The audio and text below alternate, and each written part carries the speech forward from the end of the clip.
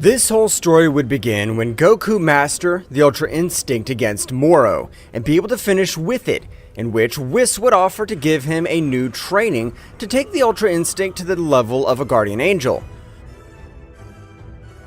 Mr. Goku, I offer to give you the training beyond that of a god.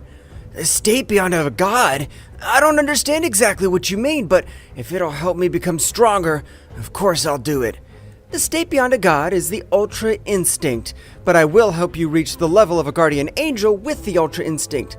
Oh, I understand, Whis. Of course I want that training. I really appreciate it. Whis would take Goku to the planet of Beerus, where both would begin their great training. However, this did not seem to some deities, which were Daishinkan, Miris and Beerus, who began to observe Goku as an extremely dangerous being. However, Daishinkan together with Miris were devising a plan to finish or seal Son Goku and Whis, which was the Supreme Angel. That's right, Whis was the most powerful angel of the 12 universes, and unlike his father Daishinkan, Whis loved life. If Whis, my son Goku, unleashed 100% of his ability as a Saiyan warrior, this would be very serious for us, so we can't allow this. The power of Whis has grown in an amazing way in these hundreds of years that we have not seen each other, but the power of this mortal is what worries me the most. Without being a god, he has been able to reach this level. Returning to the planet of Beerus, Goku was already able to access the Ultra Instinct at will. However, the time in which he was able to keep active was only 1 hour. After this time, he needed a full day to recover completely. Wow, the power I've achieved has been amazing. I can't believe it. But all this has been thanks to you, Whis. Don't take credit to yourself, Mr. Goku, since your learning ability is amazing. No divine being, be it god or angel, no one has that level, only you.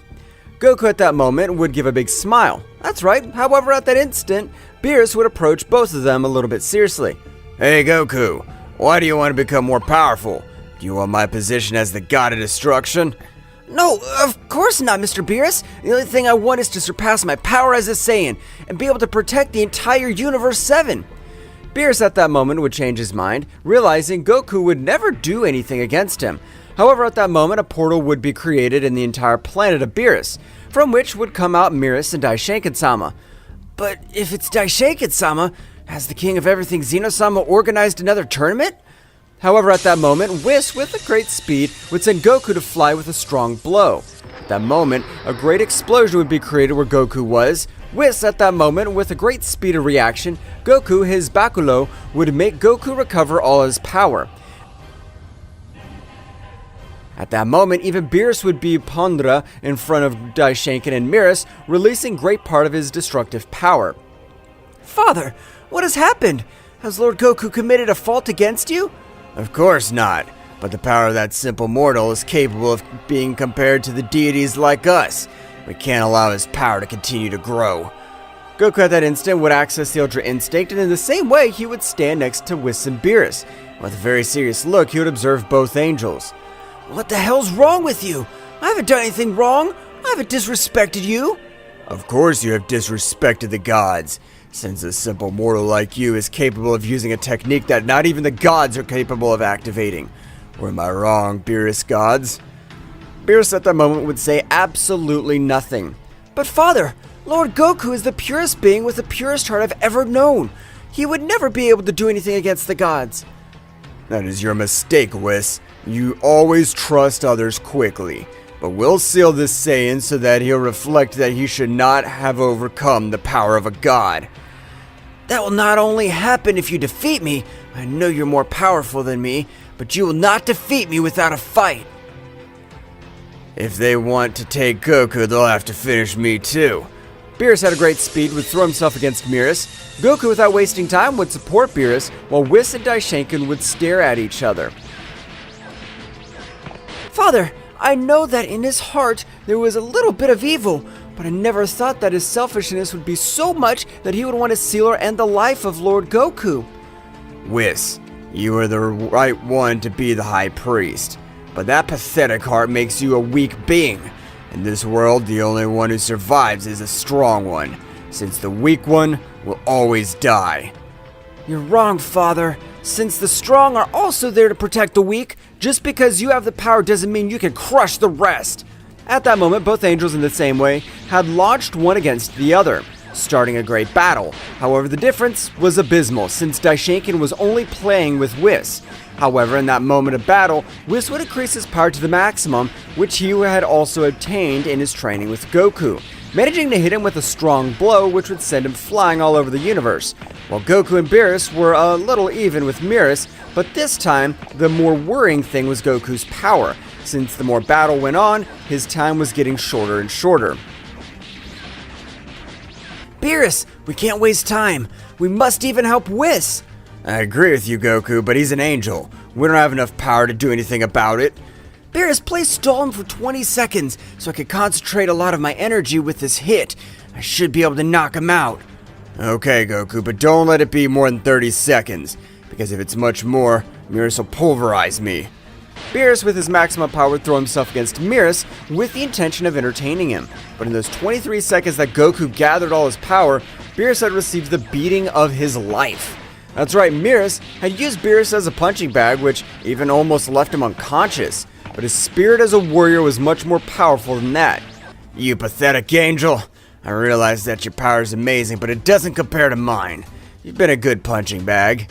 However, at that moment, all over Universe 7, the silhouette of an Ultra Instinct Goku maximum power would be observed, which would say to Miris, "Receive this! Dragon Punch!"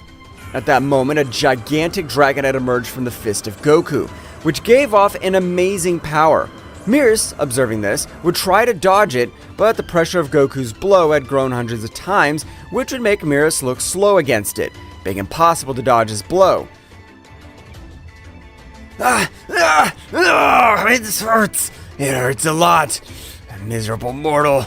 I'll end your pathetic life. At that moment, the dragon would go around the entire Universe 7, and due to the resistance of the angel Miris, he would not lose his life, but he had been left out of combat. Goku and Beerus at that moment observed the battle of Whis against Daishinkan, which was losing completely. Mr. Beerus, I have an idea.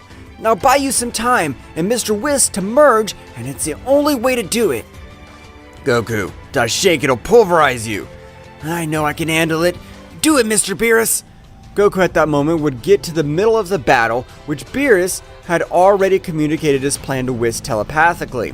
At that moment, Goku would start attacking Daishinkan, who without any difficulty dodged and blocked each one of his hits. I find it incredible to know that Miris lost against you two. That clears my doubts. You are Goku. You are dangerous. Whis and Beerus would quickly make the fusion, having a complete success. At that moment, a giant power would be felt all by the universes that had been caught Daishinkan's attention.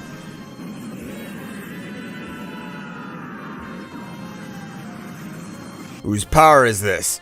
It's unbelievable, this power it gives off. At that moment, I would observe how in front of them, a new subject had appeared. That's right, it was the fusion of Beerus and Whis.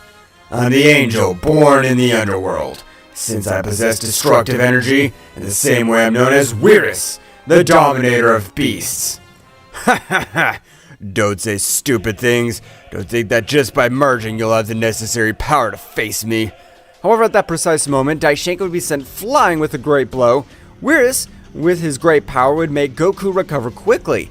At that moment, both began to fight against Daishinkan, which this time, if he had some problems to face both, since Goku recovered, he had a great Zenkai. I'm tired of your stupidities. You have an incredible power, but I'm the great priest. You're not able to do anything against me. Daishinkan at that moment would increase a great part of his power,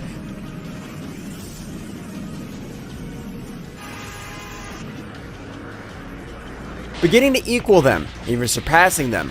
Whis would communicate with Goku telepathically. Goku, Daishinkan will defeat us, but if he does, we must take him with us. Are you willing to do anything? That's right. I don't think this bastard will make fun of us. At that moment, Goku would fall to the ground out of combat. That's right, Miris had been able to recover and had rushed towards Goku at an amazing speed that even exceeded the reaction speed of the Ultra Instinct.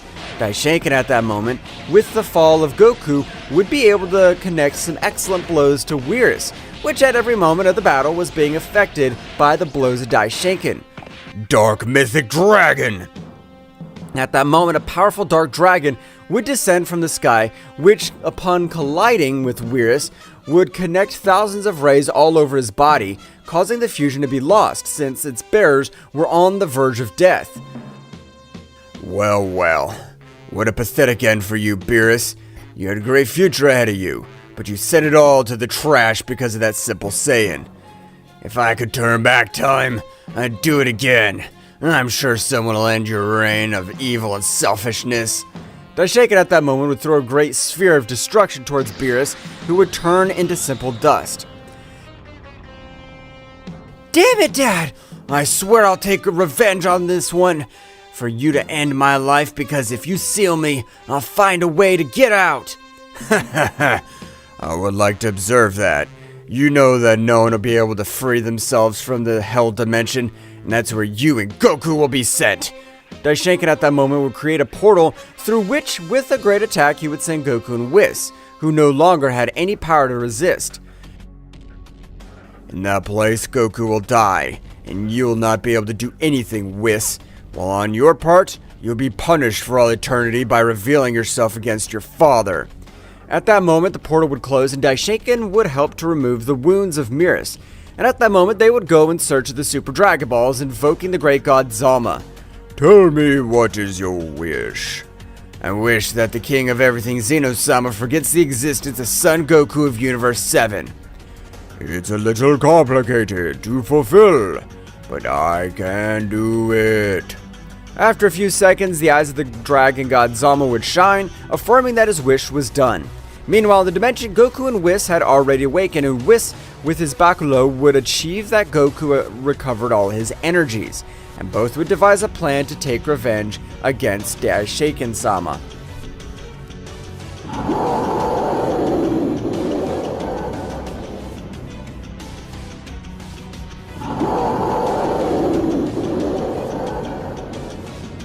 Goku and Whis at that moment would begin to devise a perfect plan to get out of that dimension. However, Goku had suffered a serious mental damage, since seeing Beerus die in front of him had made him awaken a part of him that he never believed existed. Goku at that moment would begin to increase his power in an amazing way, leaving even Whis surprised, who had no idea of Goku's hidden power. Goku, stop! The power you're releasing is too much even for you. If you continue like this, you'll die. Goku, without listening to anything, he looked like a beast releasing such power. After a big explosion which shook everything around him, we could see a Goku with hair as red as blood and with a malevolent look. I want to finish with each one of those damned ones. I'll not leave any worm alive. They'll beg for their miserable life and I'll enjoy their suffering. At that moment, Goku would fall to the ground at a combat. That's right, the power that Goku had given off, his body could not support it. So Goku was very badly hurt. Whis at that time and moment would help him and let him lie down in a place so that nothing happened to him.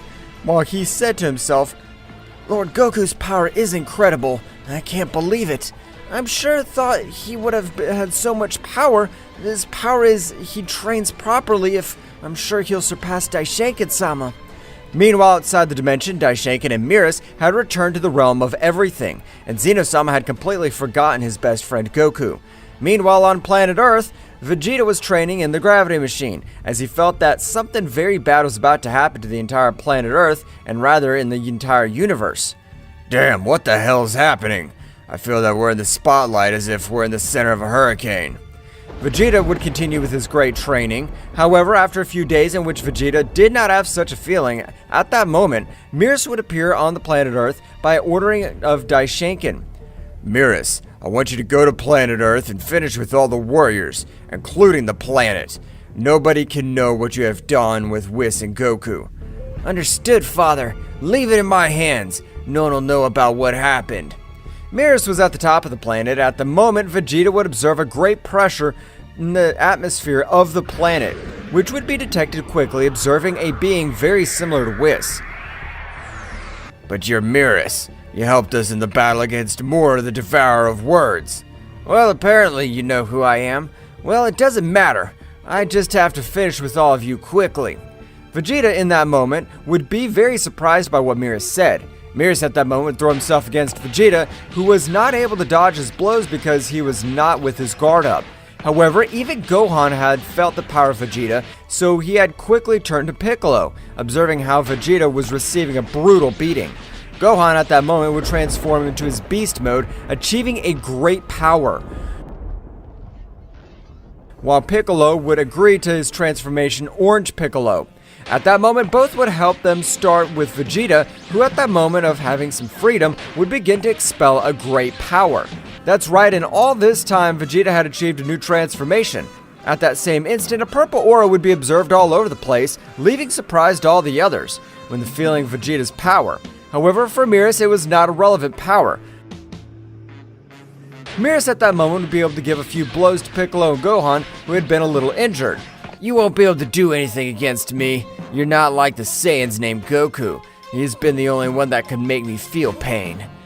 Do you know about Kakarot's whereabouts? Of course I do. Where Goku and Whis have been locked up in the Forbidden Dimension. Damn, that's why Whis didn't respond to my calls. This is a bad feeling I had, but I'm not going to die without a fight. Vegeta at that moment, together with Gohan and Piccolo, in the same way had launched themselves against Miris. However, their power was insufficient. Gohan at that moment would take a little space, starting to charge a great attack on the tips of his fingers. The energy he gathered was amazing. At the moment Gohan launched his attack, Piccolo and Vegeta would move quickly away. Gohan's attack seemed that it would reach him. However, Miris, with stretching one of his hands, would make it disappear. As I told you, you don't have enough power to fight me. Damn it. I swear we'll at least make you bleed. We won't let you humiliate us like this. I, the Prince of the Saiyans, will annihilate you. The trio of warriors would launch themselves against Miris, but their efforts were useless. Their powers were very distant compared to Miris. Daishinkan, who would be observing everything, would realize that Miris was able to kill one of the warriors, so he would stop observing what was happening. Miris at that moment, already tired of playing with the warriors, would begin to take the battle much more seriously, and managing to end the lives of Gohan and Piccolo in a few moves, while he had left Vegeta on the verge of death. I realize that you have an incredible power. Your power is far above those bastards. You even surpass the power of a god of destruction. Hell, I haven't been able to protect the planet, but I swear I'll make you bleed. I'm sorry, Bulma. I hope to see you again soon. Vegeta in that moment would begin to increase a great part of his power. That's right, Vegeta was willing to die in the same way. So you plan to explode. Gather all the power you want, because no matter what you do, you won't be able to do anything against me. I want to see that, damn you! Vegeta had reached his limit of his power, which on this occasion had created a great megaversal explosion, where the last breath of the Prince of the Saiyan had disappeared. The proudest warrior of all the Universe 7 had disappeared in a great explosion. That attack had been powerful enough to be able to make Miris bleed, which would feel a great blow to his chest. Damn monkey. Although you died, you've done it with the satisfaction of hurting me. Meanwhile, in the dimension where Goku and Whis were, both were training very hard. So hard that even Goku was able to maximize his Ultra Instinct at his base state. That is, he was no longer worn out as he was before. Goku at that moment would begin to exchange blows with Whis, who on this occasion was having a hard time dodging each of Goku's blows. That's enough for today. I know you want to become more powerful in this short time, but rest is important anyway. I understand, Whis. I'll be patient to finish off all those bastards, and whoever gets in my way, I swear I'll annihilate Daishinkan and Miris. The months were passed in which everyone had forgotten Son Goku and Whis. Nevertheless, both were having an amazing power. Even Goku had been able to access the divine variants, combining them with the Ultra Instinct. However, when using them, he had lost a little speed. If my enemy is much faster than me, I'll have to use my perfect Ultra Instinct. But if he is only more powerful than me, I can use the Ultra Instinct Phase 3. I think you have a way of being more reasoning. It's excellent, Mr. Goku. After everything that happened, you have become even more serious. Of course I am, Whis. I'm focused on what I really want to do, since I'm sure that damn Daishinkan destroyed my planet. I don't know what happened to my father, but I'm sure he did. Meanwhile, outside the dimension, Miris was traveling around the universe. However, at that moment, he was able to have a vision, in which he observed a gigantic Ozaru destroying everything around him, even crushing him. What the hell was that? Is that Saiyan still alive? I doubt it. It's just my imagination. It's been months, and in that place, that time passes in a different way. That simple monkey must have died already. Returning to the dimension, Goku and Whis would continue with their brutal training. Whis, not having any power transformations, had increased his base power. Even this time, he was able to beat all the angels together using only 34% of all his power, which was crazy because the angels were the most powerful in existence, followed below Daishinkan-sama and Zeno-sama. Sir Goku, very soon we'll leave this miserable place and get our revenge. Of course we will, Whis. We just need the power to break the seal of the dimension. Of course, Mr. Goku. It seems simple, but it'll be the most complicated thing, because this dimension is made with the same power of Daishinkan-sama. I don't care who the hell made it. I'll destroy it to 1,000 pieces, and then the same thing will happen to him. Goku and Whis at that moment, without any words, had started again with their great training, which was based on having their senses at 100%, and that Goku was able to achieve a new transformation. However, on this occasion, it seemed to be somewhat complicated because a part of Goku's body seemed to be sealed. What the hell's wrong with my power? It's not increasing as it did at the beginning. Goku at that moment would go deep into his mind, observing how Daishinkan had been able to place an energy seal on his energy veins, being impossible for him to increase his power. At the moment that Goku observed that seal, he was about to destroy it, but a being would appear in front of him. I will not let you destroy the seal. I am the materialization of the divine seal. If you destroy me, it will finish me. So I better finish you and control your body. You'll only do that if you turn out to be more powerful than me, although I doubt it. Ha ha ha ha! Simple mortal, always thinking he's better than the gods. You mortals don't have the necessary power to face us. That guy had been sent flying with a great blow that he was not able to observe. However, the annoyed guy threw himself against Goku with the intention of ending his life quickly. Goku, having a much colder attitude, would not trust him, so he would quickly grant him a rain of blows and a sphere would reduce him to simple atoms. At that time, all the energy began to flow through all his veins of energy, and at that moment, an incredible power began to run through the whole body of Goku, which felt like it was filling with energy. So Daishinkan's seal was sealing all this power to me. How interesting. Every day that goes by, your miserable death is getting closer. Mr. Goku, are you alright? I feel a great power coming from you. That's right, don't worry, Whis. I'm just recovering all my lost power. Better said, the power that bastard Daishinkan tried to seal to me.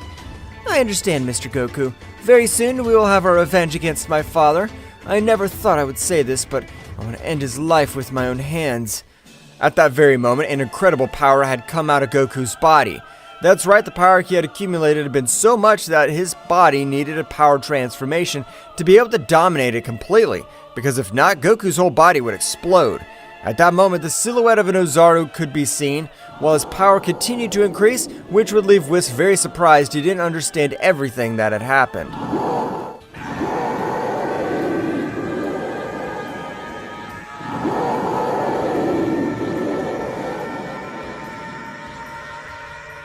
Goku continued to increase a great part of all his power, leaving Whis very astonished, who did not know about all the hidden power of Goku, since he had previously released it in the same way, but not at this level.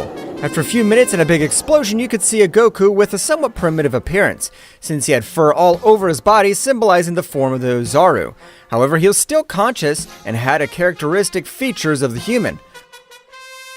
Mr. Goku, are you alright? How were you able to unleash all that power? Of course I'm fine, Whis. You don't have to worry. This is the power beyond the Ultra Instinct, the mighty Super Saiyan 4. I just lost my divinity. You're right, Mr. Goku. In that form, your power is that of a mortal, but the power you give off is incredible, even surpassing that of a guardian angel. What do you say we try my new power, Whis? Goku at that moment, without waiting for Whis' answer, had launched himself to the attack, not letting Whis be prepared. Whis, in spite of dominating the Ultra Instinct to its maximum splendor, was not able to dodge such a deadly blow, which would make him spit large amounts of blood. Oh my, it seems I've exceeded my power. I regret it. Whis at that moment would put a much more serious look and, in the same way, would rush against Goku, which began to exchange blows at high speeds. However, this was amazing. So it is, Goku was on par with the most powerful angel among the 12 universes. Mr. Goku, the power you have achieved is incredible, but you're still not on par with a supreme angel like me. Divine punishment! At that moment, thousands of energy spheres began to head towards Goku, which, despite not possessing the Ultra Instinct, was able to dodge each of the energy arrows. That's right, the reaction speed of Goku had increased too much, being so much that even the attacks of Whis seemed slow. Whis, if that's your most powerful technique, I'm sorry to tell you that you won't be able to give me a scratch. Goku at that moment would create an incredible attack in the form of a fire dragon, which was heading towards Whis. At that moment, Whis, without wasting time, would likewise create a great attack, with which he would start an amazing clash. Meanwhile, outside the dimension, everything would go on as normal. Or this is what everyone believed, because this time a few hundred years had already passed, in which the Emperor of Evil, Frieza, had increased his power in an amazing way, even getting a new transformation with which it was easy for him to overcome the power of gods and angels. Just as I have said in the Tournament of Power, one day I will be able to end the life of that damn dwarf who calls himself king of everything. The only ruler of all the universes must be me. Frieza had trained for approximately 125 years already, and being a prodigy, his power had exploded in an astonishing way. With this power I possess, now I must find a good opponent, since I need real battles and not simple trainings. At that moment, Frieza would access to his gold transformation, with which he would begin to fly towards the planet of Beerus at an amazing speed. But great was his surprise when he found nobody. This is really strange, but I could go to other universes. I want to test my powers. Frieza would begin to move through space, and by surpassing the power of a common warrior, he'd be able to travel through the universe barriers. At that moment, Frieza would arrive to Universe 6, feeling the power of the legendary assassin Hit. Haha, this is excellent. You'll be an excellent warm-up for my power. Frieza, at an astonishing speed, began to head towards Hit, arriving in a matter of seconds. At the moment, Hit would recognize him quickly, but he would be surprised by the pressure that Frieza's body was releasing. But if you're the demon of the cold of Universe 7, tell me, what the hell are you doing here in Universe 6? What, do you want to end my life? That's precisely why I came here. I want to check if you really are a legendary assassin. Hit, before he could answer or even react, he'd be sent flying to a planet, falling so hard that he would not even be dragged due to the power of the Hit. My, did you fall asleep? I thought you would stop time and dodge my attack. By finishing you off, I will humiliate the wretched Topo who humiliated me in the tournament. What the hell? Your powers have increased in an amazing way, but don't think you're the only one who is trained. Hit at that moment would get into battle pose, and in less than 2 seconds, both began to exchange blows throughout Universe 6, destroying planets, galaxies, solar systems with the simple clash of their fists. At the time, Forwards and Champa had felt the bestial battle. What the hell's happening? That power is a Hit, Forwards. Let's go immediately. As you order, Champa-sama. Vados and Champa began heading towards the battlefield at a great speed. Meanwhile, the power of both of them was spreading all over the 12 universes, attracting the attention of Jiren and Toppo. That power seems familiar to me, but it's incredible that the power of a single warrior can reach the other universes. I must be wrong. No, Jiren, you're not wrong. That is the power of the Cold Demon, which I humiliated in the Tournament of Power, but his power has grown in an amazing way, and it gives off pure evil. Returning to the dimension, Goku and Whis had finished their training, feeling totally prepared to finish with any being that put in front of them. However, in that moment, a new power had awakened inside Goku. That's right, Goku in this time had tried to unite his transformation phase 4 with Divine Ki. However, in that precise moment, a latent power began to increase inside him. What's happening to my body? I feel that everything's flowing stronger. It even hurts. At that moment, Goku, in spite of being transformed into Super Saiyan 4, felt a great pressure in all his body. That's right, Goku, in spite of all the resistance of his body, was not able to withstand that bestial power. So a strong explosion was about to be created from Goku's body, which had even become much more muscular by energy exchange. This is all the power of the Ozaru. I'll not explode. I'll be able to control it. Goku in that moment had a great roar, had been able to release the excess of energy, but in the same way he had agreed to a new transformation because his power had increased so much that he needed an empowering transformation. After a great disaster all over the place and big explosions, we could observe a Goku with his fur, but something to differentiate was the bright white color, which made him look like an angelic and divine being of high rank. Whis would be very amazed to observe the new appearance of Goku. However, Goku was trying to move, was so heavy by the power he had. It seems that our departure will have to be delayed a little more. You must control all that power, because even though you have that bestial strength, you're not able to move. You'll be annihilated. Goku and Whis at that moment would begin with their last and definitive training, to be able to control all the power that came from this. Returning to the battle of Frieza and Hit, both were very even. However, the power that Frieza had was incredible, since he was only playing with Hit. While he had used everything, even his time jump, but this was not enough since the power of Frieza surpassed even the space-time barrier. What kind of training have you done? Your power's been exploited in an incredible way. I'm not able to assimilate it. Ha ha ha! Don't be surprised by so little. In my current transformation, I'm only using 45% of all my power, and I still have much more powerful transformation. He would be astonished. Frieza would charge a great attack with the intention of finishing with Hit. But when the attack was about to hit, Champa would get in front of that great attack, managing to deflect it with little difficulty. What the hell are you doing in my universe? Well, if it isn't the brother of that wretched Beerus. Champa, annoyed, would launch into the attack with, to Frieza's surprise, Champa's power had increased in an amazing way, being able to connect some excellent blows with which Frieza badly hurt, and on the ground. After all, you're still a mere mortal. You're nothing compared to a god of destruction. Frieza in that moment would give a big smile, with which he would begin to increase all his power. That's right, Frieza had accessed his new transformation, with which the whole Universe 6 was trembling. The power that Frieza was releasing was amazing, so much that even Vados would be very surprised, who was not able to understand the power that Frieza had achieved in these years.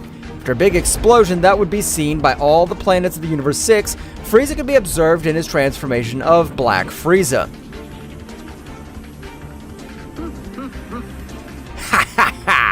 I hope you have a great power, because in this transformation I'm not able to control my powers. Frieza at that moment would launch himself against Champa at an amazing speed, which even for Vados was difficult to observe, starting to massacre Champa in a way never seen before. He would be very astonished to know that Frieza's words were real. Damn, if with his previous transformation I wasn't able to do anything with that transformation, he's a real monster.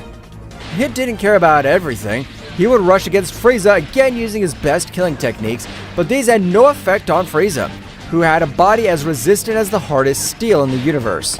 Champa was receiving a beating from Frieza in a matter of seconds.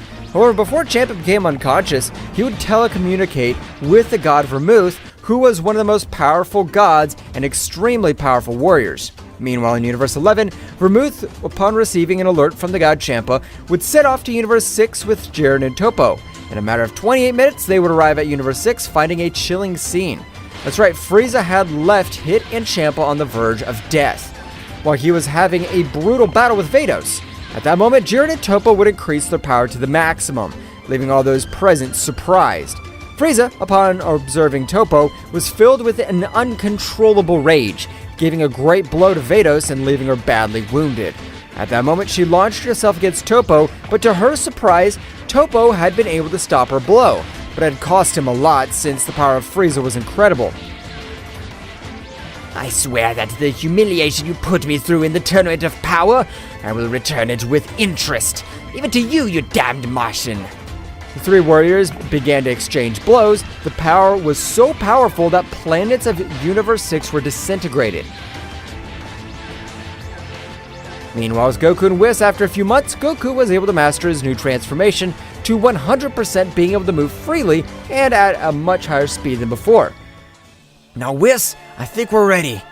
Oh, yes, Sir Goku. Our time has come. In that dimension, Goku would increase a great part of his power, beginning to destroy the same dimension of Daishinkan. In that instant of a strong roar, Goku had made 1,000 pieces of the dimension, managing to leave the place appearing in Universe 7, which was simple cosmic dust. Nevertheless, the incredible pressure could be felt by all of the 12 universes. So much was the power of Goku that even Hariya kneel to all the gods and angels, including the 3 warriors who were fighting. At that moment, an Ozaru could be observed by all the 12 universes, and the power that gave off was unreal.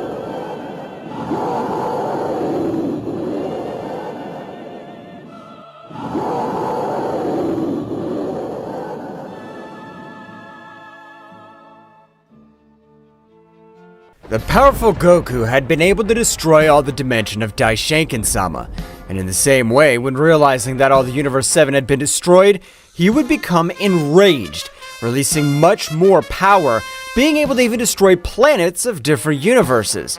All the divine beings had fallen on their knees due to the pressure. Meanwhile, in Universe 6, the 3 warriors were not able to move due to such majestic power. That's right, the power that Goku was releasing was from another dimension, which did not allow the 3 warriors to move freely, as they felt their bodies were heavy. What the hell's going on? Who's releasing all this power? Damn it, I could recognize this power even after millions of years. You damned Goku monkey. So you finally show your face.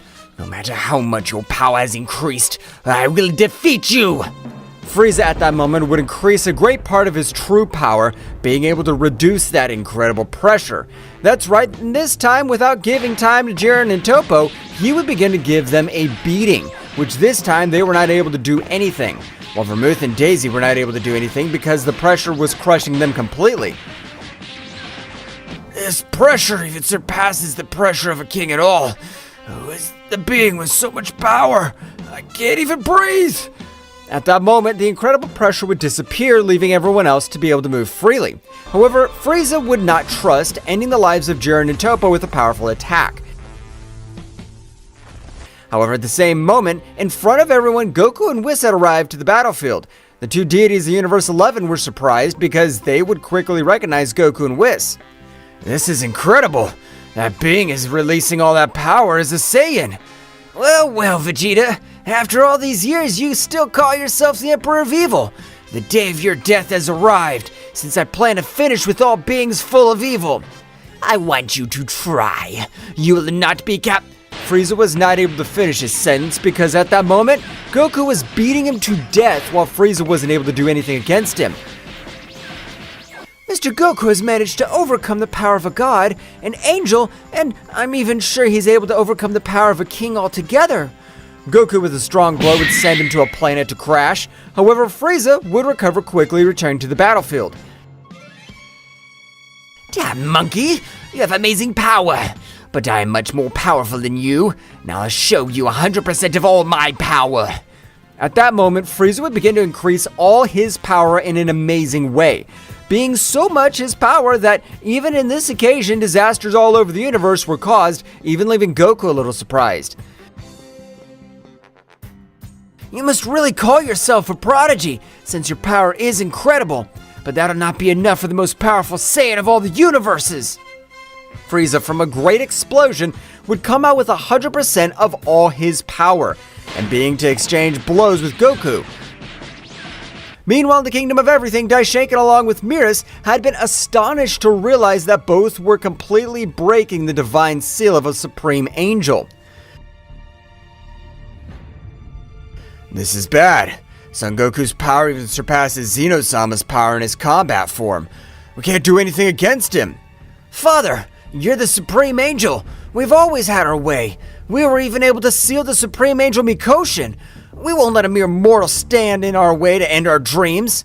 You're right, Miris. A simple mortal will not allow us to become the new kings of everything. But we must go to Universe Zero if we want to survive. Universe Zero? It's said that not even a king of everything is able to get out of that place alive. That's right. In that universe, my father gave his life for me. Because millions of years ago, I entered that universe. And the beings that exist are beings with enough power to finish with the king of everything with just a thunder of their fingers. Miris at that moment would be very surprised, but knowing that they had no other option, he'd accept. At that moment, both angels would leave the realm altogether, beginning to fly at an incredible speed through all the universes. And Goku's power being so great, it was perfect for camouflage. Returned to the battlefield, Frieza was not able to hit Goku despite using 100% of all his power. Well, well, I thought that because you've been training for hundreds of years and consider yourself a prodigy, you'd be able to do something against me. But you're still the same trash. Damn monkey, I won't lose to you again. I swear I'll finish you off. Frieza would again do everything possible to be able to finish with Goku. However, each one of his blows were in vain, because his power surpassed him by dozens of times. At that moment, Whis would approach the Vermouth God and his sister Margarita. I'm glad to know that they're well. Frieza's been able to overcome the power of a god and an angel. Whis at that moment would notice the key of his sister Vados was disappearing. Flying quickly towards her, Whis and with his staff was able to make Vados completely recover. However, she was unconscious, and at that moment Vermouth would approach Whis. Whis, how'd you get all that power? And why aren't you with Beerus? Whis at that moment began to explain everything that happened. Since Goku was able to defeat Moro to the betrayal of his brother Miris, along with the High Priest Daishinkan-sama, everyone was surprised to know that even the High Priest had betrayed them. Returning with the battle of both beings, Frieza at that moment was no longer able to withstand the power of his new transformation. So he had received a strong blow from Goku, being sent to some rocks, and at that moment he would lose his transformation, returning to his fifth form. Damn! Damn! Once again humiliated by this simple monkey! You never stood a chance against me. You're nothing but a simple worm. Frieza would launch a great attack. However, he was terrified because even though he was only a few centimeters away, Goku was able to dodge it. You didn't even serve me as a warm-up, but it's time to finish you off. At that moment that Goku was charging a great attack, a being had been able to hit Goku with a great blow, sending him to fly to a planet. And at that moment, the subject would take Frieza, creating a portal of negative energy and leaving the place. At that moment that Goku recovered from the blow, he'd say to himself, "That guy hit me really hard. He's an exceptionally powerful being. This shouldn't be good." Goku at that moment would return to Ultra Instinct, approaching everyone present, would realize that Jiren and Toppo had fallen on the battlefield trying to defend Hit and Champa. "Don't worry, it's not a problem for Whis since he even overcome the barrier of a Supreme Angel." At that moment, Whis, with his staff, was able to bring Jiren and Toppo back to life, who were surprised to see Goku in front of him. What happened?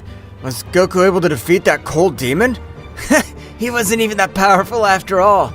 Goku at that moment would put on a very serious look, which everyone noticed. I have no idea if the gods and angels will be with us or against us, but we plan to end the lives of Daishinkan and Miris. On behalf of the whole Universe 11, count on us, but it'd be better to meet the Kingdom of Everything to know the decision of each god.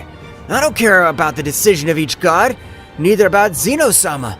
That damn Daishinkan, he only wanted to end my life without me doing anything to him, so I'm gonna destroy him. Goku and Whis at that moment would disappear, and they both arrived to the kingdom of a matter of seconds.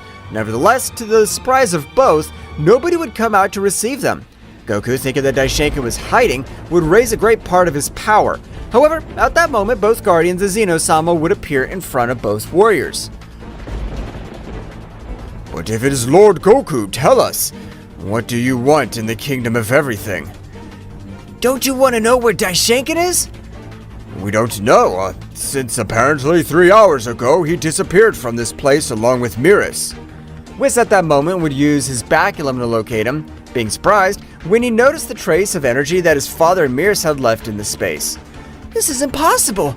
Apparently, my father and Miris have abandoned the 12 universes to enter the Forbidden Universe, or better known as Universe Zero. Universe Zero? I've never heard of that universe. Universe Zero is the place where the most powerful beings exist. In that place, even a king of everything would be easily crushed. That place sounds great to increase our power levels. Mr. Goku, don't you understand? No matter how powerful we are, getting out of that universe alive is practically impossible. My father and Miris have gone to die on that planet. That's right, Goku. Even I would have dared to enter that place, even if I'm in my fighting form, because I could be eliminated with a single blow. Even you, great Zeno-sama. I can't believe this. That means that both of you will die in that place. Hell, I want to humiliate you.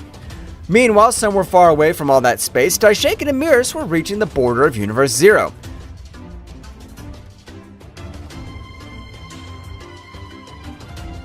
Miris, I hope you're prepared because in this place, we become powerful. Otherwise, we'll die in this place.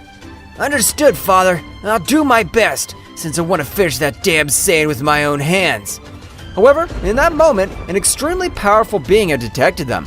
That's right, this being was known as the Annihilator of Universe Zero, because he exterminated all beings close to the barrier of his universe. Daishinkan and Miris, despite flying at an amazing speed, they'd be stopped without being able to react. That subject would take them by their legs, beginning to destroy everything in their path with their own bodies.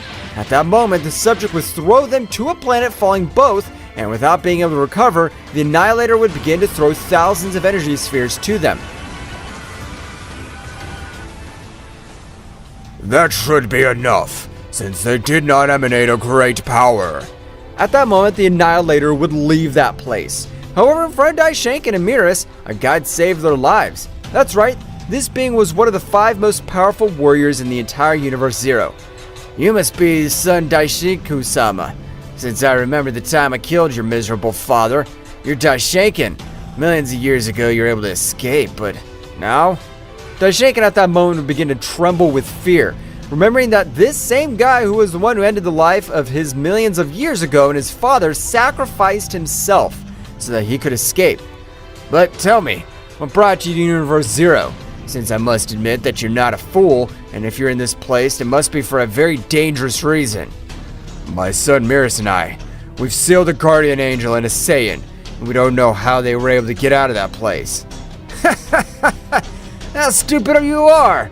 You should have used the divine seal so they won't be able to get out of that place. At that moment, Daishinkan would look very serious, and with his voice full of terror, he would say something to Yota, which would also leave him very astonished. We have used the divine seal level 5, the most powerful seal that exists. And even so, he was able to escape from that place. If what you're telling me is correct, that guy must be a super warrior. So after millions of years, a new being's been born who's worthy of being part of Universe Zero. Even his power surpasses a king at all. We want to end his life once and for all. On second thought, if you tell me that he has increased his power in this short period of time, you're right. It'd be better to end his life. I hope you're ready. I, the mighty Yota, exterminator of kings, will train you. At that moment, Yota would take Daishinkan and Miris and would begin to fly at a great speed through all the Universe Zero until arriving to his territory. Meanwhile, with Goku and Whis, these would continue very thoughtful because Daishinkan had left the Universe Zero, and in the same way, the key of Frieza had disappeared completely. I don't like this at all. In spite of having this great power, I feel that incredibly powerful being will crush us. If you wish, my friend, I'll train you as well. Of course, Zeno-sama. That'd help me a lot to increase my level of power even more. At that moment, the great Zeno-sama would begin to access his combat form, making each one in the 12 universes tremble.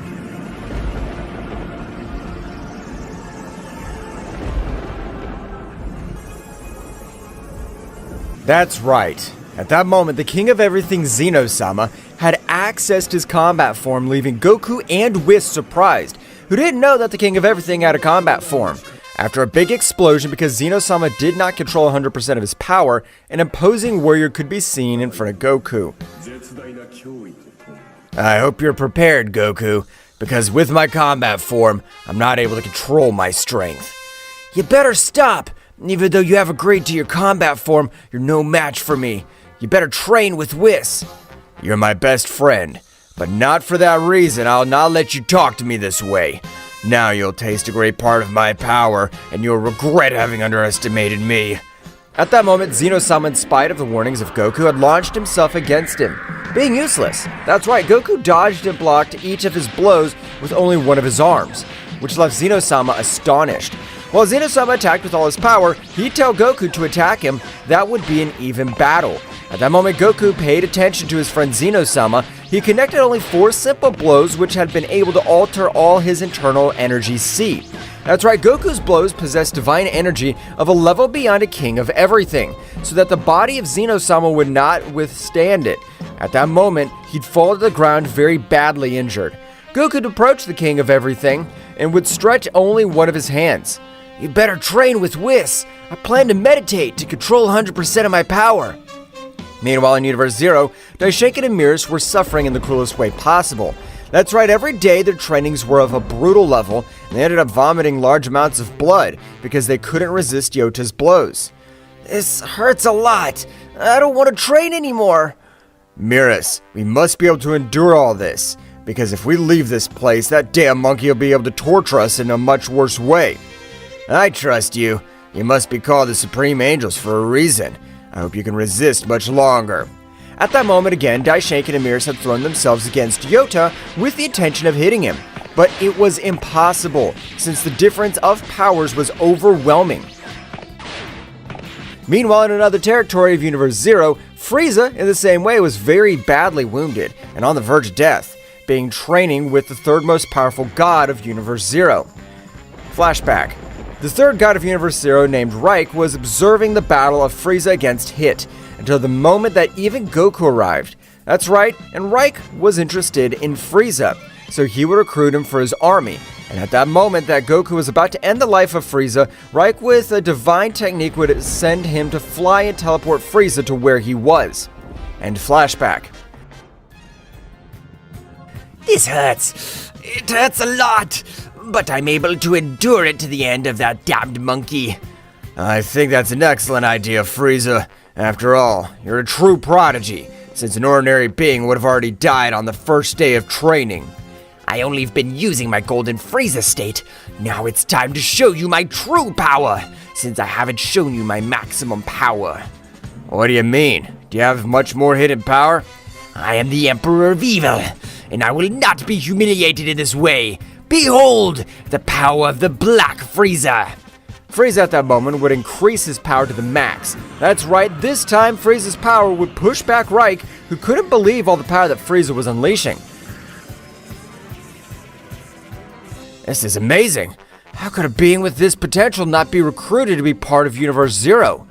After a gigantic explosion, we would observe Frieza in his new transformation. However, without Reich being able to react, we could observe blood falling from the sky. That's right, at that moment, Frieza had connected a strong blow in Reich's abdomen, which would make him spit some blood. When Frieza was about to give him another blow, Reich would hold his fist with a strong blow. "Don't be smart, you damn demon. I'm a Super Saiyan of Universe Zero. Even in this universe, my name's feared. I'll not be defeated by a simple being of the external universes." At that moment, Reich would hit him with a very strong blow, but to his surprise, Frieza would still be able to hold him, but it was still very difficult for him. You're not dealing with just any being of the universe. Since my birth, I've always been considered a prodigy, and now I will prove it to you. At that moment, Frieza and Reich began to exchange blows at great speeds, which were incredible. However, Frieza was having a hard time keeping up with Reich, who this time was using 45% of all his power.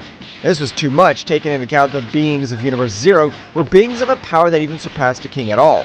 Frieza had made him use almost half of all his power. However, at that moment, Reich would give a strong blow to Frieza, which would make him fall to the floor. "You must really call yourself a prodigy. I don't think that anyone from the outer multiverses would be able to face you. Only on that occasion, you were attacked by several beings." Frieza at that moment would stand up again. You are completely wrong. That miserable monkey defeated me without even making an effort. Reich at that moment would put on a very serious look, and in the same way would diminish his power.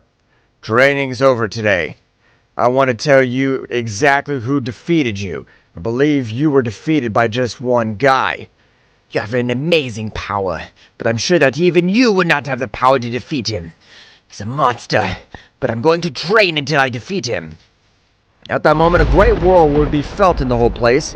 That's right, at that moment, Reich had increased a great part of his power, which made Frieza fall to his knees.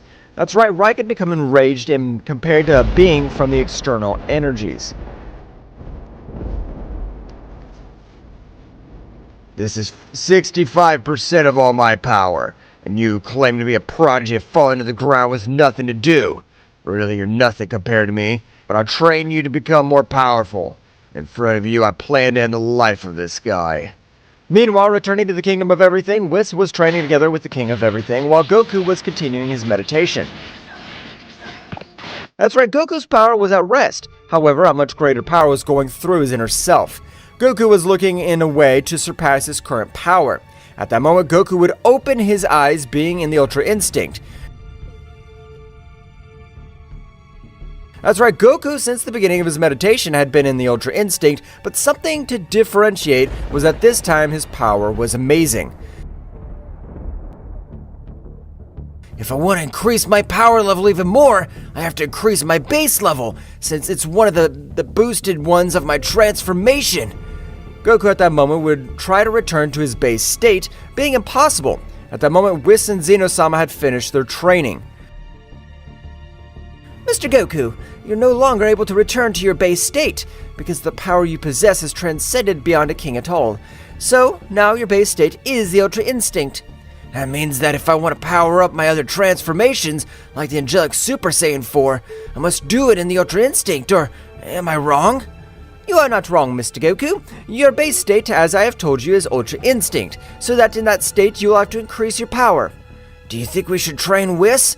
I don't plan to use any other transformation than the Ultra Instinct. Mr. Goku, don't be confident. I trained in the time room with you, so our powers are not that far apart. What do you say we check it out? However, Goku was not able to observe anything since at that moment, Whis, with the help of his staff, had sent him to fly hundreds of meters. Without waiting for him to recover, he began to give him a beating, which, despite having the Ultra Instinct, was not able to react to the incredible speed that Whis possessed. At that moment, Goku would fall to the ground very badly injured. For a simple training, you've taken it seriously. I'll make sure you use all your power with my Ultra Instinct. At that moment, both began to exchange blows at impressive speeds, which destroyed everything around them, but all the affected plants and the deserted plants for the use of training. However, it was amazing as a clash of fists of two beings who didn't have the title of king at all were able to destroy these planets, which were designed for training gifts of all kings. This is incredible. I'm not able to see anything. Only how thousands of planets are destroyed by the clash of their fists. At that moment, all the vital network of Goku's body was expanding. That's right, his body, while the battle was advancing, was able to adapt to the blows of Whis, being able to keep up. However, Whis, realizing this, would increase his power a little more, being able to give him a great blow which made him vomit large amounts of blood. That hurt me too much! Mr. Goku, your power is increasing in an amazing way, but remember, rest is still important to increasing your power quickly. You're right, Whis. Even though I'm more powerful than you, you've always had more experience than me. Meanwhile, with Daishinkan and Miris, both angels had achieved an incredible power. That's right, the power of both had increased in a surprising way, being able to give battle to Yota, who is using 56% of all his power this time. Their power has increased in an incredible way, but they're still not powerful enough to kill a king completely in their combat form. Combat form? That must be only possessed from the most powerful kings of all, since Zeno-sama has never accessed this combat form. Hahaha, you guys are really stupid. Zeno-sama, or better known as Zen the Destroyer, is the most powerful king of everything in his combat form. But how can this be possible? I've never seen or heard him speak of his fighting form. I've only been in his service for millions of years. Billions of years ago, Deku-sama, your father, was able to observe how the king of everything Zeno-sama ended the lives of 10 super demons of Universe Zero, leaving no trace, only their shattered bodies. But why doesn't he use it if he has so much power? Why is that? The king of everything Zeno-sama knows perfectly well that in his combat form, he's not able to control his thirst for blood, so he's always had to repress it. And even now, even though he has access to his combat form, 90% of all his power is sealed in the divine ballistica of the kings of everything. So that damn dwarf has always fooled me. He has the power to be able to wipe us all out, you wretch! Returning to the kingdom of everything, Zeno-sama was also in deep thought. Face it, of the Universe Zero, I really feel that I need my forbidden power. I don't know if this time I'll be able to control it. However, at the moment, an incredible roar was present through the universe. Likewise, Goku was able to expel his hidden power, but he wasn't able to control it, so it was destroying everything around him. I'll kill them! I'll kill them! I'll kill them!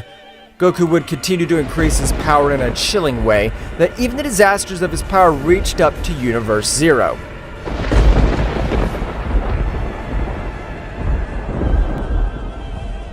The whole body of Goku was releasing an overwhelming power.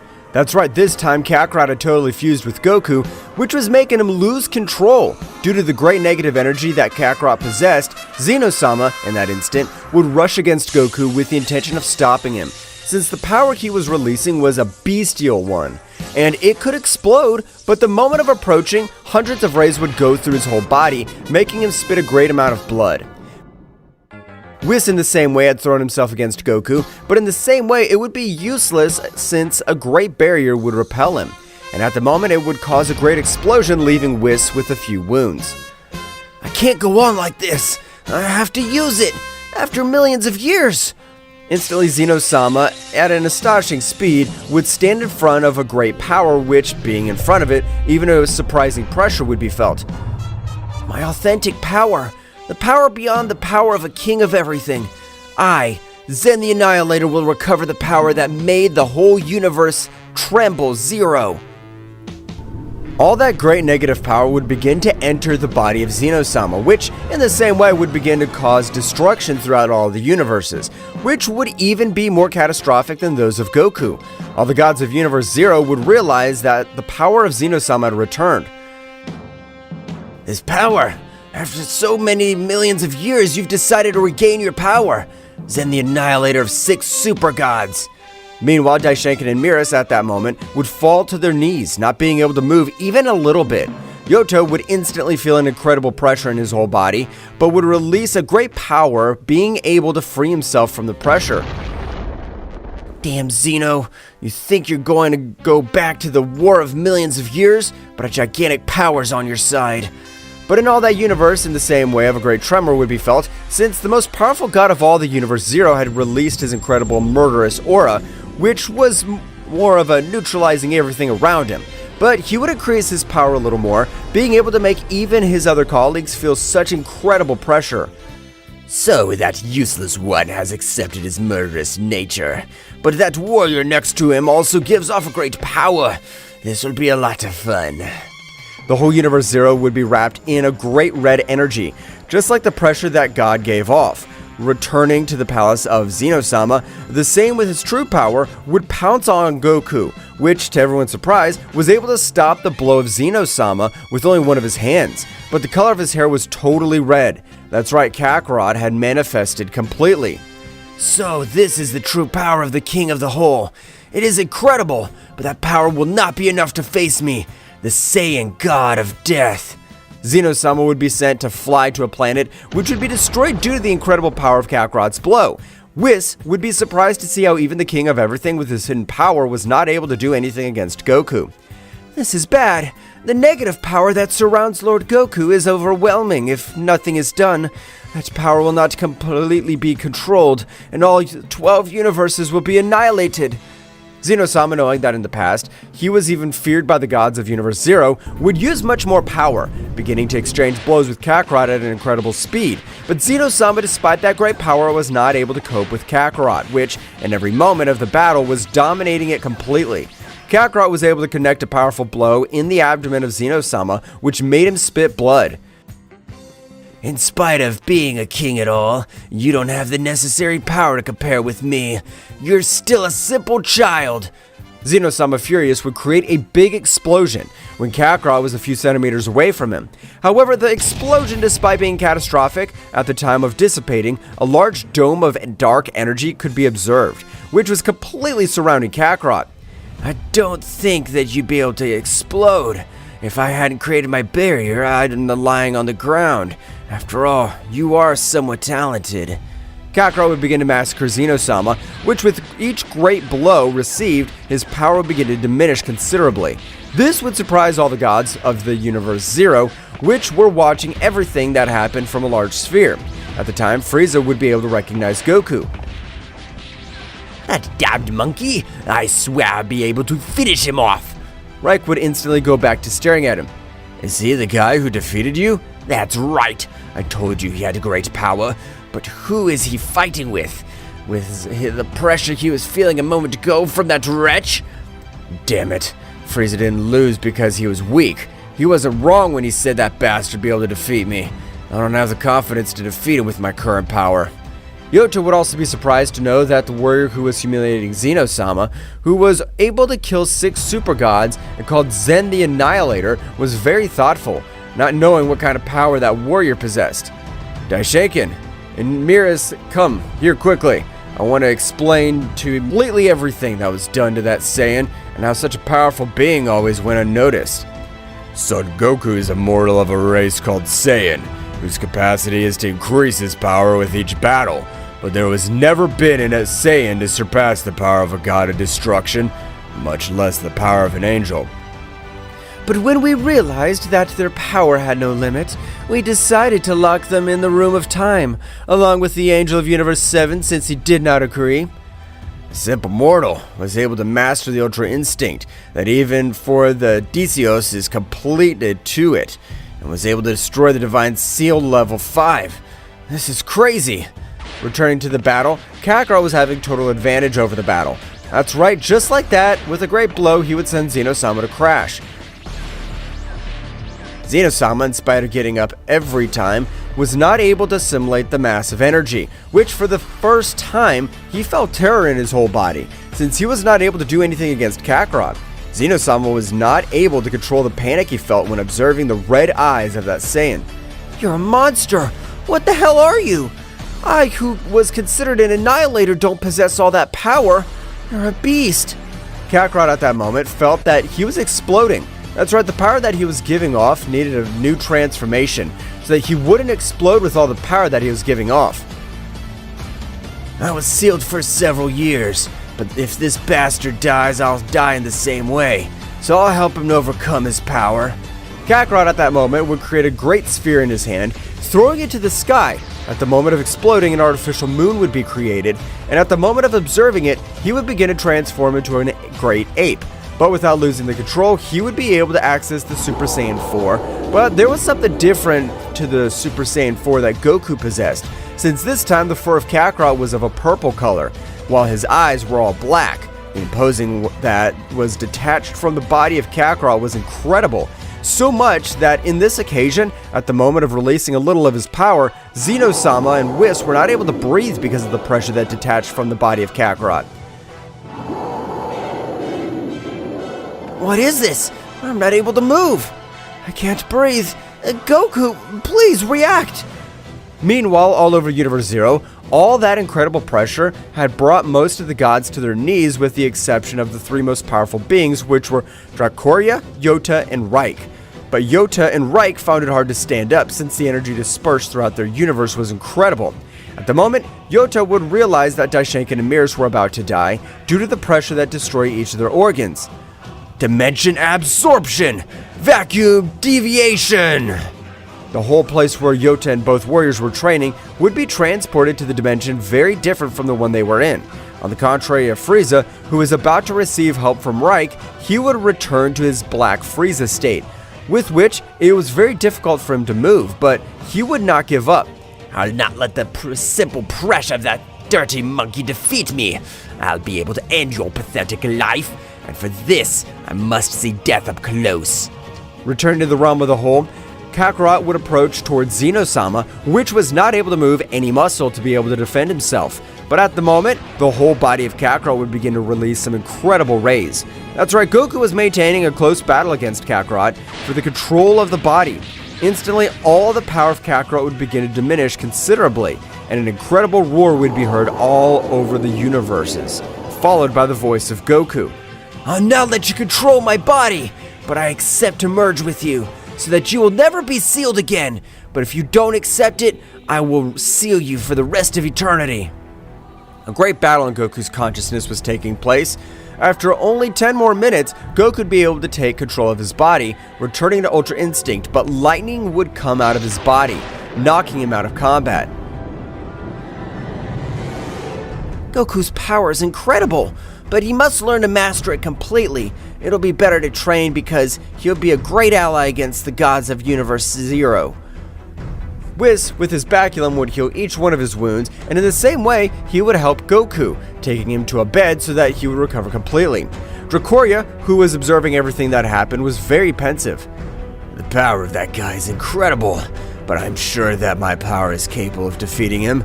But I must not trust him, because he has an amazing hidden power. He was able to humiliate Zen the Annihilator, as if he were a simple child.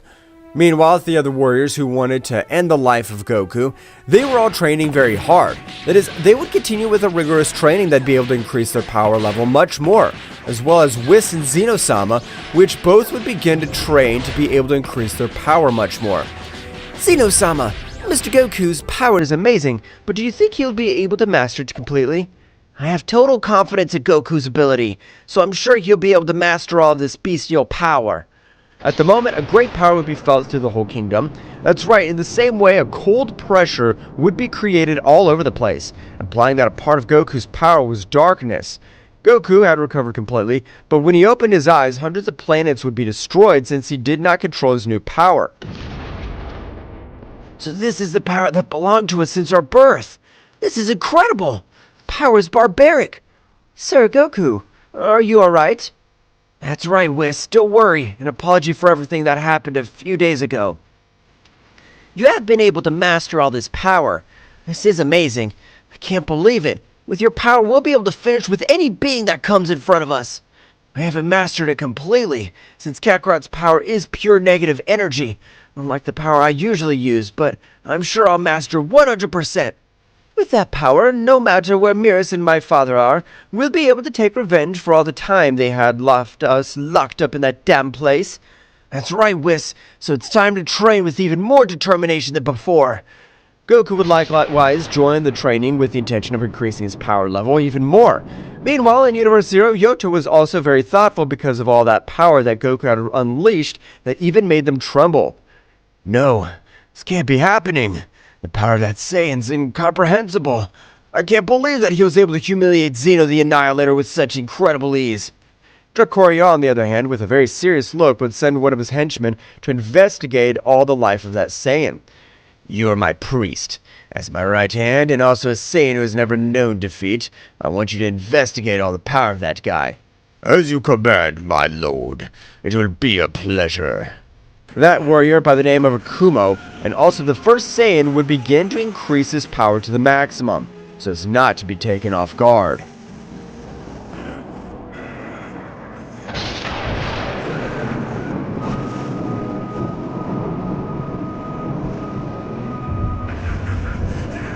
Akumo would increase a great part of all his power, with which he felt prepared to finish with the life of all the multiverse of Zeno-sama. At the moment, he began to move at a great speed through all this space. Akumo's power will be perfect to measure all the power of this Saiyan. If he dies, it means that this warrior is formidable. Meanwhile, on Zeno-sama's planet, Goku was meditating, since he has the necessary knowledge to know that Kakarot's transformation was dozens of times more powerful than his own. How the hell was he able to unleash all that power? We have the same body! But at that moment, an incredible tremor would shake everything around him. That's right, an incredible power was approaching. So much so that even though it didn't arrive, it began to cause destruction all over the universes. This is the power from Akumo, the first Saiyan to reach godlike status. That power you feel is gigantic. I can't believe it. Mr. Goku, do you think you have the power to face this great power? Don't worry, Whis. I have the power to end the life of that damned Akumo. But at that moment, a dark portal would form in the back of Zeno-sama. I want to check if you have the power to face me. You have the same power as the past while we have trained. Akumo would deliver an incredible blow to the stomach of Zeno-sama, who felt like the whole world was spinning around him. That's right, the power of that blow was so overwhelming, so much so that even large amounts of blood fell to the ground. How did you have all that power? You were a simple worm who begged for his life. I became powerful in order to return your humiliation.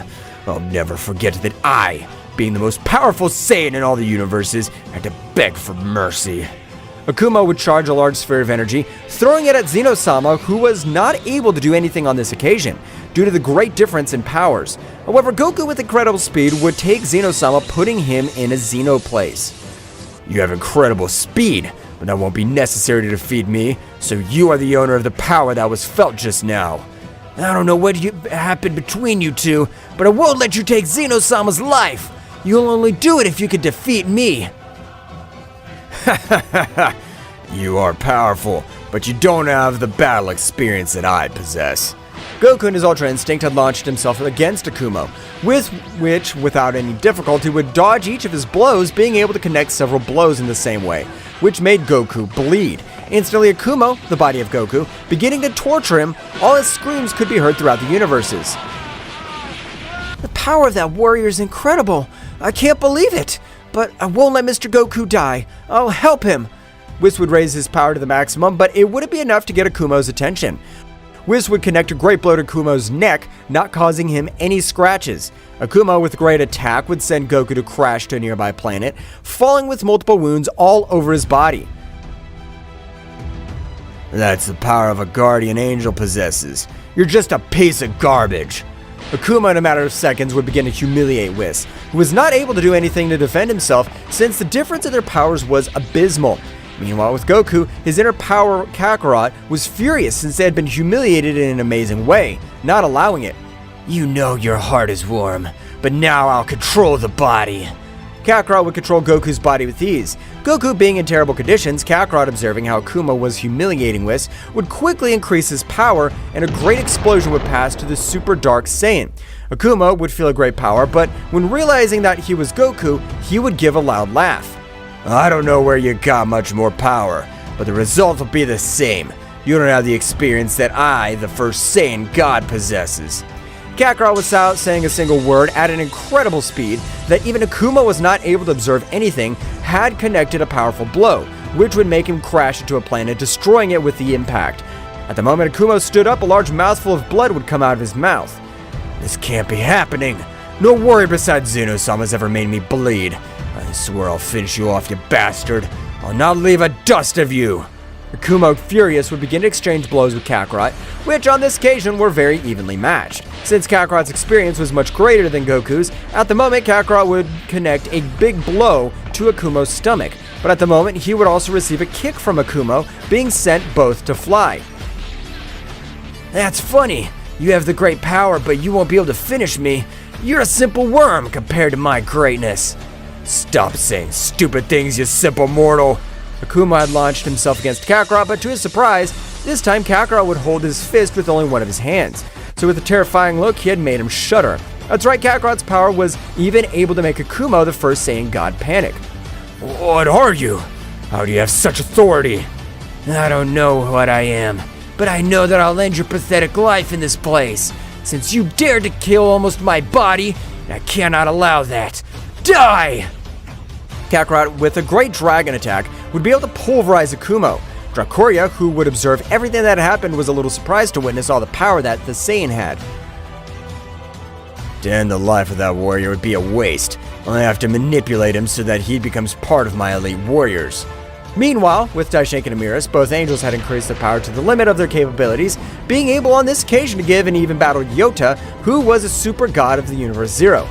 They have increased their powers in an amazing way, but they have still a lot to learn, so we'll train for a while, and they'll be ready to finish what they started. After all this time, I'll be able to finish with that damn monkey.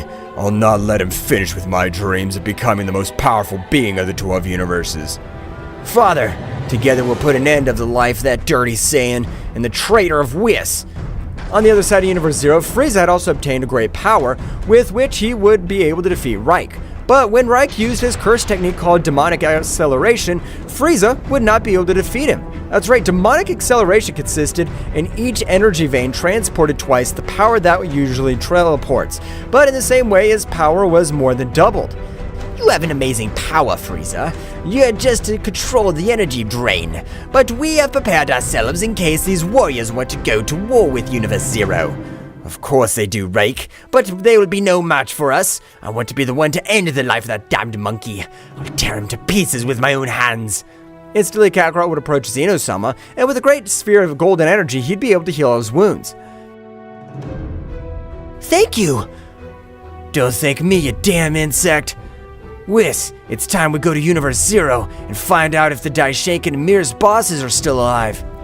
Mr. Goku, are you sure you want to enter Universe Zero? It's time to do it, Whis, because if we don't do it now, we'll never do it. We have defeated an extremely powerful being. Nothing bad should happen. In that case, I'll go with you. I don't want to stay as a simple spectator. Then it's time to do it. The trio of warriors would begin to head at a great speed towards Universe Zero, where, having a much faster speed than Daishinkan and Miris, they would arrive in a few minutes.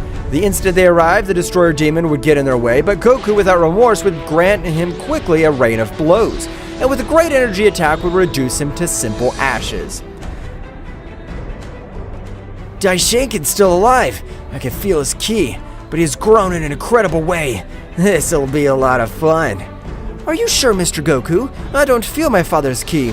Goku at a great speed would even leave behind Whis, and Zeno-sama would leave, because he wanted to end Daishinkan's life and humiliate him in the worst way. Yota would realize that a power was approaching his territory, but before he's able to react, Goku would be behind it, releasing an amazing pressure, which made Daishinkan and Miris fall to their knees, while Yota was not able to move freely. So you were alive, you damned priest. Today you'll meet your death, as I've been prepared for this day since I was locked in that damn place. No, I'm not able to breathe. What is this pressure? How were you able to evade the guardian of this universe? That good for nothing demon wasn't able to cope with me at all. I finished him off in the blink of an eye. You're a damn monster. Miris, we have no choice. Angelic resonance.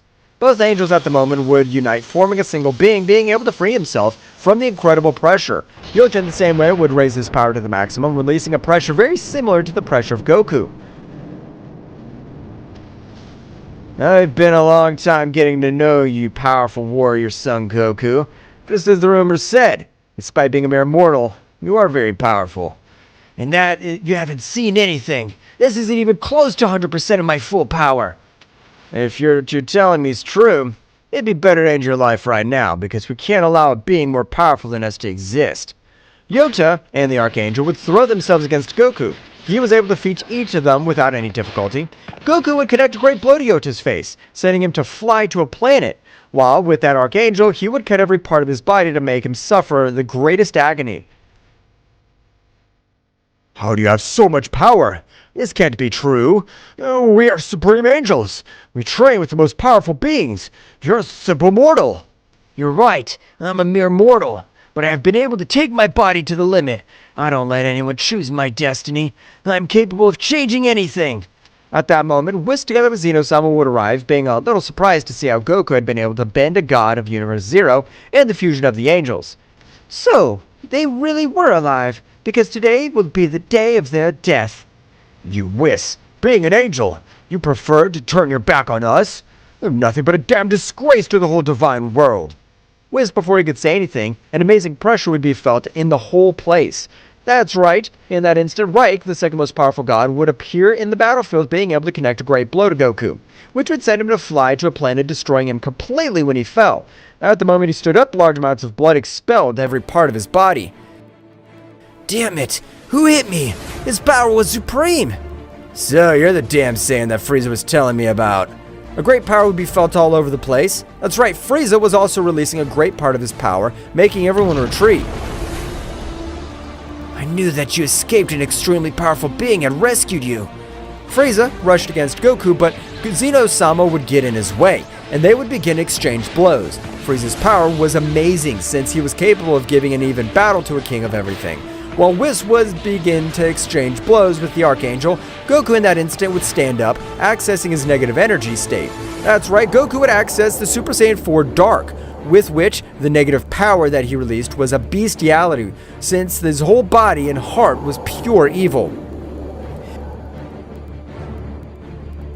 I hope you're ready, because now I'll not hold back in the slightest.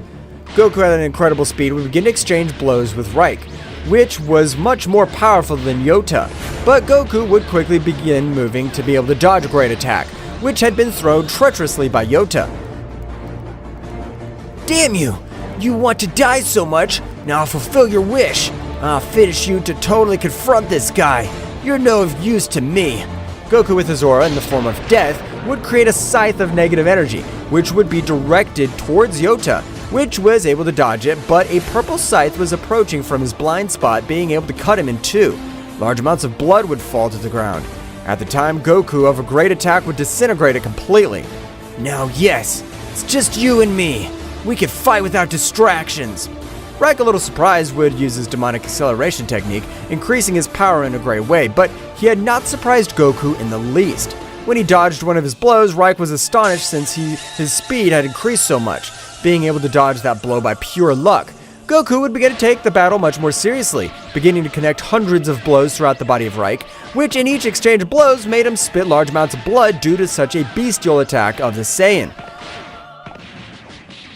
What are you? You're neither a god nor a mortal. You're something that transcends something far beyond what we know. That's none of your business. Now die! But you won't go to the other world alone, because now I'll end your life and that of your disciple Frieza. A dragon will pulverize Reich, and in the same way hundreds of rays would completely disintegrate Frieza, leaving no trace of him. Instantly, Goku would approach the Archangel, who was terrified to witness how that Saiyan ended the lives of two super gods. Now at last I'll be able to have my revenge. Goku would stretch out one of his hands and with a great burst of energy would lift him into the air, and at the moment an incredible explosion would be witnessed, leaving no trace of the merger.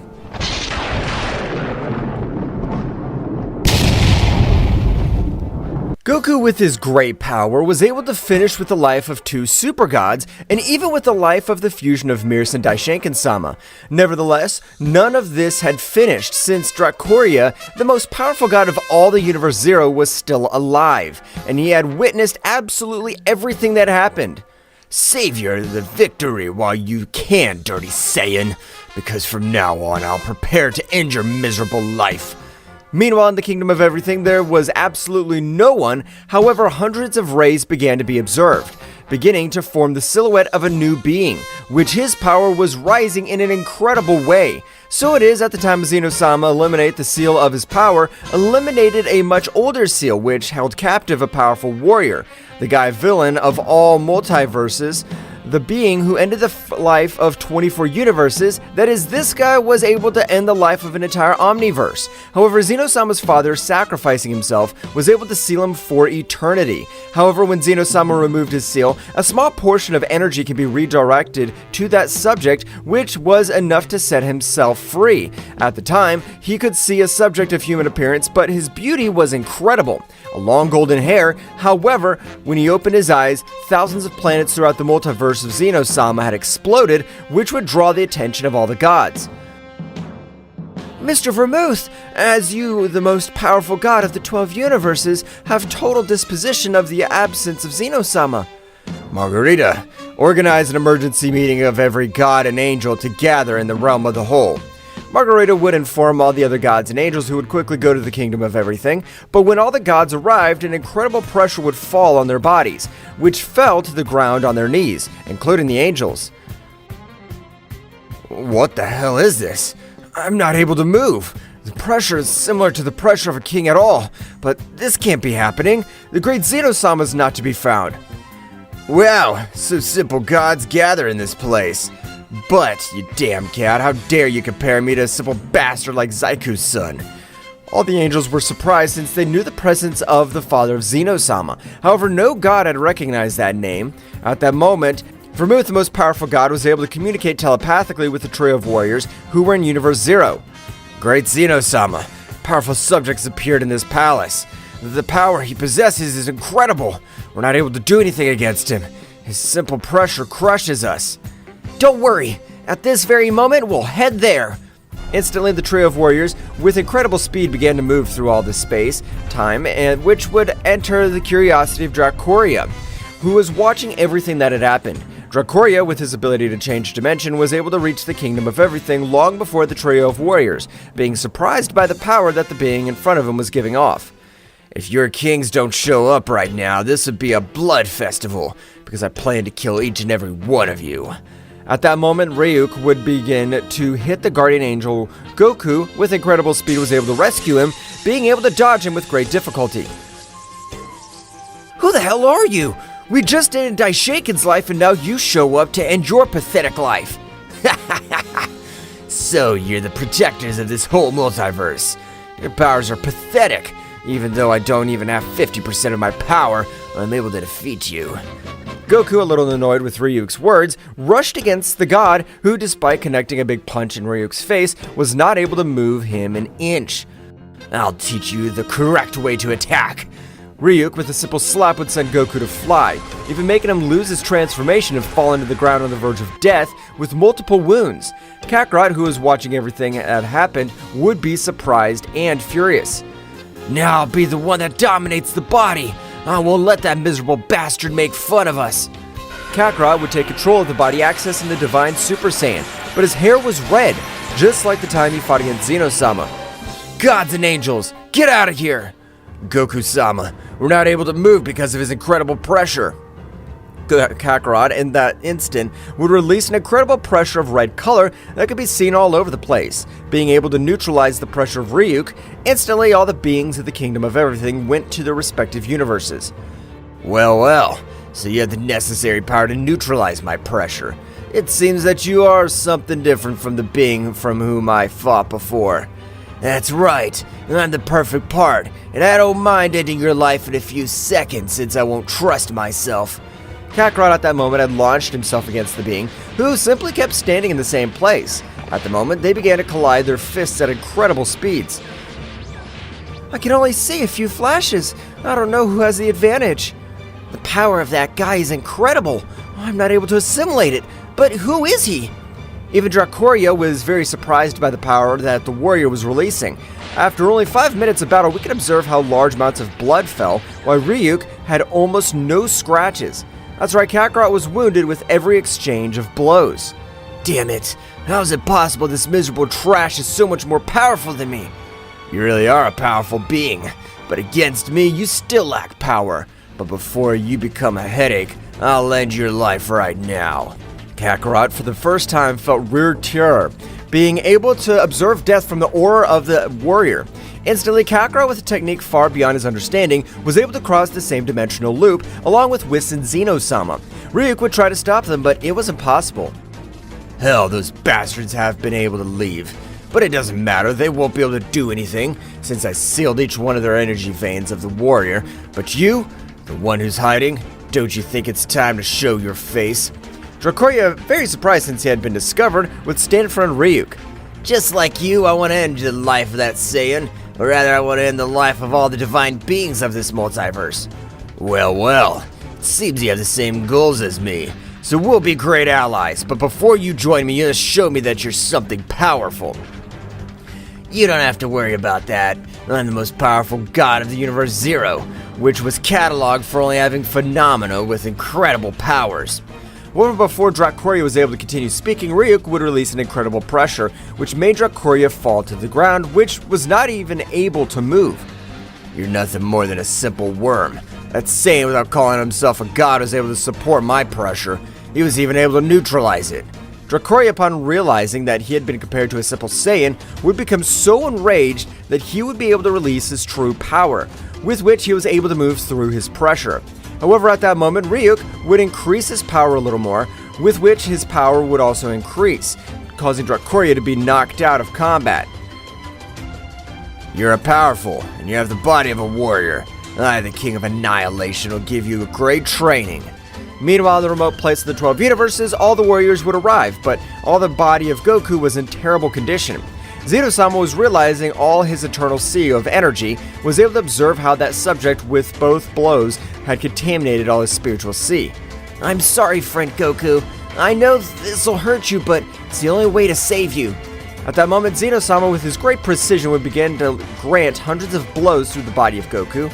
With each blow, great loud cries of pain, because they were not physical blows, since the blows that the King of Everything was using were blows to his spiritual base, which was an agony 100 times greater.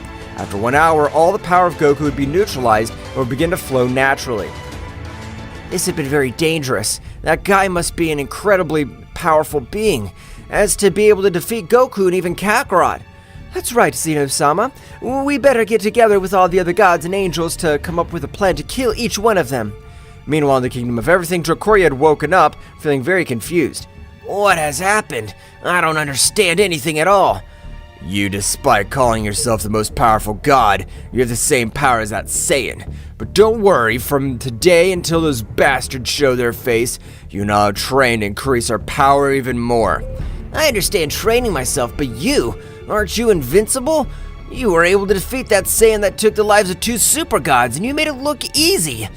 This is not all my power. The other 50% of my power is destroyed by the seal of the cursed Zaiku, but I plan to get my maximum power again. Returning with Goku and the others, all the gods and angels had gathered in the place where Zeno-sama and Whis were. At this moment, we are not at your disposal. We must train our powers of our own free will. Great Zeno-sama, it seems that the new villain is Ryuk. Whis at that moment would be worried, even his look would change his expression quickly. I knew that the guy was an exceptional warrior, but I never thought it was Ryuk. Who's Ryuk? Why does everyone seem to know him but me? Great Zeno-sama, his father Zaiku-sama forbade us to talk about the warrior, but it seems that the situation warrants it. Whis would tell him the whole story between Zaiku-sama and Ryuk, how Zaiku-sama had to sacrifice his life to be able to seal Ryuk. So because of that miserable bastard, I wasn't able to meet my father. I swear that no matter what happens, I'll end his pathetic life. At that moment, Goku was able to wake up and was surprised to see how he was in his base state after hundreds of years. This is incredible! I never thought I would return to my base state. What happened? You were defeated by that guy, and even Kakarot was defeated. He used a great negative energy in his fists, which caused great damage to you, but we were able to neutralize the dark energy of your spiritual sea. You were able to defeat Kakarot? I can't believe it! I thought that Kakarot would be able to defeat him because he had a better command of the body than me. It seems that the warrior we face now will be a very powerful being. No matter how difficult it is, we'll be able to defeat him. If we all work together, we will. Meanwhile, in the place similar to the underworld itself, Ryuk and Dracoria were also training, and Dracoria was always on the verge of death, but his power was also increasing in an unbelievable way. You're really something. Since there are very few warriors capable of withstanding my power, there are only a few warriors who are capable of withstanding my blows. I don't think that I'll be another one of your bunch. I'm gonna finish with those damned ones, and I don't want to stay behind you. At that moment, again, both warriors were beginning to exchange blows all over the place where they were moving. That's right, at that moment, Dracoria would fall to the ground very wounded, vomiting large amounts of blood. That's enough for today. We still need to have an arduous rest. Meanwhile, in all the 12 universes, an incredible power was being released. That's right, at that moment, Kakarot was releasing an overwhelming power as he felt humiliated by that warrior.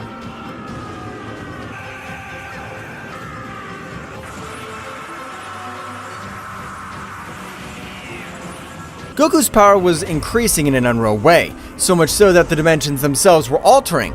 That's right, Kakarot was furious, being defeated in the most humiliating way by Ryuk. The power he gave off began to destroy all the planets of the 12 universes. I don't care what I have to do. I swear, I'll return that humiliation multiplied by 100. No, by 1,000. You'll prefer death. In that instant, Kakarot would be out of combat. At that moment, Zeno-sama was also very thoughtful for everything that has happened, because due to his fault, that being had been released, a being that was even more powerful than Dracoria. Whis, I've decided to merge with my friend Goku since it's the only way for all of us to be able to survive. Great Zeno-sama, are you sure of what you just told me? We don't know if you'll be able to return to normal. If he doesn't return to normal, it doesn't matter, since he always lives in the body of my best friend. There's no one better than him to be the one worthy of bearing my power. Understood, sir. If that's your request, that's what we'll do.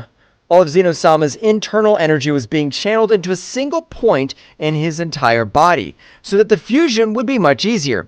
And at the moment of joining with Goku, his power would multiply 100 times more.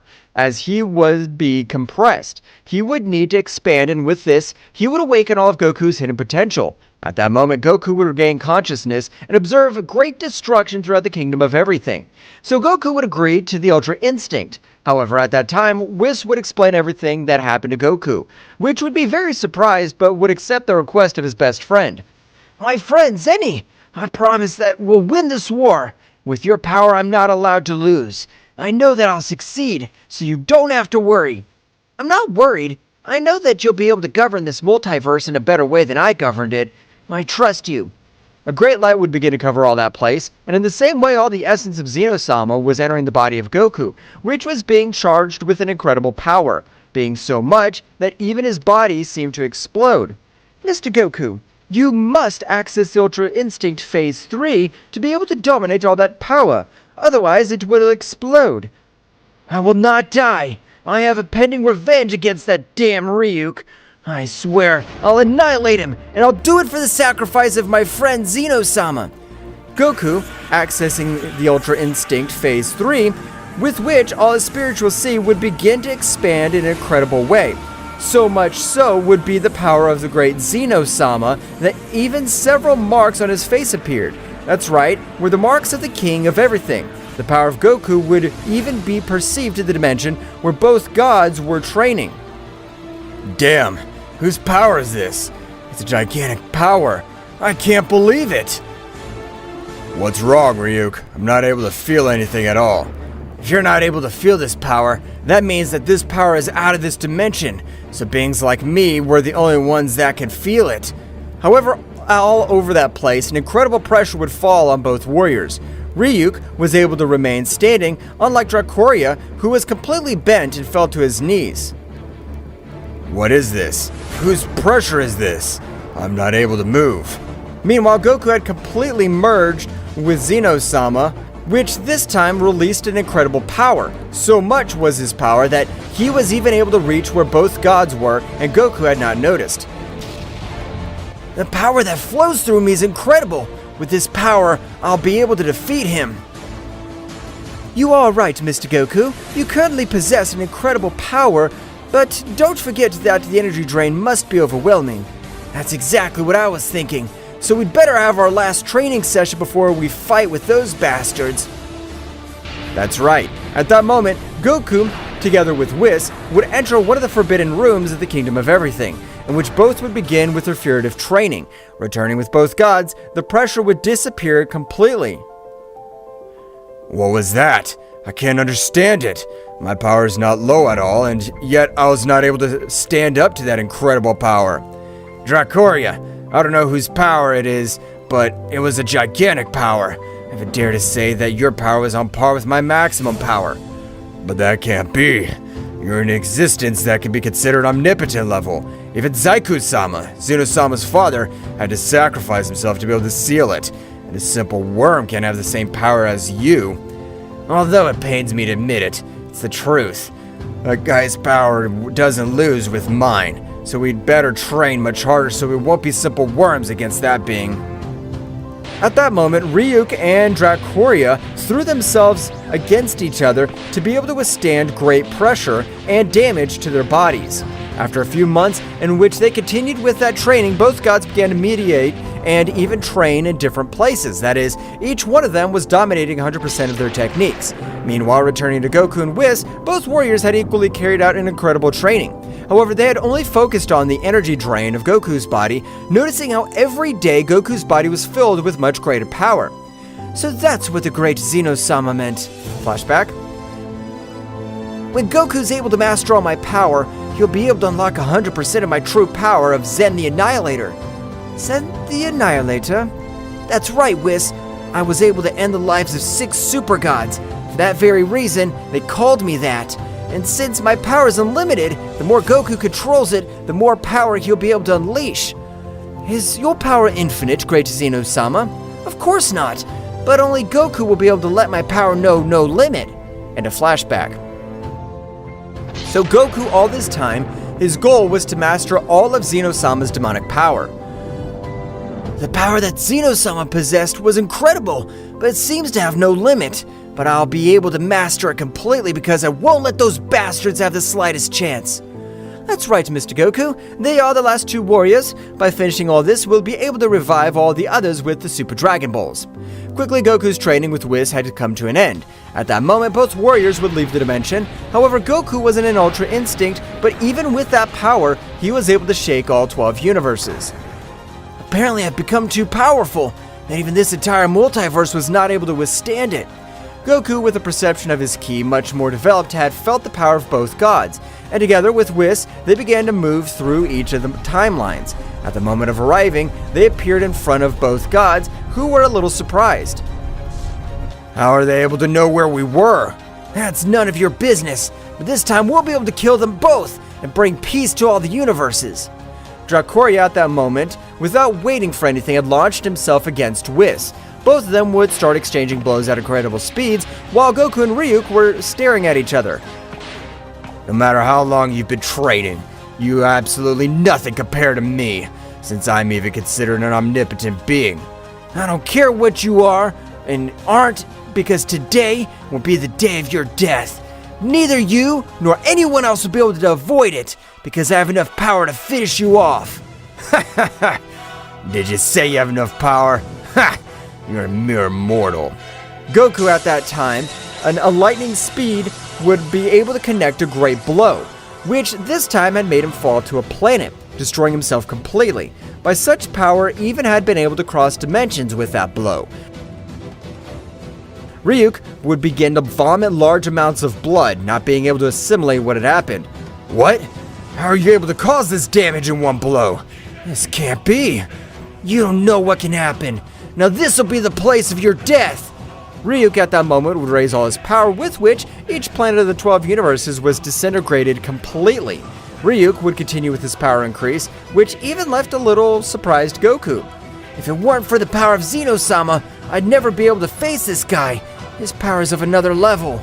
Ryuk at the moment would create an incredible explosion, which would cause great waves of fire, and even did not allow a clear vision. Ryuk, with flashing speed, began to exchange blows with Goku, which was not far behind. That's right, the power of Goku was so big that it was equal to the power of Ryuk. Ryuk in that instant would connect a great blow, making him fall to a planet. But before he celebrates his blow, a great claw of energy had been able to make him fall to the ground, detaching every part of his body. Large amounts of blood fell to the ground. Heh, what do you think of that? Weren't you able to read my moves? Let me admit that this is not my full power, but before I finish you off, I'll show you the power that you'll never achieve, no matter how hard you try. Meanwhile, Whis against Dracoria both seemed to have very even battle, but in each exchange of blows, Whis was injecting celestial energy in Dracoria's spiritual sea. The more the battle went on, the worse Dracoria's body was in worse conditions. What's wrong with me? Why is my body behaving strangely? All the power was to demonstrate in this place. Could it be because of the damage of my body? It doesn't matter, I'll finish with him. Whis would realize that Dracoria was no longer a rival for him, so in that precise moment, he would connect hundreds of blows to Dracoria. Falling to the ground very badly wounded, Whis, in that moment, would throw his great attack, which Dracoria would try to resist it, being impossible. That's right, the power condensed in the attack of Whis was barbarity. For every being you've exterminated, I, the Super Guardian of Universe 7, will exterminate you. The incredible power of Whis had been able to reduce to simple atoms the whole body of Dracoria. At the moment, Whis would notice how Goku was increasing his power in an incredible way. That's right, Goku was accessing his form of King of Everything. Ryuk, when feeling all that power, would be surprised when realizing that it was very similar to the power he had felt months ago. Were you the owner of that power you felt months ago? So you already felt all my power, but on that occasion I wasn't able to control it. Now with all this power, I'll end your pathetic life. Goku with a great speed would give him millions of blows, leaving Ryuk very hurt, who would be very surprised to realize that the owner of all this gigantic power that he felt months ago was that Saiyan. Damn mortal, don't think you'll be able to do anything against me. You don't have the power to finish me off. Ryuk in that instant would begin to absorb all the energy of all the universes, beginning to fill with an incredible power all his body. That's right, Ryuk's body seemed to explode with so much power, but at that moment, Ryuk would channel that power in a great attack. If you want to dodge it, but this whole pathetic multiverse will be blown to pieces, and not even the Zama Dragon will be able to revive them. This power is atomic. I don't care if this power is called atomic. I'm the king of everything, and I have the power to disintegrate everything in my path. And this will be no exception. Goku, in the same way, would begin to channel a great part of all his power. At that moment, all the power of Goku began to shoot in an incredible way. Ryuk would launch his incredible attack, while Goku, in the same way, would launch a great power. At the instant of colliding for 2 minutes, a great explosion would be created all over the place, which would begin to turn Ryuk into dust. So this is the end of me. I never thought I would be defeated by a simple Saiyan. This simple distortion of the attacks would be so powerful that it would end the life of Ryuk.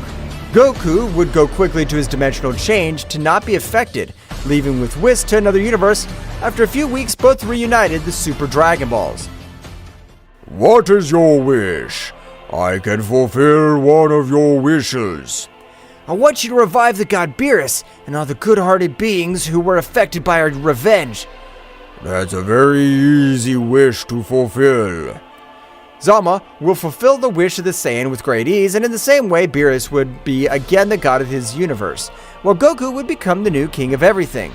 With the power that lives within me, I promise to protect this multiverse. Nothing will happen to it while I rule it.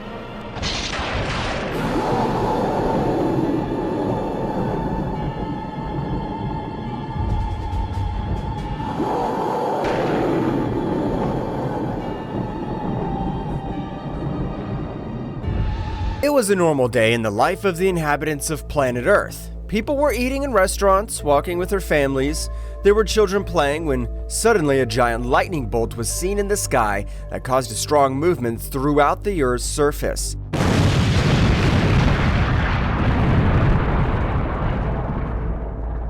Buildings collapsed. People could not stand up. Windows exploded. All this resulted in car accidents and injuries. At the moment, a child was going to be pierced by a giant glass that fell from a building. Very close by, we see how a being that we cannot distinguish who it is flies through the skies at great speed, rescuing people who were in danger due to the strong movement. At the precise moment when the child was about to die, that being rescues him, seeing how a huge piece of glass explodes against the ground. We see how this hooded being stands up from behind, revealing that it was none other than Goku, who had been hidden for a long time because Daishinkan and the angels wanted to see him dead. Goku, with a different appearance than the one we all know, after rescuing the boy, is amazed by the energy that emerges from the earth to the sky. We can see how Vegeta arrives at the place where Goku is together with the Z Warriors, who were still saving people from the disaster. Vegeta looks at Goku face to face and says, "Kakarot, insect, where have you been all this time?" At that moment, Gohan and Goten arrive and tell him, Dad, where have you been? "What happened to you, father?" All this happened while Piccolo, Krillin, Trunks, and Android 18 were rescuing the people affected by the movement. After having finished saving them, they arrive to where they are reunited with Goku and look at him very surprised. In a head-to-toe scan, we can see Goku's face very emaciated, with wounds and pronounced cheekbones because he had not tasted any kind of food for a long time.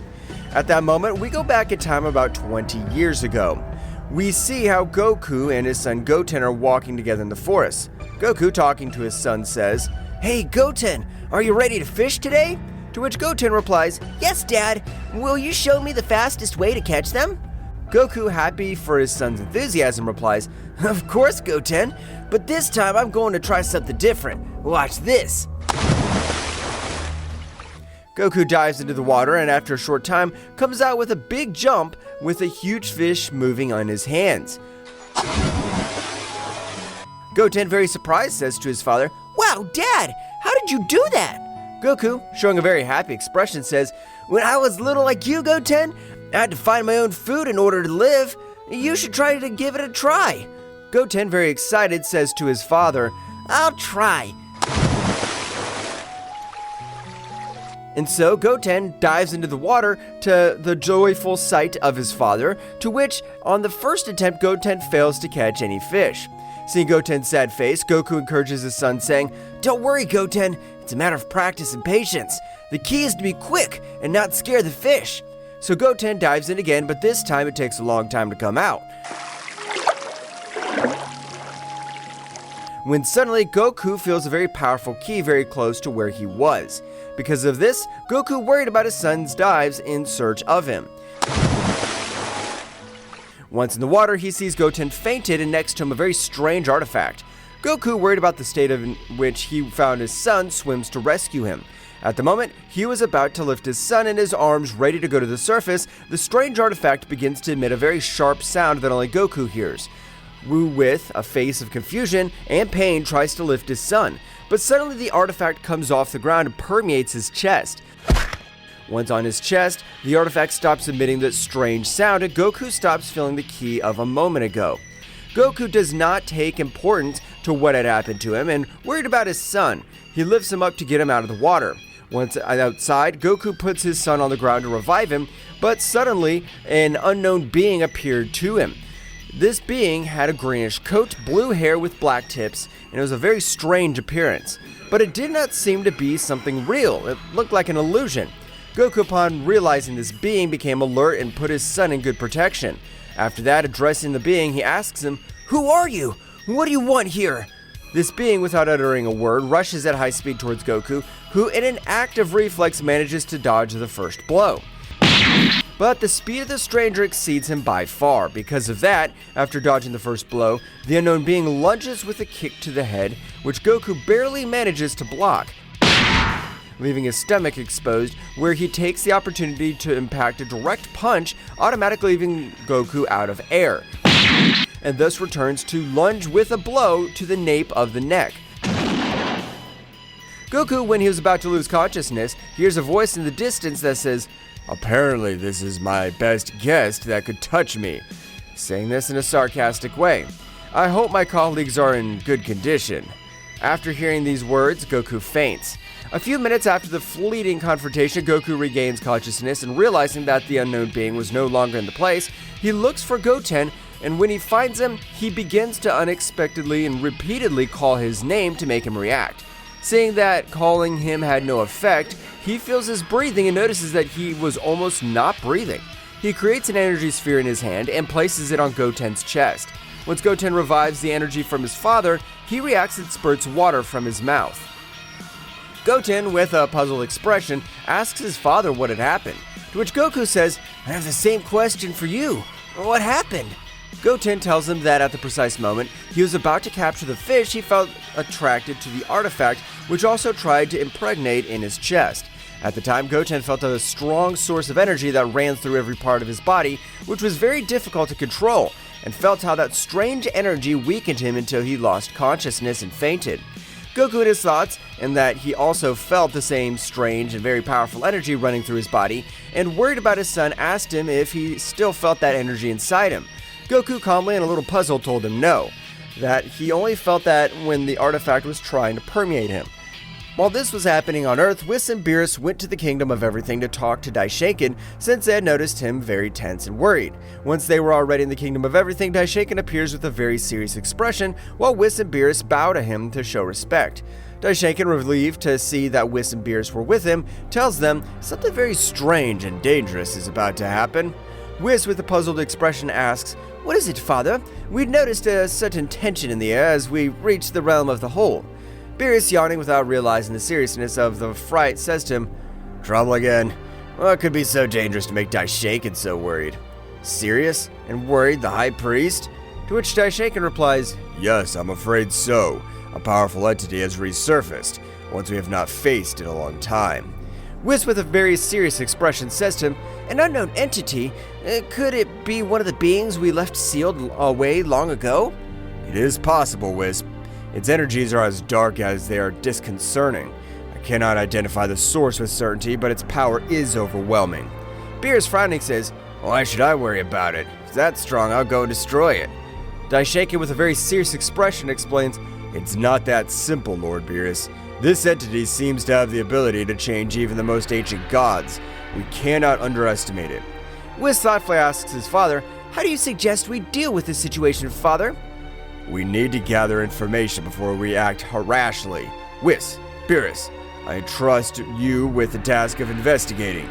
Find out all you can about this entity and any weaknesses it may have." Beerus, smiling confidently, exclaimed, "Good, good. A little action won't hurt." Nodding, Whis replies, "We will be on our way, Daishinkan, but be aware that if this entity threatens our universe, we will not hesitate to take drastic measures." I understand, Whis. May wisdom guide your actions, and may you return with the information we need. After that conversation, Whis and Beerus depart for the hitherto unknown destination, while Daishinkan watches with concern, aware of the gravity of the situation looming in the realm of everything. As they were on their way back to Earth to ask for Goku and Vegeta's help, Whis recalls that when they were on their way to the realm of everything, he sensed a very strong and dangerous ki on planet Earth. Halfway through his quest in the universe, he stops and, confused, Beerus says to Whis, "What's wrong? Why are you stopping?" Whis, very serene, says to Beerus, "Oh, my dear Lord Beerus, it turns out on our way to the realm of everything, I detected a rather intriguing presence." Yawning, Beerus asks, A mysterious entity. We didn't need to get any of what Daishinkan told us. Whis, with a nervous smile, replies, "Don't worry, Mr. Beerus. This time it doesn't seem to be a direct threat. I just felt a fleeting flash of power, something that crossed our path." Beerus frowns at Whis.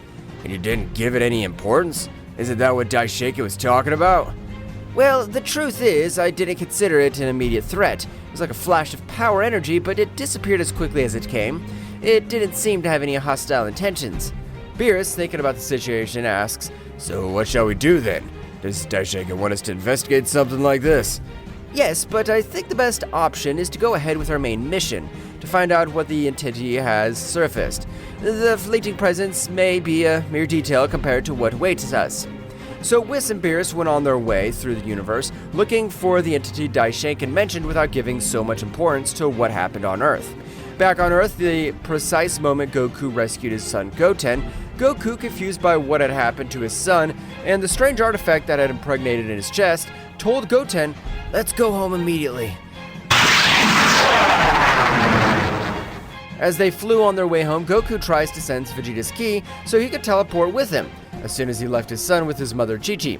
At that moment, we see how Vegeta was already gathered by the Z Warriors, Krillin, Android 18, Piccolo, Tenshinhan, Chaos, Gohan, Future Trunks, and Master Roshi, who were talking about the strong and dark energy they had felt.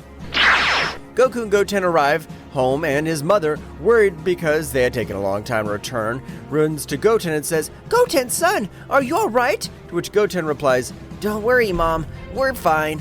Chi-Chi raises her head to Goku and notices that he's very serious. She lowers her gaze a little and notices the strange artifact he had on his chest. Chi-Chi asks him, "Goku, what's that you have there? Are you alright?" Goku immediately changes his expression with a fake smile reply. "Oh, don't worry. It's nothing important." Chi-Chi, in a very insistent way, "Goku, don't fool me. What happened?"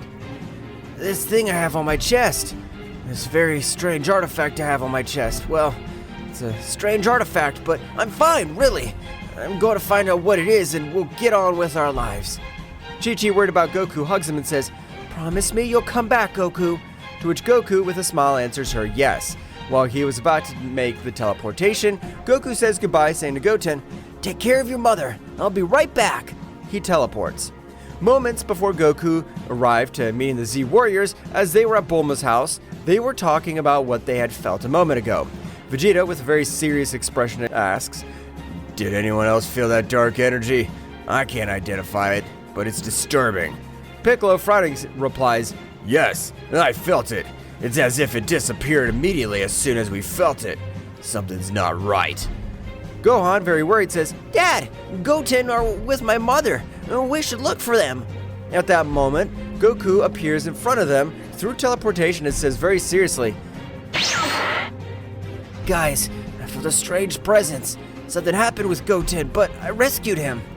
Piccolo, analyzing everything that happened, notices something strange on Goku's body and asks him, Goku, what's that artifact on your chest? "That's what I want to find out. But before that, I need to tell you something. To everyone's expectant and uncertain gaze, he says, "The strange energy you felt came from this artifact in my chest." Vegeta frowns and asks, "How's it possible? Does that device emit that energy?"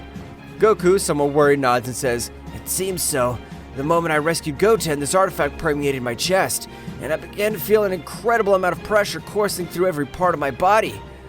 Piccolo, thinking about everything Goku was telling them, asks, "And how did it get in your chest?" "The artifact was underwater right next to Goten, who had fainted. As soon as I was approaching it, it emitted a very sharp sound that didn't allow me to get close to Goten. Despite that, I managed to get close, and out of nowhere, it jumped in front of my chest to stay there. After everything that had happened with Goten, I tried to take it off, but when I did it again, it came back to permeate my chest. We must find out what this artifact is and why it has such a great amount of power. I'm counting on you." Vegeta, determined, says, "Let's do it. We won't let any threat catch us off guard." Future Trunks earnestly tells everyone, "I agree. Together, we'll figure out what's going on." Goku thanks all his friends for the support they were giving him, but at that moment he changes his joyful expression to one of seriousness, as he remembered what had happened just before he lost consciousness. Gohan, noticing the sudden change in his father's expression, asks him, "Dad, what's wrong? Is there anything else you must tell us?" Vegeta adds, "Insect, you're not hiding anything from us, are you?" Goku remembered what had happened at that moment. With an expression of concern and anguish, he tells them about the fight he had with an unknown being, which exceeds his strength by far. And he remembers that the entity mentioned that he had colleagues that he had hoped would be alright.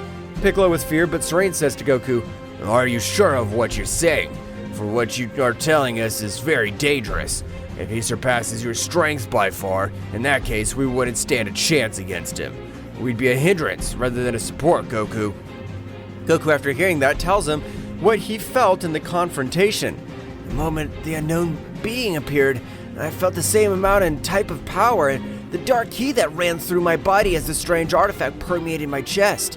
As soon as Goku finished telling what had happened, as soon as he got out of the water, Piccolo came up with an idea. It wasn't that far-fetched, but he could explain what the strange artifact was and why he was facing the unknown being. Piccolo, observing the artifact, turns to Goku saying, "This looks familiar. It may be like a containment urn, like the ones we used at the Mafuba to seal powerful beings." Surprised Goku, "Really, Piccolo? Do you think this could be something like that?" Krillin, looking at the artifact, "An artifact like this one, used with the Mafuba on Goku's chest? Since when did battles become so complicated?" "There's always something new with you, Saiyans." Master Roshi, somewhat excited, but at the same time serious, exclaimed, "Ah, Mafuba! I remember when we sealed King Piccolo with that. Do you think Goku has such a strong enemy inside?" Future Trunks, analyzing what had happened, says, "It makes sense. The Mafuba urns are powerful devices to contain evil energies. Could this artifact have sealed something?" "I don't care if it's from the Mafuba or anywhere else. I just want to know how to get rid of this thing once and for all." "It's a possibility. The urns we use to keep very strong enemies under control, but why did it attach yourself to Goku?" "I'm not sure, but what I do know is that this energy is linked to a very powerful entity." "Whatever it is, if it's linked to that artifact, we cannot underestimate it. So what do you plan to do, Kakarot?" At that moment, the Kaio-sama of the North telepathically communicates with Goku to tell him that he had information about the powerful energy that they felt, and the mysterious artifact that permeated his chest. Kaio-sama tells him to get to his planet quickly. "First, we need information. Kaio-sama has information about this artifact and the being that might be inside it. We must go to Kaio-sama so we can find out what we're dealing with." Vegeta nods and Goku continues. "Exactly, but first, I need your help. If there are any more entities like this, the Earth could be in danger. And with this connection to the artifact, I could put them at risk. Therefore, I'll only go to Kaio-sama to get the information to get rid of this artifact." "Kakarot, don't even think that you'll do this alone. I'll go with you, Insect. I can't accept that you become stronger than me." Goku accepts and asks him to put his hand on his shoulder. Once Goku and Vegeta left, the Z-Warriors sensed unknown presences on the planet, so they split into groups and flew off at high speed to go investigate. with the reevaluation that the artifact at Goku's chest might be like a containment urn, similar to those used in Mafuba, the Z-Warriors faced an increasingly complex and dangerous situation. Uncertainty about what such an artifact contains and how it is connected to the mysterious dark energy fills them with worry. While Goku and Vegeta were to where Kyo-sama and the Z-Warriors went to investigate the unknown presences they had detected in space, Whis and Beerus, after having traversed much of space, felt a strong amount of dark energy, so they immediately head to where it was. As they are about to reach the source of the dark energy, the pressure in the air becomes more intense as they get closer, and the unknown entity awaits their arrival. Why do I feel like this is going to be more complicated than we thought? Mr. Beerus, the information we gain here could be crucial to understanding the threat we face on Earth. The unknown entity, surrounded by a dark aura, reveals itself in front of Whis and Beerus. Its presence is overwhelming and a sinister laugh echoes in space. Unknown entity mockingly welcomes them, saying, I expected your arrival. You took longer than I expected. Do not underestimate the gods. We're here to stop any threat that endangers our universe. Before any confrontation, can you tell us who you are and what you're doing here? Oh, that's funny. I'm known as Ryuk, disciple of the Devourer of Worlds. I have come to free the Master, the most powerful being who ever lived. The expression on Whis' and Beerus' faces become much more serious upon hearing Raiku's name. Raiku, a name rings a bell. Raiku is an ancient threat, Lord Beerus. His master, he and the other disciples were sealed away millennia ago due to his unquenchable thirst for power and destruction. So it looks like we have a problem. This time it won't be as easy sealing him again. The space fills with palpable tension as Ryuk, surrounded by a dark and malevolent aura, confronts Whis and Beerus. The dark energy emanating from him seems to distort the very fabric of space around him. Problem, you say? You are correct, little god. The Master has been patiently awaiting your release, and now with my arrival, that time has finally come. Beerus moves into combat stance with a determined expression on his face, while Whis remains composed but alert. I have no time for games. If your master is a threat, we'll stop you here and now. Tell us more about your master. Understanding his motivations might help us find a peaceful solution. Ryuk chuckles mischievously, revealing his sharp fangs that disappears in a dark flash before reappearing behind Beerus with astonishing speed. There's nothing they can do to stop the Master's inevitable resurgence, but before that, they could entertain me. The battle begins. Ryuk throws a swift punch towards Beerus, but the Destroyer guy nimbly dodges and responds with an energy punch that Ryuk blocks easily. Meanwhile, Whis watches carefully, waiting for the right moment to intervene. Ryuk's speed is impressive, but Beerus manages to keep up. They exchange blows and energy blasts in a combat that seems to defy the laws of space itself. Ryuk's dark energy distorts reality around him, making its impact more dangerous and intense. Lord Beerus, your speed is amazing, but that dark energy is problematic. I suggest you be careful with your movements. Beerus nods as he dodges an enemy attack and counterattacks with an energy wave. Ryuk, undeterred, vanishes and reappears in front of Whis, challenging him to enter the fight. And you, assistant of the god, will you dare to face me? Whis smiles serenely and disappears in a flash, only to reappear behind Ryuk. I have no intention of fighting, but if that's what you wish. Before Whis finishes his sentence, Ryuk turns around and launches his fierce attack towards him. Whis, with his extraordinary speed, dodges each blow with grace. Space convulsed with the fury of the cosmic confrontation between Whis, Beerus, and Ryuk. Each move shattered reality itself. As Ryuk's dark energy and the god's divine blast intertwined in a demonstration of opposing forces, Ryuk, his ominous figure shrouded in a dark aura, moved with breathtaking speed. His sinister left echoed through the emptiness of space, challenging the gods who faced him. This guy's faster than I thought. As Beerus' words fade away, Ryuk disappears in the blink of an eye and reappears in front of him with a punch charged with dark energy. Beerus manages to block the attack, but the force of impact sends shockwaves through space. Ryuk breaks away from Beerus with a smirk, and in a flash lunges towards Whis. His movements were fluid. Whis, on the other hand, moves gracefully, dodging each blow with the grace of a cosmic dancer. This dark power is intriguing, but it is out of balance. Ryuk, frustrated by Whis' evasive ability, concentrates his dark energy in his hands and launches it as a flare. Whis responds by creating an energy barrier, but the resulting collision sends shockwaves through space, shaking nearby stars. Beerus takes advantage of Ryuk's distraction and lunges at him with a punch charged with divine energy. Ryuk blocks the blow, but the resulting force causes an explosion that creates the ephemeral supernova in the cosmos. The fight continues with unmatched speed. Ryuk demonstrates his skill in anticipating the gods' moves, while Beerus and Whis unleash their divine power to counter the darkness that threatens to engulf them.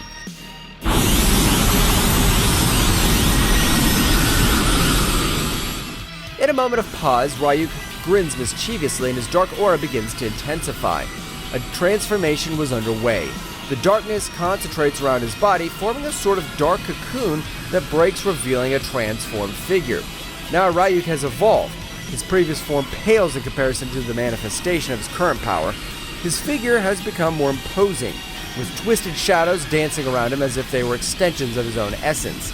Sharp fangs glow with dark radiance, and his eyes emit a malevolent light. Ha ha ha! This is just a glimpse of my true power. Beerus and Whis exchange a worried glance. The pressure in the air becomes even more intense. Ryuk, now in his transformation form, launches himself towards the gods with outstanding speed. Beerus tries to counterattack with a sphere of divine energy, but Ryuk dodges each projectile with ease, moving through the bursts of light with supernatural agility. Meanwhile, Whis stands in reverse, watching the fight with analytical eyes. In a quick blink, Ryuk appears in front of Beerus and unleashes a series of vicious blows. The sonic sounds of punches and echoes kicked through space as the gods and devourer of worlds, discipled, plunge into a frenzy of combat. Beerus, struggling to keep up with Ryuk's speed, takes a direct punch to the stomach that sends him drifting into space. Before he can recover, however, Ryuk lunges at him and blasts him with a barrage of blows. The situation becomes even more complicated when Ryuk, in a ruthless act, concentrates dark energy in his hand and drives it through Beerus' abdomen. The Destroyer God lets out a roar of pain as darkness spreads from the point of impact.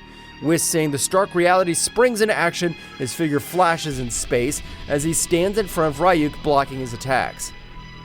I cannot allow you to harm my lord in this way.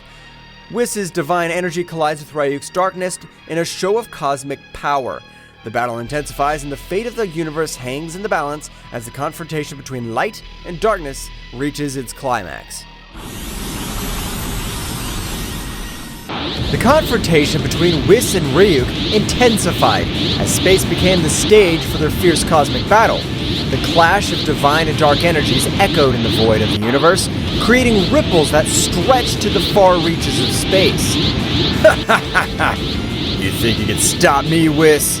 The master of divine martial arts, Whis, maintained his serene composure as he resisted the onslaught of the devourer of worlds disciple. His divine aura glowed brightly, fighting against the darkness that threatened to envelop him. Whis, with a wave of his hand, unleashed a blast of divine energy that forced Ryuk back momentarily. However, the smile on the dark being's face revealed that he was far from giving up. Ryuk, your quest for power will only lead to destruction. Ryuk, releasing a sinister laugh, launched himself at Whis with renowned furiosity. Each exchange of blows was like a clash of titans, with the fate of the universe hanging in the balance. Meanwhile, Beerus was recovering from the wounds inflicted by Ryuk, watching the battle with critical eyes. The darkness that had pierced his abdomen was beginning to dissipate thanks to divine regeneration, but the experience had left an indelible mark. This creature's more formidable than I imagined. And determined not to be a mere spectator, Beerus joined the battle with renowned determination. His figure flashed with divine energy that rivaled Whis', creating a spectacle of light and shadow in space. The three powerful beings engaged in a cosmic dance, with flashes of divine and dark energy illuminating the vastness of the universe. Ryuk, without losing his smirk, took advantage of his transformation to increase his speed and strength, challenging the gods with every move. The combat reached new levels of complexity when Whis, in a flash of cunning, unleashed a divine teleportation technique.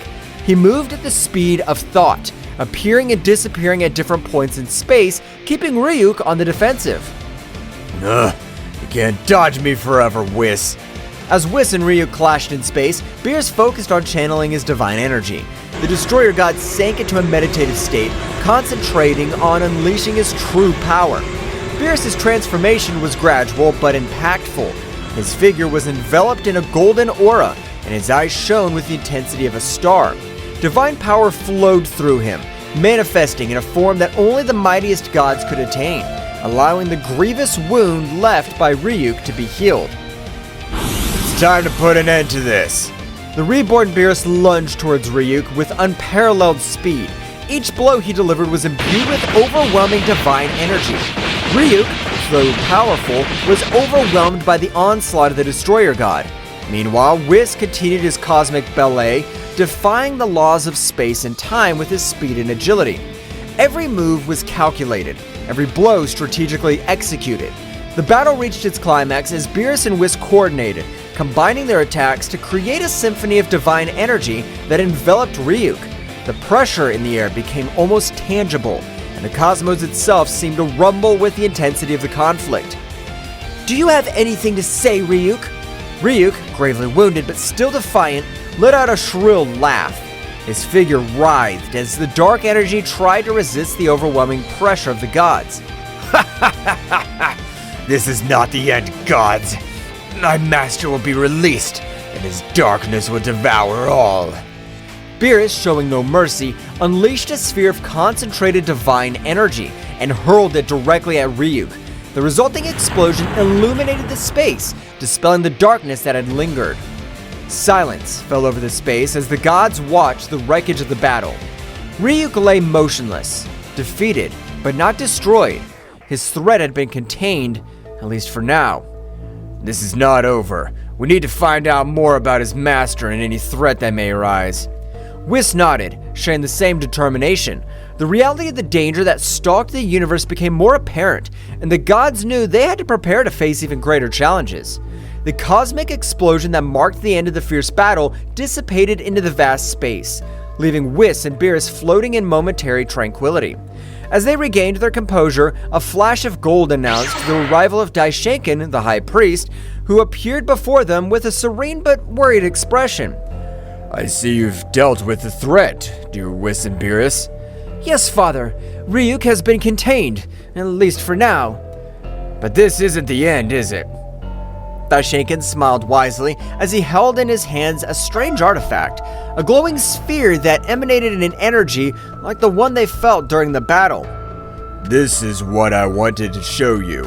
It's known as the Sphere of Divine Containment, an ancient artifact capable of sealing beings of great power and darkness. Beerus and Whis watched intently as Daishinkan explained the function of the sphere and how it was used to keep the most dangerous entities in the universe at bay.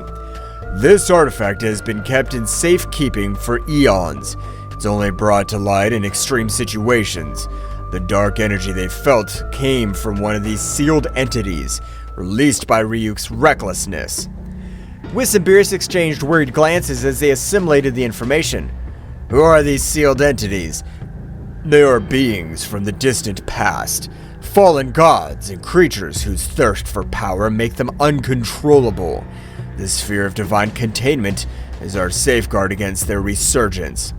So, Ryuk was one of them, and his master? His master is the Devourer of Worlds, an even more ancient and dangerous being. His release could jeopardize existence itself. The gravity of the situation hung heavy in the air as Daishinkan continued to explain the importance of keeping the Sphere of Divine Containment safe and sealing Ryuk again. Now that Ryuk has been contained, it's crucial that he returns to his place of safekeeping. But we also need to get information from him. We need to know more about the Devourer of Worlds' plans and any threats that may arise. Beerus, Whis, and Daishinkan shared a determined look.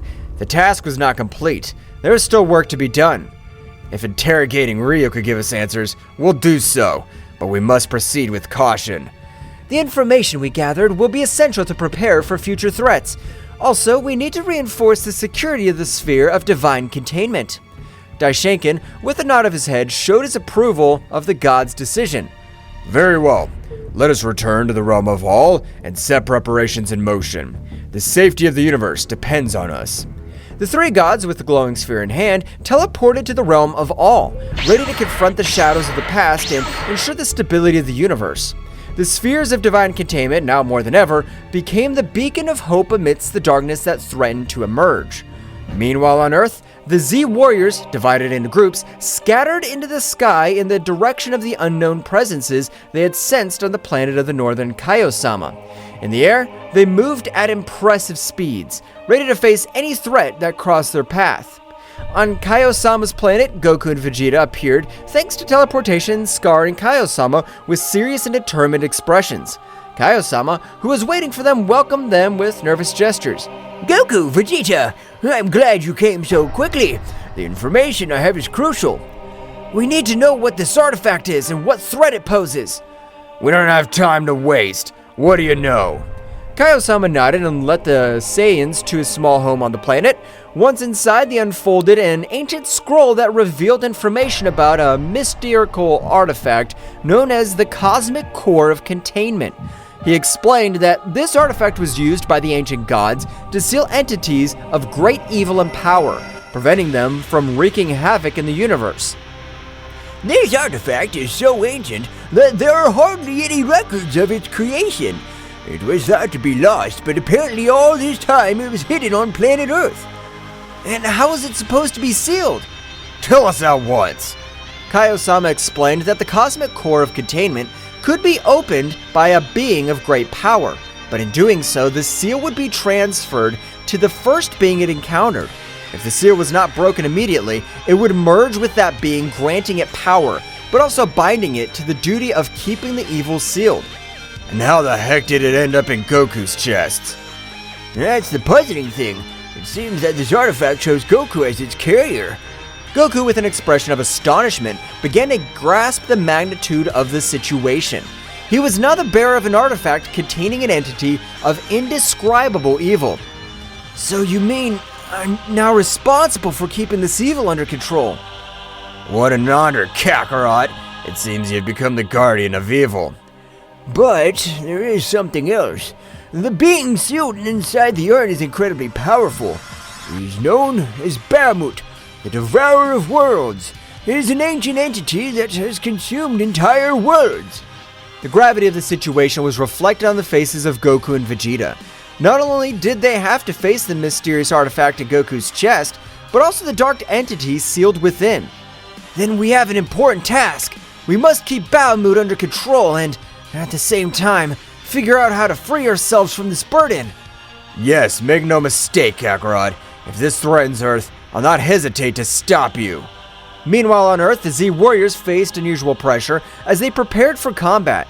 Each group was ready to deal with the entities they had sensed at Bulma's house, which were minions of Bahamut, the Devourer of Worlds. The dark energy surrounding these minions was intense, and the very air seemed to vibrate with their malevolent presence. The group of Krillin, Master Roshi, and Android 18 encountered one of Bahamut's 4 minions standing on the ground, humanoids with a black, malevolent aura. The Z warriors prepared for the confrontation with Krillin, Android 18, and Master Roshi, adopting combat stances. In a chaotic dance of dark energy and flickering explosions, the confrontation between the Z warriors and Bahamut's henchmen unfolded on the cosmic stage of Earth's defense. Krillin, Android 18, and Master Roshi, 3 warriors of varying experience and skills, faced a dark menace that threatened to plunge the planet into an abyss of destruction.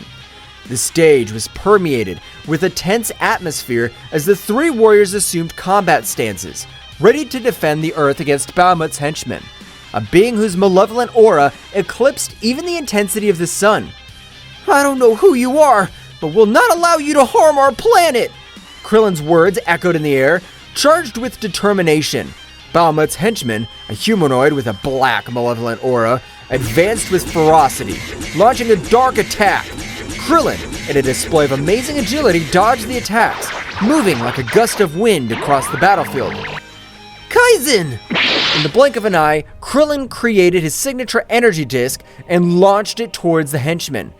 Kaizen spun furiously, cutting through the air as it headed towards its target. However, the henchman displayed unmatched skill as he dodged the spinning attack, moving with an agility that defied comprehension. The henchmen counterattacked with a series of dark, swift strikes, but Krillin was unwilling to give up. With precise and quick movements, he blocked most of the attacks, responding with quick and precise counterattacks. The combat dance between Krillin and the henchmen painted a picture of speed and skill, where each movement could change the tide of the battle. Meanwhile, Master Roshi, the aged warrior with vast experience in martial arts, watched the confrontation with a knowing smile. He adopted a firm posture, waiting for his moment to intervene. "You've chosen the wrong man to fight. I've seen more battles than you can imagine." As Bahamut's henchmen lunged towards him, Master Roshi moved with unique grace, dodging the attacks with precise movements and counterattacking with a series of energy blasts. The old man's experience and cunning proved to be a formidable challenge for the henchman, who was forced to deploy all his skills to confront the master. On the other hand, Android 18, the android warrior with formidable strength, advanced towards the henchman with determination. Her eyes glowed with an intense blue light as she unleashed her powerful android energy. Do not underestimate the strength of androids. With a quick wave of his hands, Android 18 launched a wave of energy towards the henchman. The latter, though impressed by the ferocity of the android warrior, showed no signs of recoiling. Instead, it lunged toward her with surprising speed, throwing dark blows that Android 18 dodged with cybernetic agility. The battle between Android 18 and the minion was a display of strength and speed, the bursts of energy lighting up the sky. Both fought with an intensity that could shake the foundations of the universe. Meanwhile, Android 18, a formidable warrior created by Dr. Gero, was ready to demonstrate her immense power. She charged her energy, her body radiating a red glow, and lunged towards the henchman with determination. Don't underestimate me. I'm stronger than you think. The henchman responded with a sudden surge of his dark aura, unleashing a surge of energy that pushed Android 18 back. The force of the impact created a shockwave, kicking up dust and debris in its wake. The battle was intense. Every move had a purpose and every attack resonated with the Z Warriors' determination to protect their home. Explosions of energy followed one after another, lighting up the battlefield like fireworks in the dark night of space. However, the true magnitude of the threat was yet to be fully revealed. This henchman was only one of 4 sent by Bahamut, and the fate of Earth depended on the ability of the Z Warriors to pass this first test. On the horizon, the other 3 minions awaited their turn, ready to plunge into the fray and test their bravery and skills of Earth's defenders. The intensity of the battle increased with each moment, and while Krillin, Android 18, and Master Roshi fought against the henchmen, other groups of Z Warriors faced similar challenges in different locations around the planet. The fate of the Earth hung in the delicate balance of the unfolding cosmic battle, and each warrior was determined to give everything for the survival of his home. While the first group of warriors were defending Earth on Kaio-sama's planet in the small house, it was permeated with a tense atmosphere and solemnity as Goku, Vegeta, and Kaio-sama were immersed in the gravity of the situation. The ancient scroll spread out on the table revealed the secrets of an ancient artifact, and the weight now rested on Goku's shoulders. So you mean I'm now responsible for keeping this evil under control? The responsibility rested on Goku like a heavy mantle. The cosmic core of containment, that ancestral artifact, had chosen Goku as its carrier, and within it was Bahamut, the devourer of worlds. The gravity of the situation was reflected in the eyes of the Saiyan, who was already mentally preparing himself for a colossal task ahead. What an honor, Kakarot. Seems you've become the guardian of evil. The irony of Vegeta's voice did not go unnoticed. While his words might have been sarcastic, the determination in his eyes indicated that, despite any jokes, they were in this together. But there's something else. The being inside the artifact is incredibly powerful. The information left Goku and Vegeta silent. Bahamut, the name echoed in their minds like the distant echo of a coming storm. Consuming entire worlds was a threat they could not underestimate. Then we have an important task. We must keep Bahamut under control and at the same time figure out how to free ourselves from this burden. The pact was sealed. Together, Goku and Vegeta would take on the challenge of containing Bahamut and discovering a way to free themselves from the burden they now carried. The remaining question was how they would confront the dark entity that lay in Goku's chest. But before they could formulate a plan, a vibration in the air alerted them to the arrival of others. It seems your friends are in trouble. Go help them. Goku and Vegeta nodded in a gesture and understanding and, with serious expressions, headed for the door. With a mighty leap, they launched themselves into the sky, ready to join the battle raging on planet Earth. At the moment that Kaiosama gave the information to Goku and Vegeta, on Earth appeared another henchman of Bahamut who met with the duo of Tenshinhan. This henchman of Bahamut seemed to be an expert in dark martial arts. He moved with supernatural agility, challenging the Z warriors with swift and lethal movements. Do not underestimate the strength of humans! Kikoho! Tenshinhan launched his powerful Kikoho attack, creating an explosion of energy that enveloped Bahamut's henchmen. This is no ordinary enemy. I must use my powers wisely. Chaos unleashing his magic, creating illusions and distractions to confuse Bahamut's henchmen. The battle was unfolding on multiple levels, with the Z warriors fighting against this enemy who seemed to understand the combat arts in unexpected ways.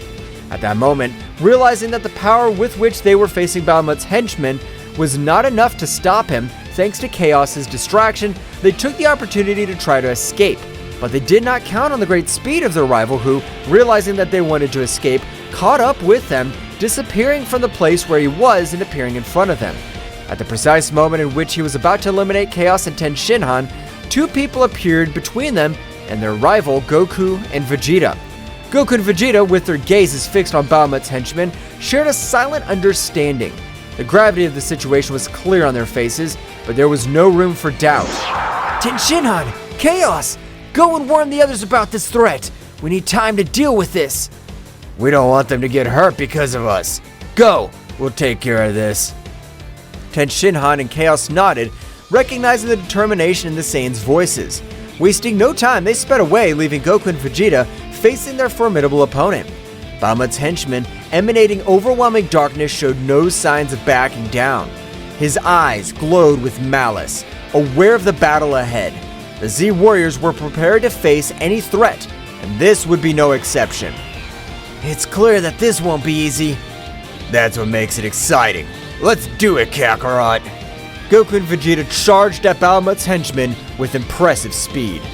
At the moment when both warriors were fighting a battle that could change the fate of Earth, this being who presented himself as Bahamut's henchman, this dark entity with a humanoid shape but a bird's head, was going to be surprised by the abilities of the Saiyan warriors.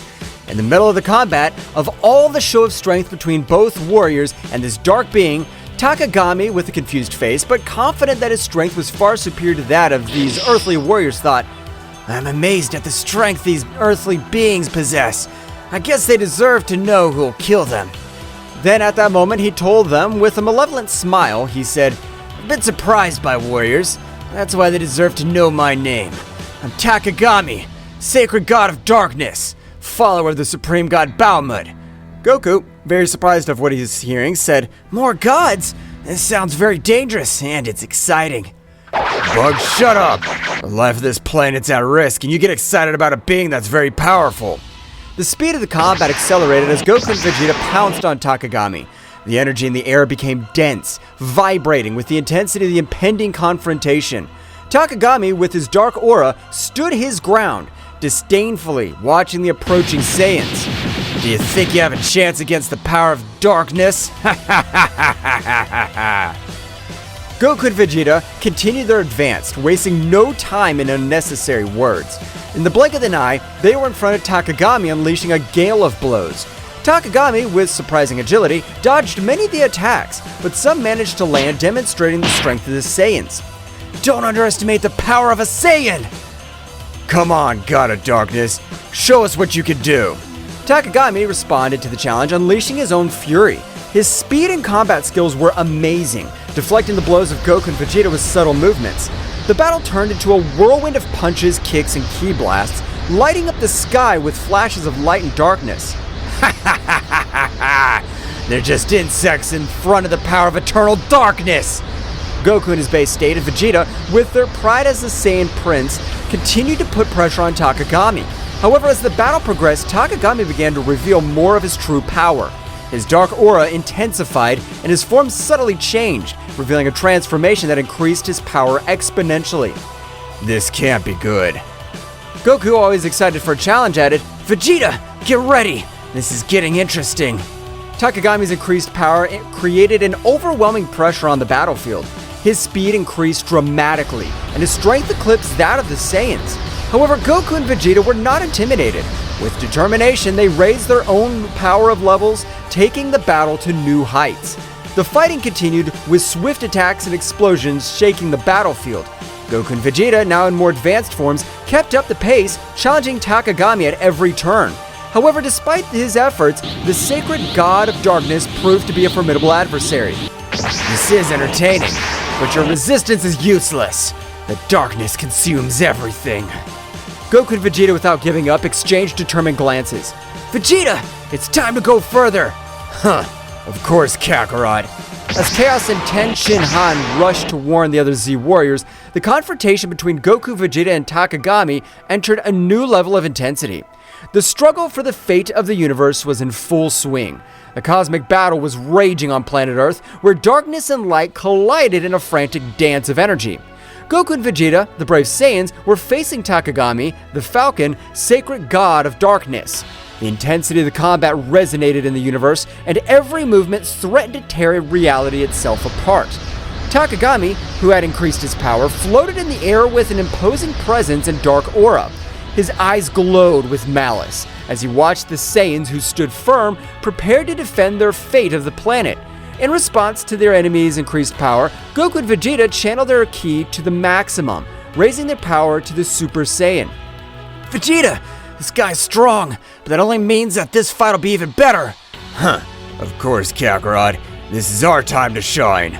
The planet Earth vibrated with the energy released by the three contenders. The distant stars seemed to pale before the magnitude of the conflict. The clouds were dissipated by such a demonstration of power. Takagami, with his increased speed, lunged at Goku with a darkness-laden punch. Goku, using his elasticity and quickness, dodged gracefully, leaving a trail of flashes around him by the speed at which Takagami was lashing out with his nigh-speed punches. Vegeta, with a burst of ki, stepped between Goku and Takagami, blocking an attack that would have been devastating his fellow Saiyan. The shockwave from the collision sent debris in all directions. I expected nothing less from you, sacred god of darkness. Takagami defiantly unleashed a series of dark blasts towards Goku and Vegeta. The Saiyans responded with perfect timing, countering each attack with precise strikes and energy waves. The scene looked like a combat symphony, where every movement was choreographed with divine precision. Goku, with a twinkle in his eye, concentrated his energy on his hands. A bluish sphere of energy began to form, growing in size and luminosity. Vegeta, observing the familiar technique, smiled as he recognized the power that Goku was summoning. A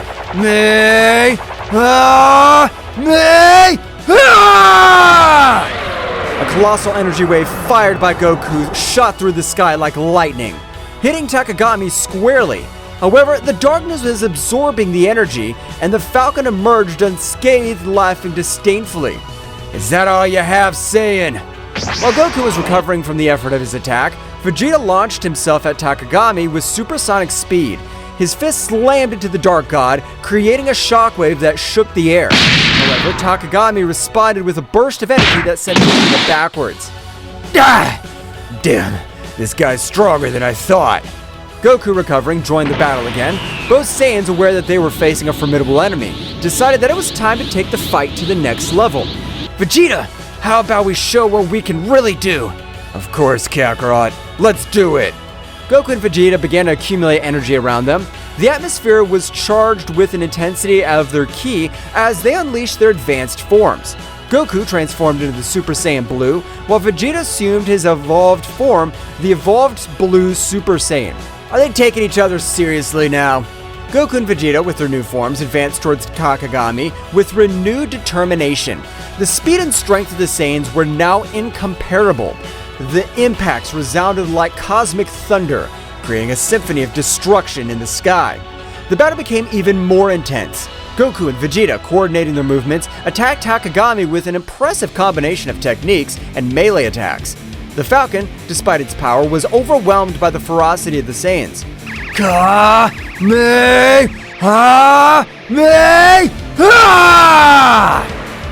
Final flash! The bursts of energy, one blue and one golden, converged into a titanic explosion that engulfed Takagami. Light and darkness mixed in a burst of dazzling colors. However, when the explosion dissipated, Takagami emerged once more, his form slightly battered, but his determination intact. His power is awesome, but I'm a god. The darkness cannot be defeated so easily. Goku and Vegeta, without giving up, continued the offensive. The speed of his combat reached levels that defied comprehension. Punches and kicks were exchanged in a split second, creating a glow of cosmic collisions. Big Bang Attack! Kaioken 20 times! The energy exploded again, shaking the sky with its fury. However, Takagami, with his divine resistance, withstood the attacks. The battle raged across the cosmos, with the warriors disappearing and reappearing in flashes of light and shadow. In the middle of the struggle, Goku and Vegeta began to feel an overwhelming pressure. Takagami's darkness seemed to expand, defying even the limits of the most powerful Saiyans. Reality itself was twisting under the influence of dark energy. This darkness is incredibly strong. We can't back down now, Kakarot. We must get over this. Both Saiyans raised their powers even more. The fight reached a new peak of intensity. The Saiyan was exploding like fireworks in the vastness of the night sky, lighting up the darkness with flashes of determination and defiance. Takagami, at the epicenter of the storm, smiled ominously. Now you'll see the true power of eternal darkness. The universe trembled as the battle reached its climax. The warriors were fighting for the fate of everything they knew, and the question that lingered in space was whether the light of the Saiyans could overcome the darkness of the sacred god. The planet Earth rumbled with the intensity of the cosmic battle. Goku and Vegeta, drenched in sweat, maintained their advanced forms as they prepared for Takagami's next assault. Darkness was emanating from his figure, but something seemed out of place. The Dark God's skin had a grayish hue, as if he had not yet completed the possession of its wearer. Takagami, with a guttural laugh, seemed to notice the perplexity in the Saiyans' expressions. Surprise, Saiyans! I've not yet revealed all my power. Goku and Vegeta exchanged puzzled looks. Something was not right, and both warriors felt it. At that moment, Takagami convulsed. A new form shook, as if he was fighting against something. An invisible force seemed to pull at him from within. No! I haven't taken complete control yet! Suddenly, a burst of dark energy enveloped Takagami, hiding him from view. The Saiyans were on guard, prepared for any surprise. Their energy in the air became denser, as if the cosmos itself was on the verge of transformation. What's going on? Before they could form any more questions, the dark energy dispersed, revealing Takagami's true form. However, what they saw took their breath away. At the moment of arriving at his true form, he let himself see the body he was possessing. This body was Yamcha's. Once the warriors saw that, Takagami completed his bird-headed humanoid form. But now the true form of the sacred god of destruction was clearly revealed.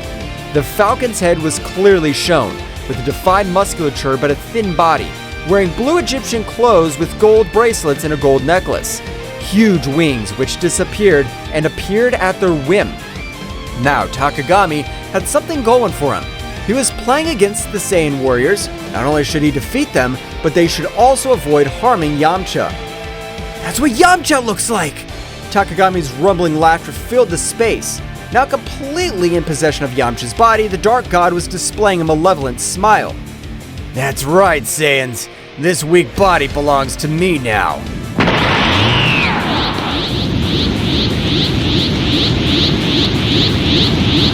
Vegeta gritted his teeth furiously. Damn it! How dare you possess one of us? It's not just one Saiyan. Soon all of you will become Bahamut puppets. The reality of the situation hit Goku and Vegeta, but the force of the cosmic impact, the dark entity they were facing was not only a dark god, but also had the power of possessing earthling warriors. Yamcha, now inside the sacred god of darkness, did not have any sign of consciousness. The god had taken control of his being completely.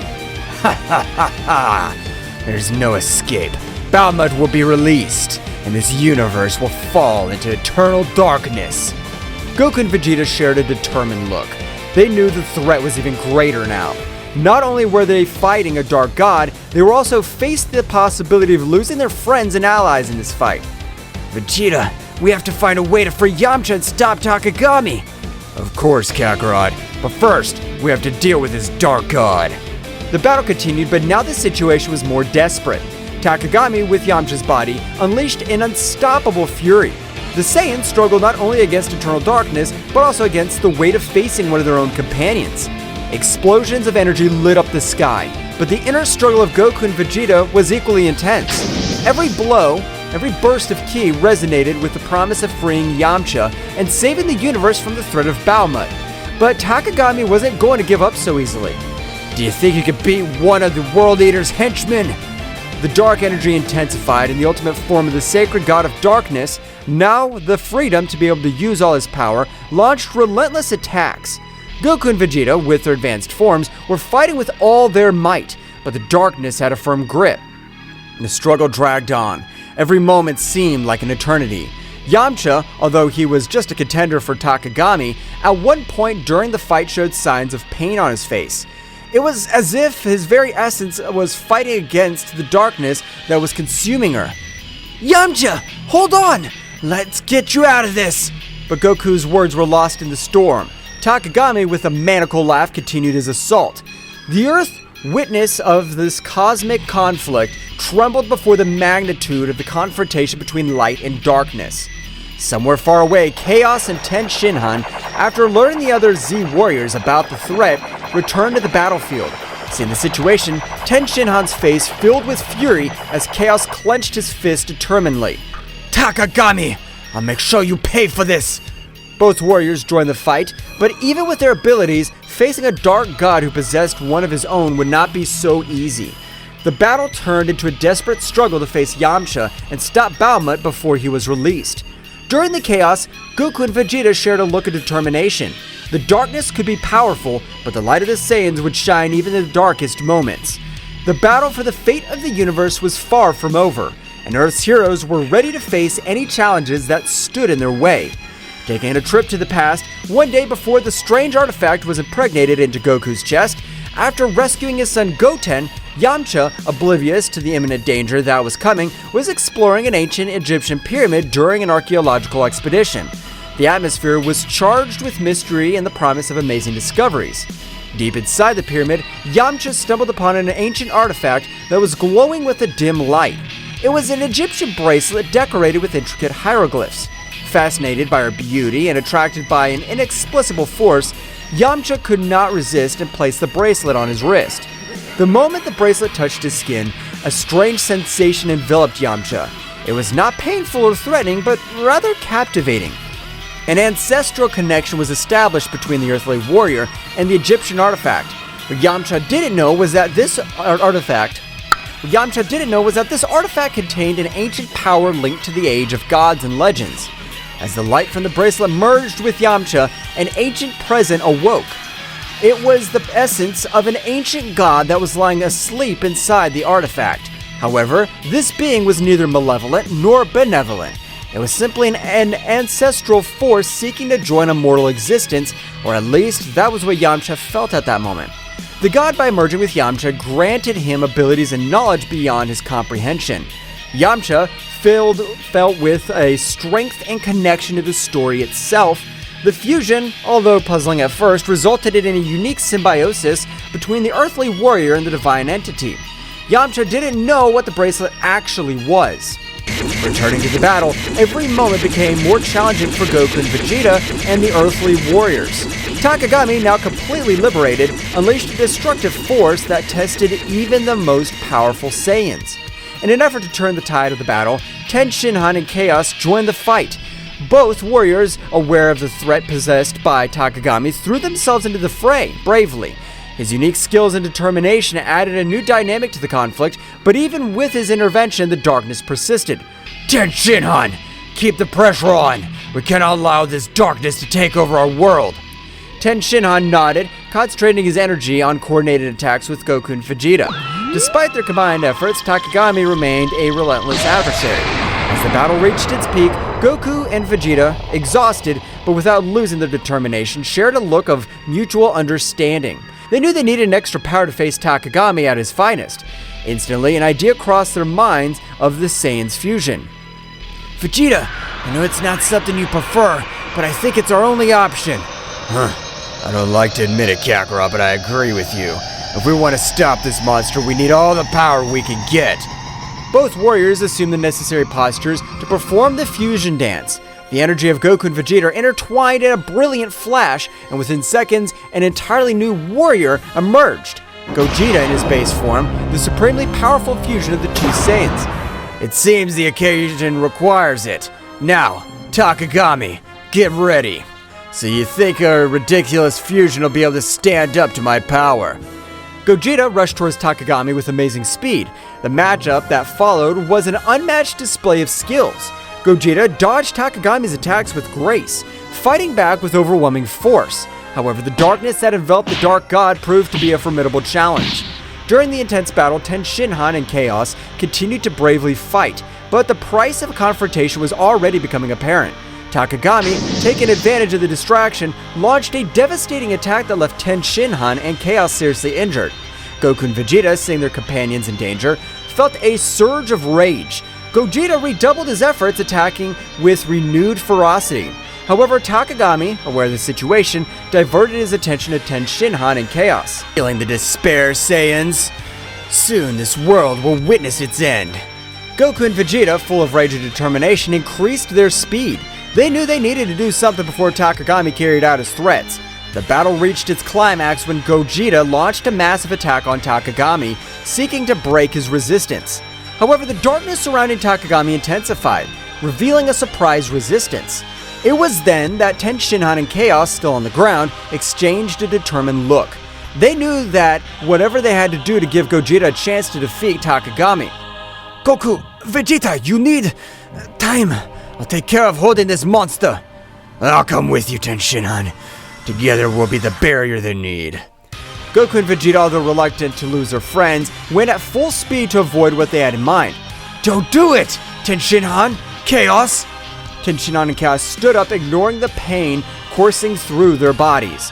With determination, they faced Takagami, resisting his attacks with all their might. Gogeta, seeing the situation, understood the magnitude of the sacrifice they were making. We cannot disappoint this sacrifice. We have to win this. While Tenshinhan and Chaos bravely fought Takagami, Gogeta continued his assault with the intensity intact. The battle was taking place on two fronts, with the Earth Warriors sacrificing themselves to provide the necessary opening. Goku and Vegeta, as he approached, their hearts were filled with sorrow and gratitude towards Tenshinhan and Chaos. Gogeta, with supersonic speed, approached the scene where Tenshinhan and Chaos were bravely facing Takagami. His gaze reflected the mixture of determination and regret, knowing that the sacrifices of his teammates were the key to victory. Hold on a little longer, guys. Let's put an end to this. The Saiyan fusion advanced towards Takagami, who, upon seeing Gogeta's arrival, stopped attacking Tenshinhan and Chaos to confront the fused warrior.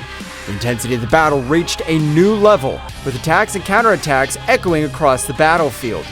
Tenshinhan, with his remaining strength, took advantage of that distraction to hold Takagami with all his strength, preventing him from moving freely. His face showed determination and resignation at the same time. Chaos, this is your chance. Make every second I hold this monster worth it. Chaos, next to Tenshinhan, nodded weakly. His body showed the ravages of the battle, but his eyes were shining with all the will to do the duty. Tenshinhan is right, Gogeta. The light will always prevail over the darkness. Remember that. Goku, Vegeta, take care of our world. This is our last act. At that moment, Chaos accumulated an immense amount of energy to sacrifice himself. Gogeta, who was very close, were hit by the shock wave of the explosion. Gogeta, recovering from the impact, looked at the place where his companions were with solemnly. Your sacrifice will not be in vain. I promise. After what happened, Gogeta raised his head and with an uncontrollable anger increased his ki in such a way that he made the battlefield rumble, making the stones that were in the place fly, making Takagami retreat only with the gusts of air that expanded from his being. In a panning from head to toe, we managed to see Gogeta's transformation in Super Saiyan Blue Phase 4, which showed the essence of Ozaru as a kind of aura in blue color, and a more controlled but much more powerful version, a transformation never seen, since they were not able to coordinate their powers to be able to reach said transformation. As Gogeta's energy transformed into a surprising and controlled version of Super Saiyan Blue Stage 4, a brilliant blue essence of Ozaru manifested around him, revealing unparalleled potency. The cosmic landscape trembled before the magnitude of this new form. Goku and Vegeta, witness of this unique transformation, were filled with amazement and determination. It was evident that Gogeta was reaching a level of power never seen before, fusing the essence of Super Saiyan Blue with Ozaru's formidable presence flawlessly. Gogeta, in his new form, turned an intense gaze towards Takagami, whose expression of confidence was overshadowed by surprise. The battle, far from having come to an end, was just beginning in this new phase. The universe was waiting for the outcome of this epic confrontation, where light and darkness collided in a cosmic dance. The promise of a new dawn loomed on the horizon, but the price of triumph was uncertain. Gogeta floated in the sky, surrounded by the imposing energy of his new form. The stars seemed to pale before the intensity of his blue radiance, as Takagami recovered from the initial impact and adopted a defensive posture. What kind of transformation is this? This is the power of those who fight for something greater than themselves. With a flash, Gogeta disappeared, appearing in front of Takagami in the blink of an eye. The clash of their fists created shockwaves that shook the battlefield. Gogeta's speed and strength were unmatched, surpassing even Takagami's ability to anticipate his blows. Gogeta and Takagami exchanged blows and energy blasts at breakneck speed. Each impact resounded like cosmic thunder, creating an epic symphony on planet Earth. Your attempt to revive your so-called gods ends here, Takagami. Ha ha ha ha! But you're a bug in the face of the greatness of my power! In an instant, Gogeta unleashed a burst of concentrated energy, enveloping Takagami in a whirlwind of light and force. When the light dissipated, Takagami emerged unharmed, but with a more serious expression. Interesting, but not enough. The battle was reaching cosmic levels, with ripples of energy spreading across the far reaches of the universe. Meanwhile, the other Z warriors watched the sky, appreciating Gogeta's great power of display and Takagami's resilience and viciousness. The roar of battle echoed in every corner of the universe. Gogeta and Takagami, wrapped in an endless dance of energy, continued their titanic confrontation. Space twisted and trembled under the influence of their powers, creating distortions itself. Bursts of energy expanded like lightning, illuminating the darkness of the night sky with dazzling flashes. Each blow between the two contenders seemed to release an explosion of energy that spread in concentric waves, setting the frantic pace of the cosmic battle. Away from the battlefield, the others watched in anguish and admiration. Bulma, with a mixture of fear and hope in her eyes, clung to the hope that Gogeta would prevail. Come on, Gogeta, you must win! For all of us! Meanwhile, on the battlefield, Gogeta and Takagami continued their fierce exchange. Determination burned in Gogeta's eyes, while Takagami maintained a defiant smile, though his expression hid a growing unease. This is for the price you pay for defying the peace of the universe. With a swift movement, Gogeta vanished and reappeared behind Takagami, launching an energy-charged punch straight at his back. But Takagami, anticipating, quickly spun around and blocked the attack with the dark energy shield. Haha! Is that all you got? In response, Gogeta intensified his assault, unleashing a continuous flurry of punches and kicks. Each impact resounded like thunder. But Takagami, though outmatched in speed, resisted with his dark power, countering the attacks with deft movements. During the scuttle, Takagami took advantage of the prevalent moment of openness and opened up a launched energy bolt straight for Gogeta's chest. The resulting explosion shook the universe and Gogeta was thrown backwards, leaving a trail of blue energy. Is that all hope can do? Gogeta recovered quickly, stood up with determination. The glow of his transformation increased even more. This is far from over. The battle continued, leading them again to display an ever-increasing amount of power. In this fury, Gogeta unleashed power that defied the laws of the universe, and Takagami, despite his arrogance, began to show signs of concern. The tension was palpable. The Z warriors felt the intensity of the confrontation, even when they were a long distance away from where the battle for the future of the planet was taking place.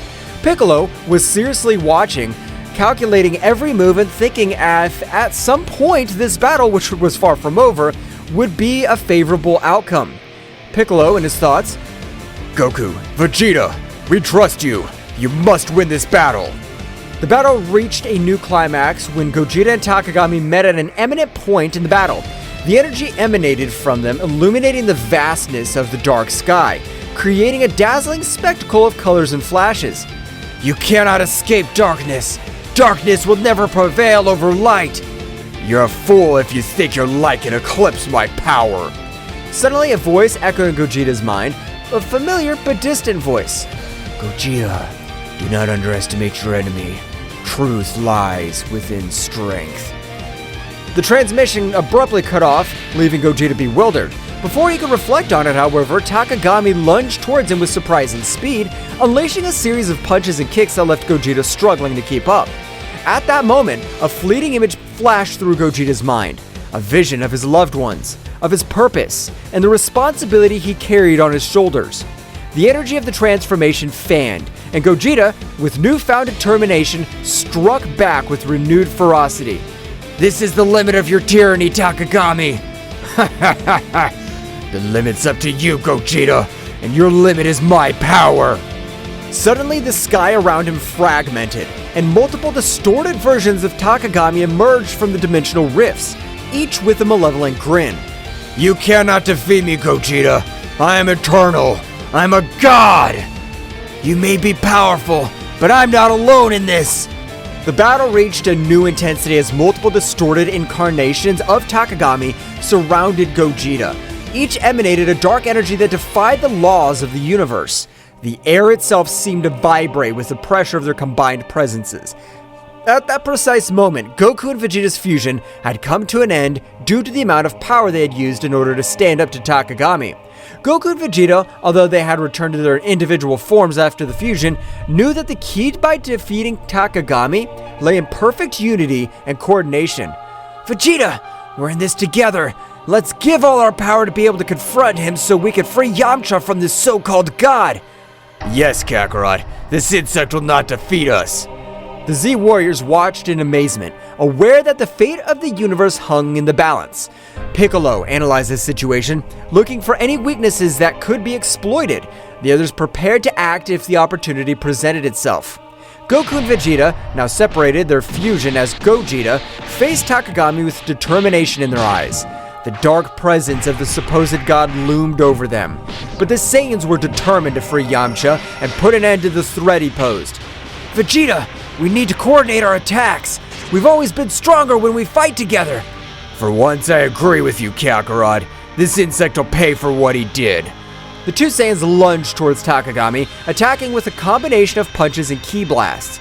Takagami, though powerful, was momentarily overwhelmed by the timing of the two warriors. However, his sinister laugh echoed across the battlefield. Your union will change nothing. My power is unlimited. Goku and Vegeta exchanged glances, realizing that the situation was more serious than they had imagined. Takagami unleashed a wave of dark energy that sent them flying, but they quickly recovered, ready to continue the fight. The Z Warriors watched with concern. Gohan, though a bit intimidated by Takagami's power, maintained his unwavering determination. Piccolo, with his keen intelligence, pointed out a possible weakness. It seems his power is linked to some source. We must find a way to break that connection.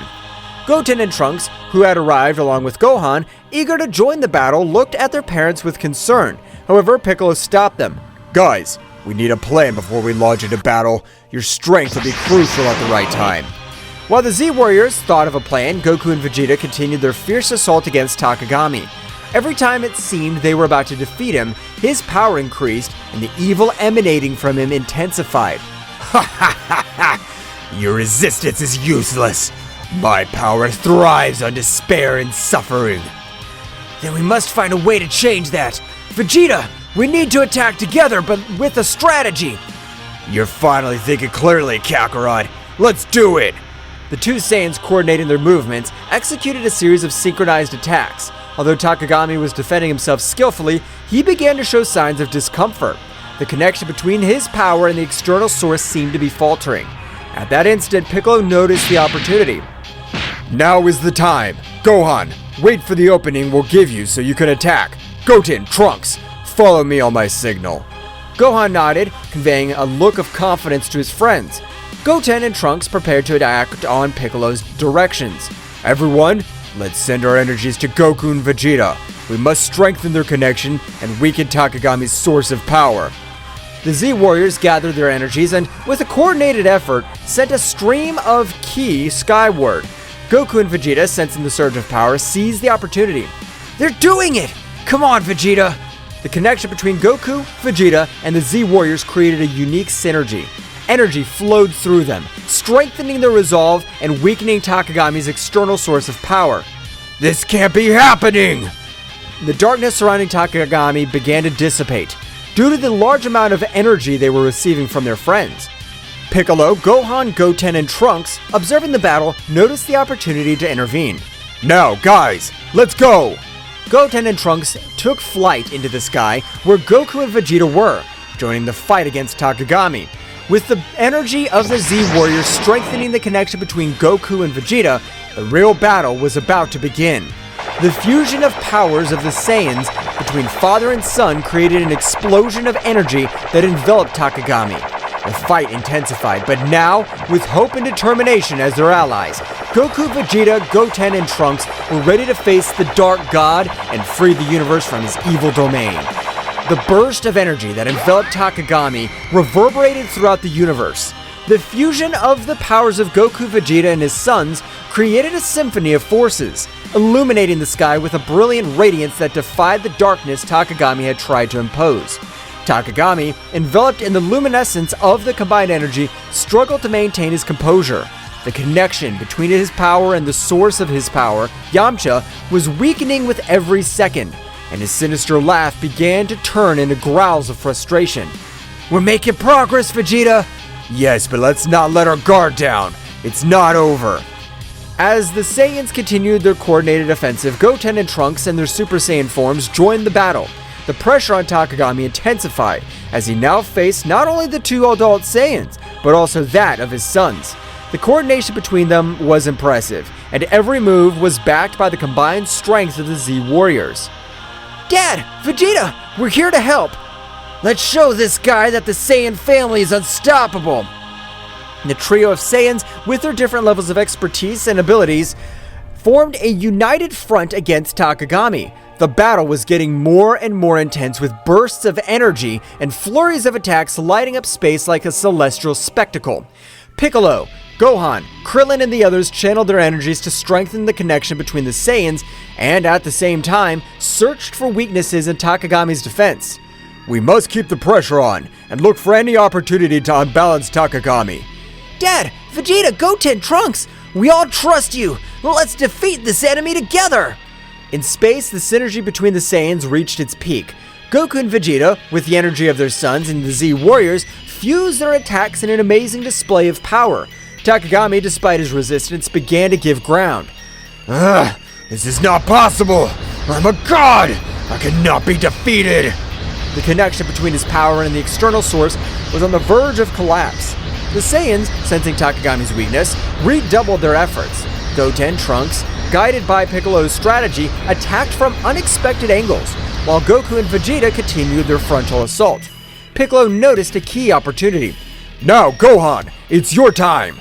Gohan, in his final form ready to take advantage of the opportunity, concentrated his energy and launched himself into the confrontation. With surprising speed, he joined the fight alongside Goku, Vegeta, Goten, and Trunks. Let's finish this, Dad!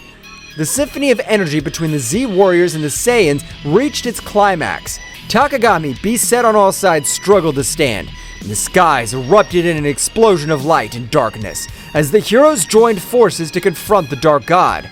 The battle reached its climax, and every move decided the fate of the universe. The Z Warriors from Earth watched with eagerness and hope, knowing that victory was within reach, but also aware that the final fight was yet to come. With the Saiyans and the Z Warriors facing Takagami in a cosmic confrontation. However, amidst the chaos of battle, a small distraction allowed Takagami to strike back with furiosity.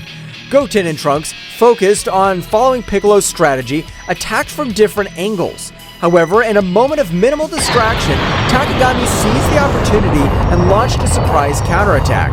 With quick and precise movements, the Dark God managed to evade Goten and Trunks' attacks, countering them with punches and energy blasts. Ha ha ha! Your efforts are useless, children! I'm the all-consuming darkness! Goten and Trunks, though agile and powerful, found themselves in a precarious situation. Takagami, with his speed and cunning, left the young Saiyans struggling to keep up. We have to protect them! Takagami's concentration of power is increasing.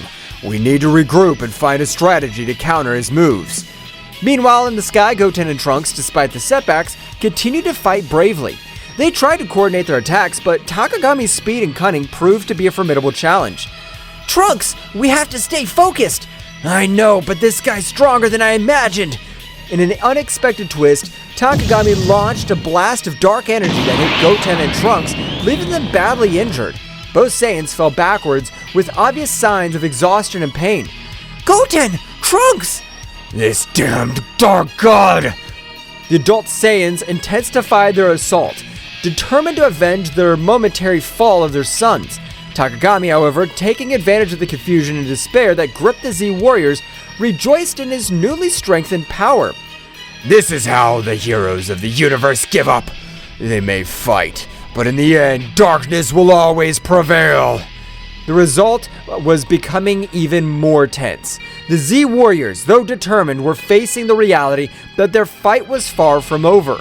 Goten and Trunks, wounded but not defeated, were struggling to recover and rejoin the battle. We need a new approach. Takagami's strength increases with each passing moment. We'll protect Goten and Trunks. We'll not let the darkness prevail. The battle, now more critical than ever, was plunging into a desperate confrontation where the survival of the universe hung in the balance. Gohan, observing the critical situation of his brother Goten and Trunks, could not contain the fury that burned within him. A flash of anger crossed his eyes, and his energy rose to levels that would leave even the most experienced Saiyans dumbfounded. He lunged towards Takagami with shocking speed, ignoring any concern for his own safety. With this price, you'll pay for hurting my family! His speed and furiosity impressed everyone on the battlefield. Every blow he delivered carried with it a pent-up rage of a protective brother. Takagami, though initially surprised, adapted to the intensity of Gohan's attacks. Do you think your anger can stop me? I'm going to protect my family and the entire universe from your darkness! The battle between Gohan and Takagami unleashed an energy storm in space. Goku and Vegeta watched in awe and fear as the conflict reached levels that defied comprehension. Despite their determination, they realized they were facing a power beyond anything they had faced before. This kid, his power is amazing! We can't let Gohan fight alone. We must support him. As Gohan continued his relentless assault, Takagami showed a significant improvement in his defensive ability. Every blow was met with inhuman prowess. The battle reached a point where the universe itself seemed to be on the verge of collapse. The epic confrontation between Gohan and Takagami pushed the Saiyan warrior to the limit of his abilities.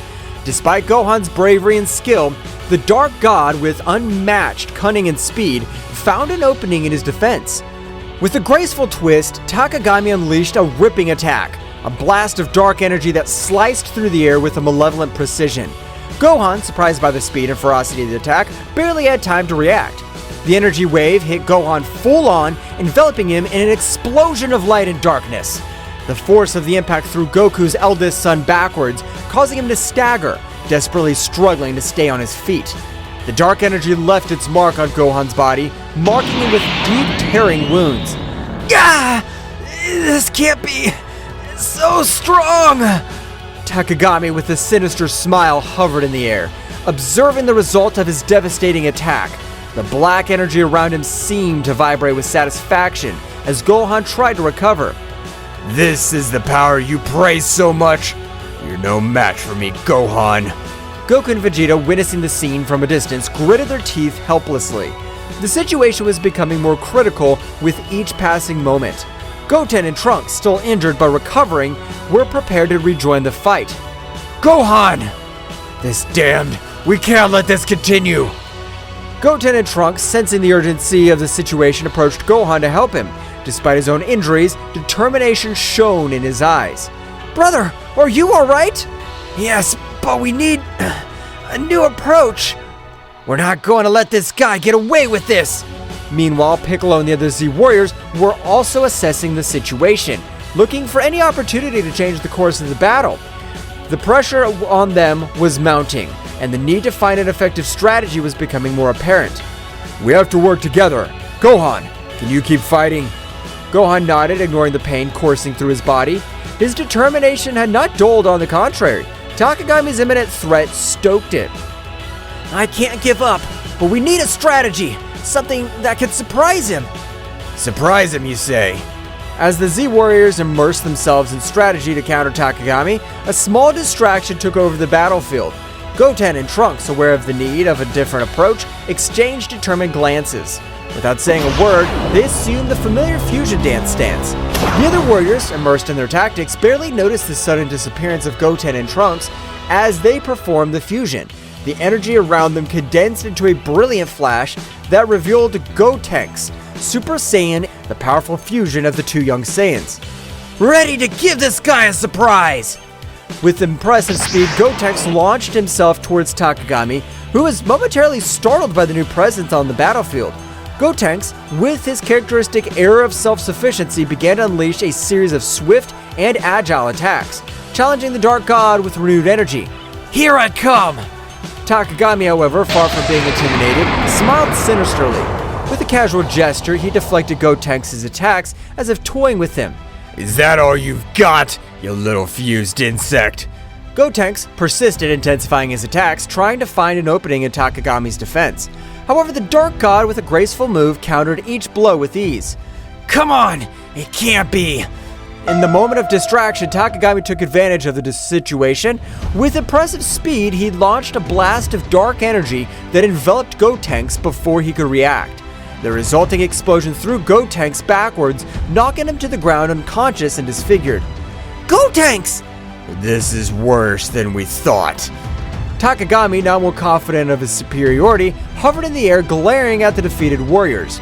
Goten and Trunks, still unconscious, lay on the ground as Takagami revealed in his moment of victory. Ha ha ha ha! Is this all you offer, Z Warriors? Your desperation only increases my power. With the outlook darkened by Gotenks' momentary defeat, attention turned to Gohan, who, badly wounded but driven by an inner strength, began to radiate intense energy. The pain in his body seemed to fuel his determination, and a wild golden glow enveloped as his ki reached never-before-seen levels.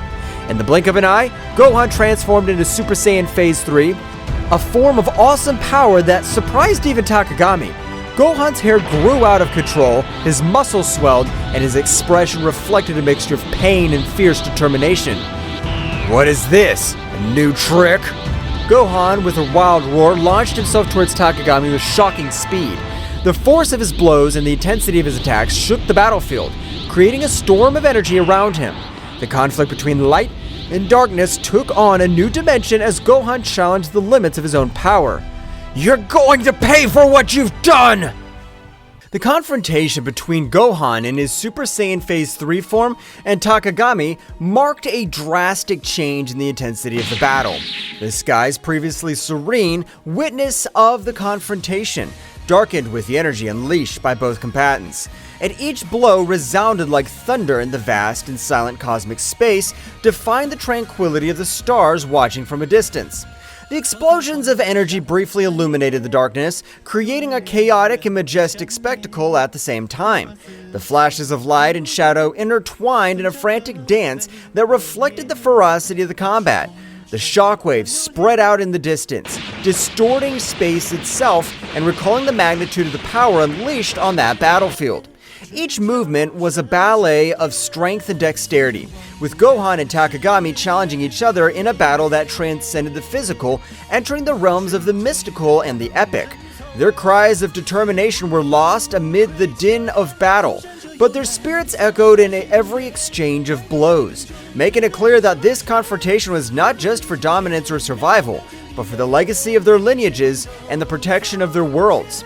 Gohan, his eyes shining with an indomitable determination, channeled all his power in every movement, leaving a trail of energy that shimmered with a force that defied the limits of the unimaginable.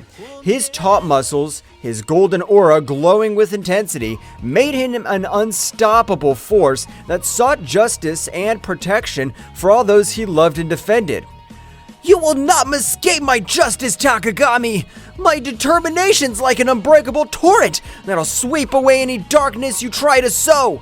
Every blow I throw carries with it the strength of all those I protect and defend. I'll not rest until the truth shines on every shadow you've woven with your deceptions. Get ready to face the justice I bring. Gohan roared with fiery fury, his voice echoing across the battlefield like an echo of the very protective will drive him. Every blow he threw carried with it the emotional burden of years of struggle and sacrifice, the determination of a hero willing to do anything for the well-being of his world and his loved ones. On the other hand, Takagami, with his characteristic agility and calculated cunning, dodged Gohan's attacks with fluid and precise movements. His cold and calculating gaze contrasted with the ferocity of the Saiyan, unveiling an enemy who did not underestimate the threat he faced. Interesting. I see that the power of the Saiyan pride still burns deep in your being, Gohan, but let me tell you this. However intense it may be, will not be enough to defy the chains of your inevitable fate. Between each exchange of blows and dodges, the battlefield turned into an epic scenario where two titans collided, not only with their bodies, but with their convictions and purposes. The fate of both was intertwined in a deadly dance where determination, skill, and strength merged in a conflict that transcended the physical and went deep into their warriors' souls. The clash of energies was so intense that the Z warriors felt the pressure and overwhelming weight of the unfolding confrontation. The magnitude of the conflict resonated in every corner of the known universe, like an echo of power that transcended planetary barriers and penetrated the very heart of those who were fighting for survival and justice. The fluctuations in ki were palpable, even to those watching from a distance, like a symphony of opposing forces colliding in a chaotic but harmonious dance. Every member of the Z Warriors could feel the electricity in the air, the tension that preceded every strategic move and every heartbreaking blow.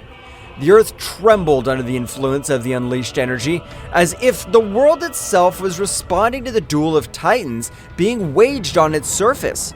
The skies darkened even more, as if the universe itself was holding its breath at the magnificence and terror of that epic contest. In those moments of crisis, the Z Warriors' determination grew even stronger, fueled by the urgency to protect what they loved and to face any adversity with courage and conviction.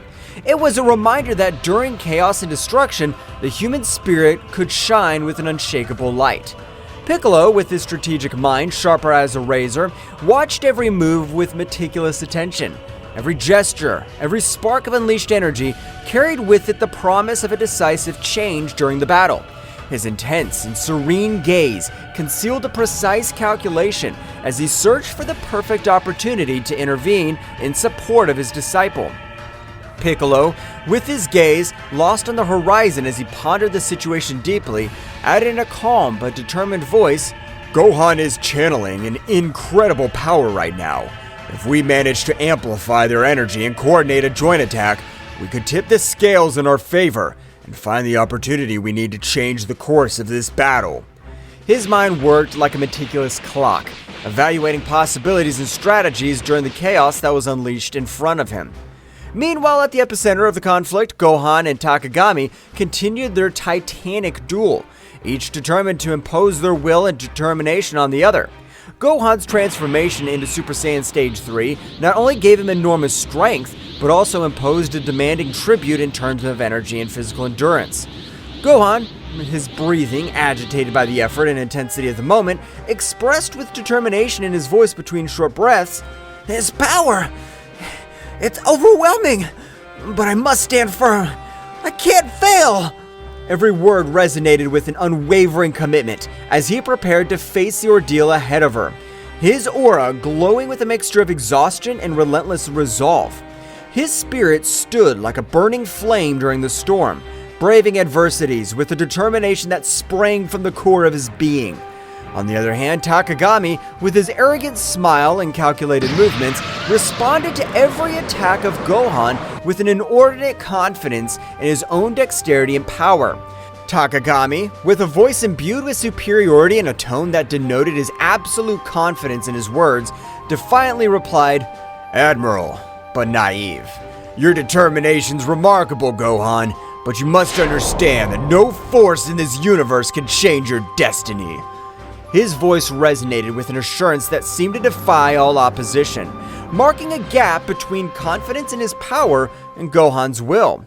His self-assurance was impenetrable as the toughest steel, a psychological barrier that defied even the storms of energy roaring around him.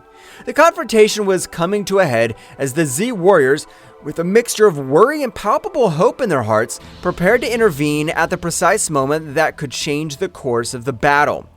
Vegeta, with his intense and analytical gaze, watched every flash of power unleashed by Gohan with a mixture of admiration and concern in his eyes. Vegeta, with his analytical and sharp mind, was muttering to himself in a barely audible tone due to the palpable tension in the air. "Gohan's unleashing an incredible power." His words were a whisper, charged with respect and concern, acknowledging the magnitude of the power that Gohan was unleashing at that critical moment. "But he must maintain control if he wants to survive this," he added with a seriousness that reflected his experience in past battles and his understanding of the dangers of losing control over so much unleashed energy. Goku, the legendary warrior who knows the limits and beyond, nodded solemnly at Vegeta's words. Goku, with a calmness that radiated experience and wisdom, recognized with respect in his voice, "We know what it's like to fight at the limit, but Gohan's showing exceptional courage that inspires us all." His words resonated with the depth of one who has faced countless challenges, understanding the nature of struggle and the sacrifice it entails. With admiration palpable in his tone, recognizing the courage and determination of his son during adversity, his voice, serene but full of respect, reflected the confidence in Gohan's potential to overcome any obstacle. Meanwhile, the energy flowing through Gohan was reaching its peak, manifesting itself in an impressive visual spectacle.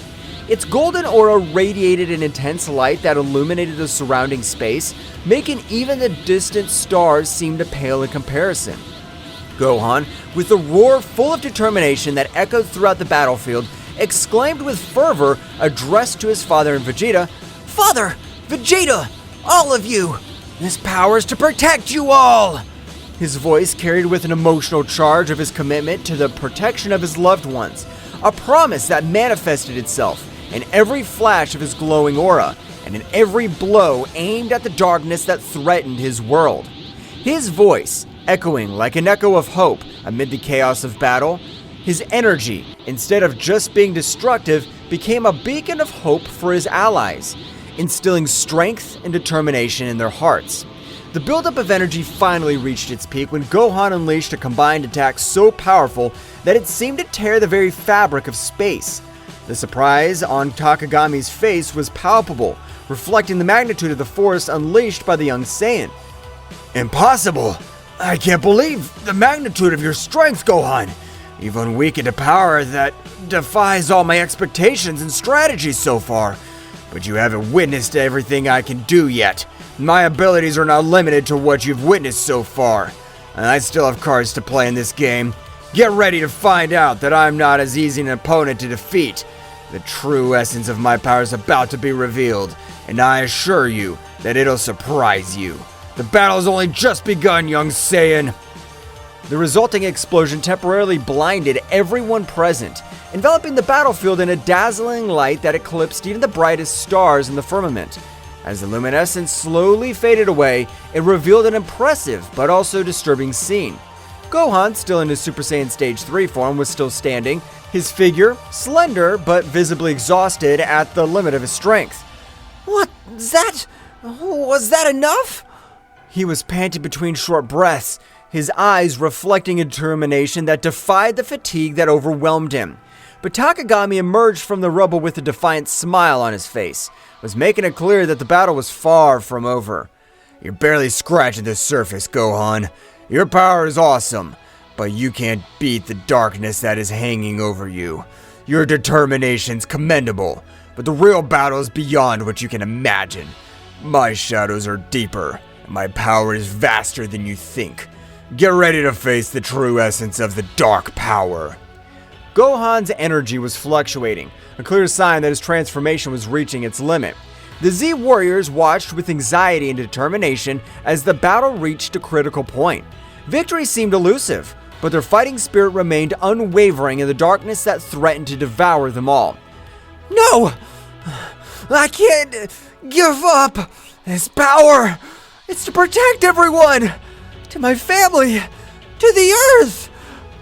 Each word came out between agitated breaths, but charged with an unwavering determination, revealing the deep sense of responsibility and love that drove their struggle. His voice, though weakened by the effort, resounded with a firmness that defined the adversities he faced. Oh, what a pathetic nobility! Do you think you can fight my darkness with simple desires for protection? Your strength is impressive, but your naivety condemns you. Don't you understand that in this world, nobility and desires for protection are as fragile as glass in front of the tide? No matter how much power you possess, the darkness will always find a crack through which to infiltrate and corrupt everything you value. It's only a matter of time before you realize the futility of your efforts, Gohan. Gohan, his aura flickering, braced himself for another assault, feeling every fiber of his being burning with determination. However, the accumulated fatigue and the marked wounds on his skin were beginning to take their toll, weighing like chains on his struggle. Every move was a battle against exhaustion and pain, a test of endurance that tested his courage and perseverance. The vision of Takagami, his implacable enemy, distorted slightly before his fatigued eyes, reflecting not only the tumult of the physical battle, but also the dark and twisted connection Takagami maintained with the source of power that fed him. This connection, like a cursed bond, gave Takagami a ruthless strength, but also dragged him into the maelstrom of corruption and out of control. During the fray, Gohan found himself facing not only a formidable opponent, but also the shadow of an evil influence that threatened to consume everything. Every blow thrown and blocked resonated with the intensity of an epic battle between light and darkness, between the determination of a hero and the seduction of a dark and forbidden power. Despite the adversities and uncertainty that surrounded him, Gohan clung to hope like the beacon in a storm, remembering the bonds of friendship and love that drove him to move forward. Every beat of his heart resonated with the will to protect what he valued most in the world, facing the challenge with courage and sacrifice, knowing that true strength lay in his indomitable spirit and in his determination to never give up in the face of the darkness that threatened his world and soul. Gohan, don't wear yourself out too much. Stay focused and in control. Remember, that true strength lies not only in raw power, but in the ability to stay calm and think strategically amid chaos. Do not underestimate your opponent, and do not get carried away by blind rage. That determination must be backed by intelligence and control. Make every hit count, and don't get distracted from your goal. His words, full of advice and warnings, sought to remind Gohan of the importance of the mind in battle, in addition to physical strength. The Super Saiyan Phase 3 form consumes a lot of energy. Gohan needs to find a balance between his power and his stamina. He must learn to control the flow of his ki to maintain his strength without exhausting himself quickly. The key is efficiency. Every movement must be precisely calculated and executed to maximize the impact without wasting energy. It's a challenge to master this state, but if Gohan manages to find that harmony, his potential will be truly formidable. His words, full of experience and knowledge, sought to guide Gohan towards a better understanding of how to use his power without compromising his endurance in battle. As Gohan and Takagami continued their confrontation, Goku's eyes, a symbol of hope for everyone, shone with determination during the intense strife. His strategic mind was working at full speed, analyzing every move of his son and enemies to find the perfect crack in Takagami's defense. Every glimmer in his gaze reflects years of training, epic battles, and an unwavering desire to protect those he loved. In the distance, Vegeta stood in a fighting position, his Saiyan pride burning like an unstoppable flame. His defiant aura and combat experience combined into a formidable force, ready to unleash his power at the precise moment. Piccolo, with his calculated serenity, was watching the battle with sharp eyes, ready to strategically intervene and balance the scales in favor of his comrades. Meanwhile, Goten and Trunks, the young warriors, were in the middle of the recovery process after the intense confrontation against Takagami. Despite their damage received, his determination did not waver. Both focused on channeling their ki with precision, taking advantage of every breath to restore their energies and strengthen their bodies. Goten, with his indomitable spirit and his face marked with determination, closed his eyes with concentration as he felt the flow of vital energy revitalize his fatigued muscles. "We have to be ready to return to the battle at any moment," he thought to himself, remembering the responsibility he shared with his friend Trunks to protect his family and his home. On the other hand, Trunks, with his mind focused and his ki shining with renewed intensity, was striving to reach an optimal state of recovery. "We can't afford to let our guard down," he reflected, aware of the challenges they still faced and the need to be prepared to face any adversity that stood in their way. Both young warriors knew that the battle was not over yet. With determination in their hearts and their ki channeling with precision, they were preparing for the next chapter in their fight for the protection of their world. "Gohan's giving his best. His strength and determination are impressive, but we need to find an opening to channel more energy towards him and empower his power to the fullest. We must all join forces and find a way to support him in this crucial battle. Our connection as a family and as a team is our greatest strength. Let's make every hit and every effort count to protect our home and those we love."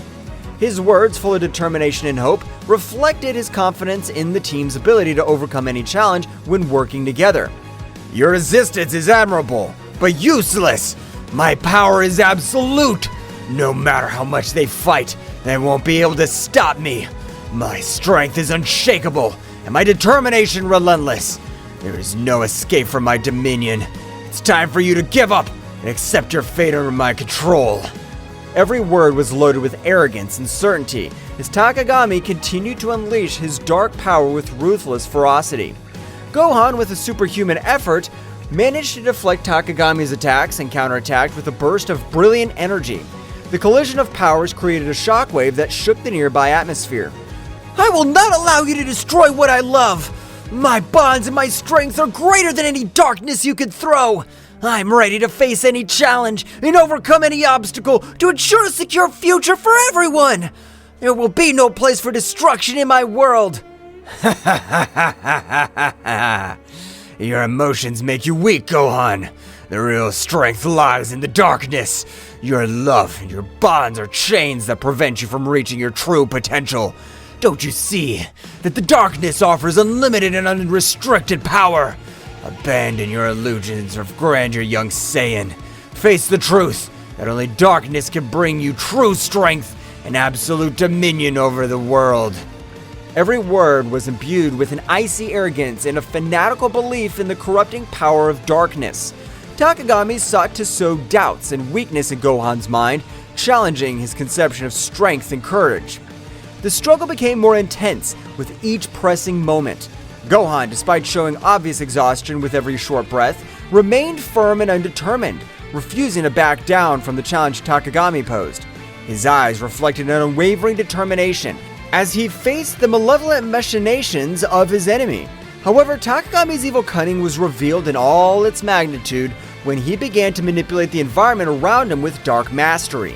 The dark creatures had summoned with his sinister magic were already at the edge of the surface, ready to emerge and join the battle with uncontrollable ferocity. The air was charged with an ominous presence as the shadows of those creatures danced unexpectedly, eager to join the conflict and show their destructive power.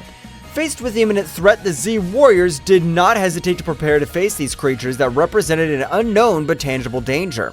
Vegeta, with his characteristic defiant tone, exclaimed as he adjusted his combat posture, I'll not allow those abominations to ruin our path to victory.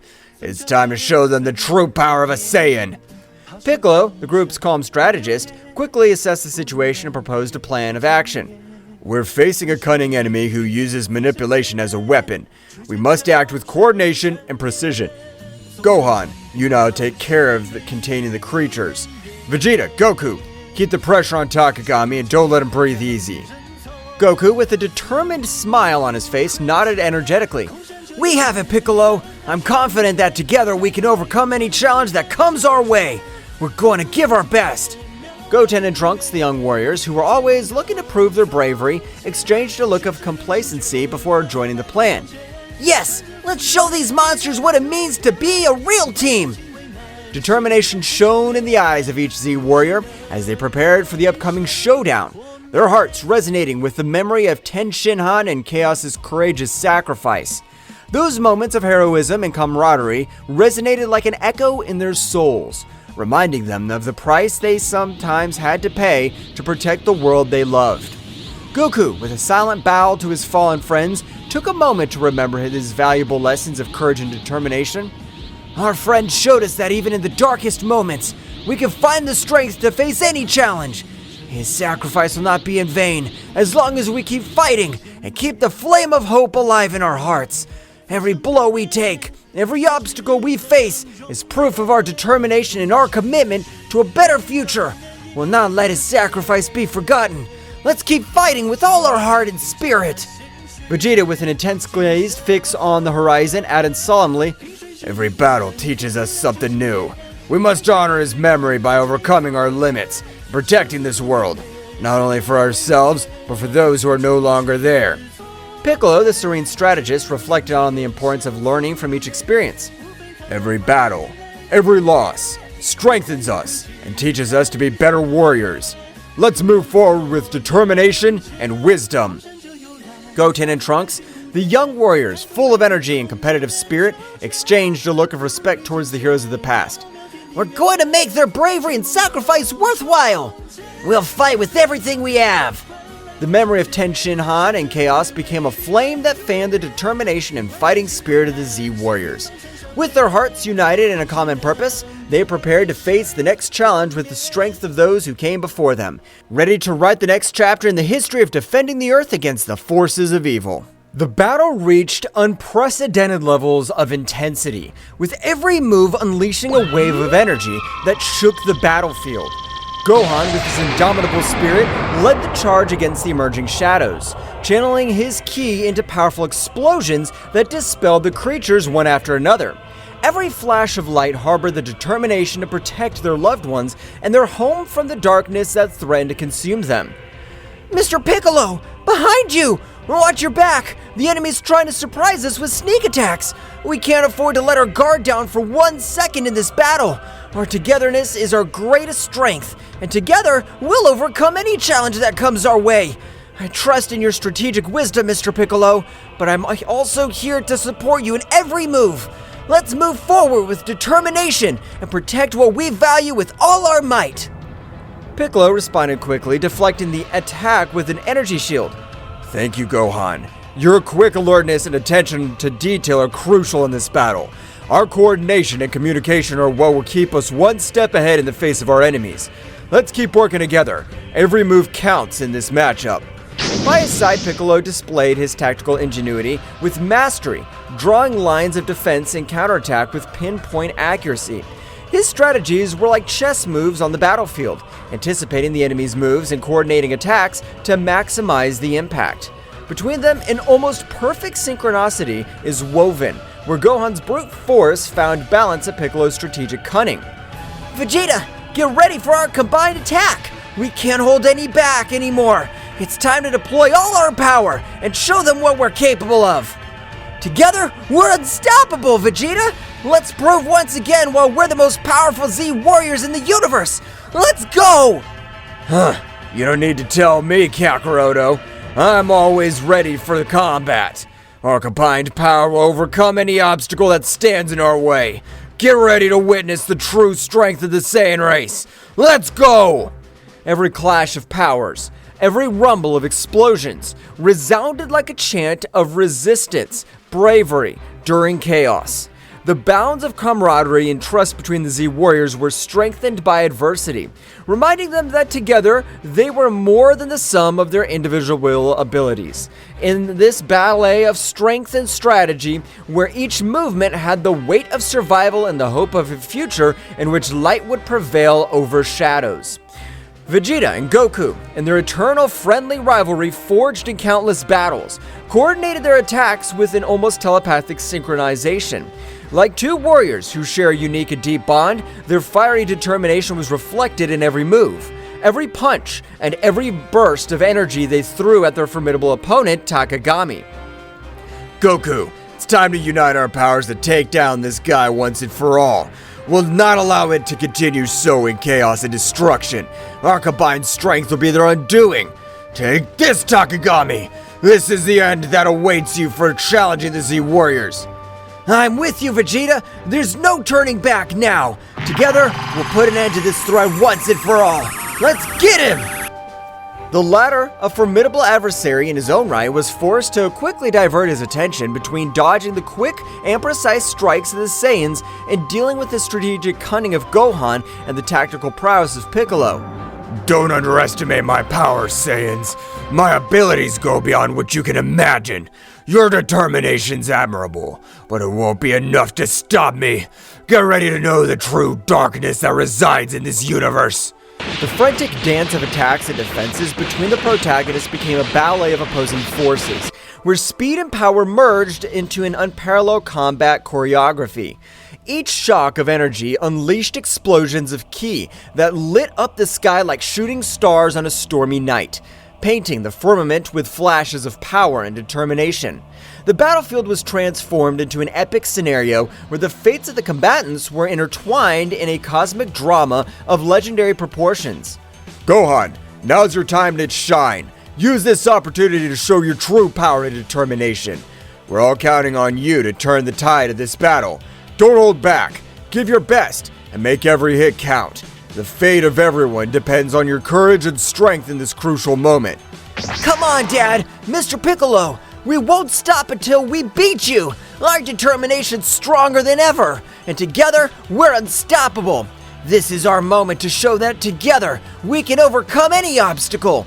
Let's trust in our bonds, and fight with everything we have! Meanwhile, Gohan's relentless determination and Piccolo's tactical wisdom added layers of complexity to the conflict, consistently challenging Takagami's strategies and moves. The intensity of the confrontation reached its peak, and with each hero and villain deploying their maximum potential in search of victory. Amid the chaos of battle, friendship and honor and inner strength shone as beacons of hope, in a universe fraught with unfathomable challenges and dangers.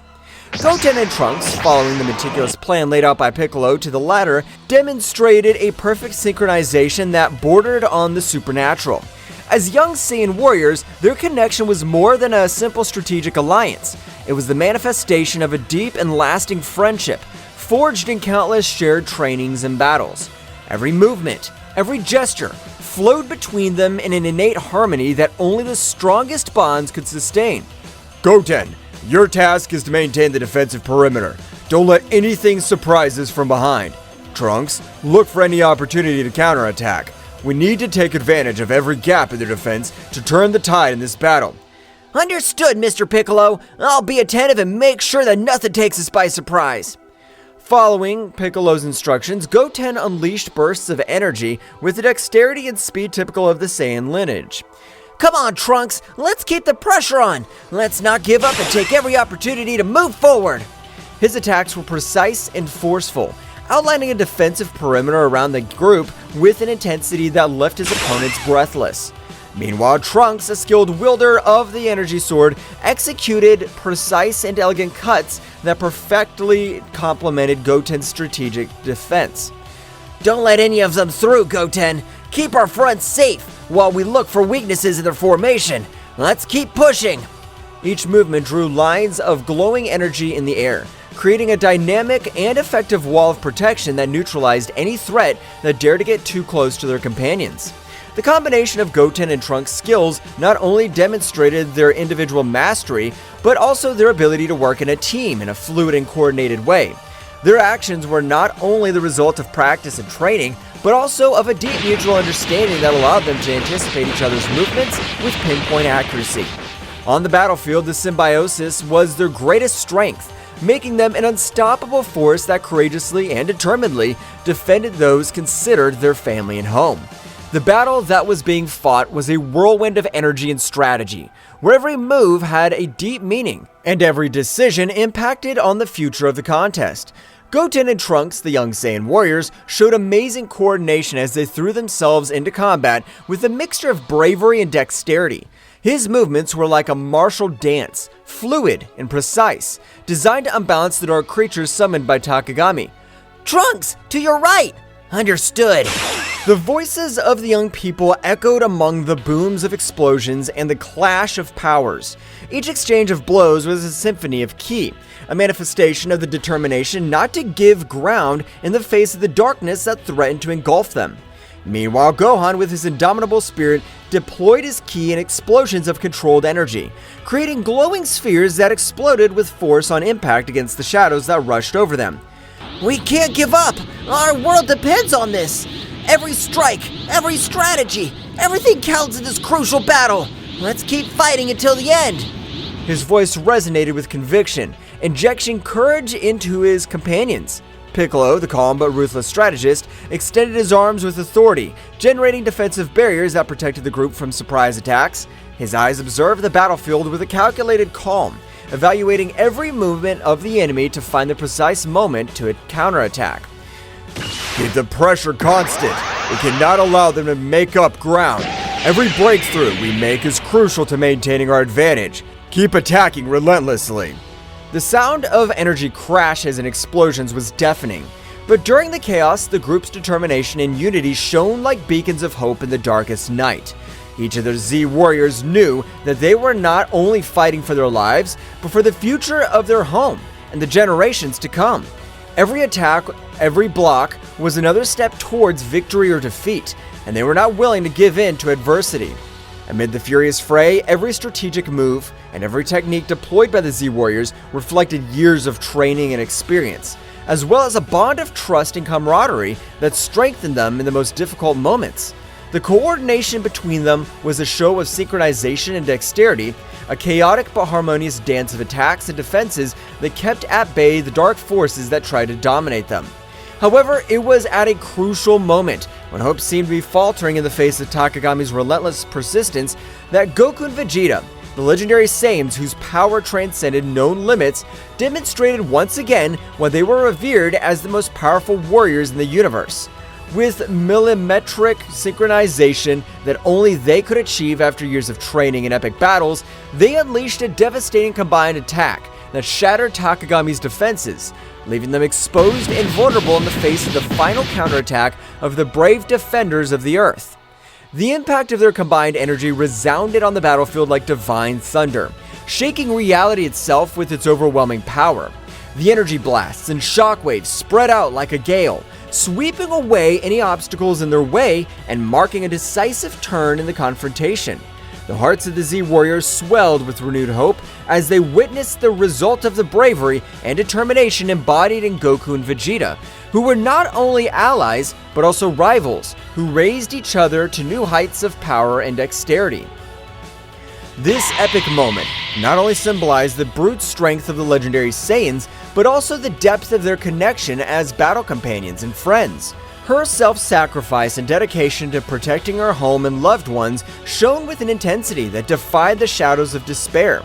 With Takagami vulnerable before them, Earth's heroes prepared for the final assault, determined to put an end to the dark threat looming over their world and restore the lost peace.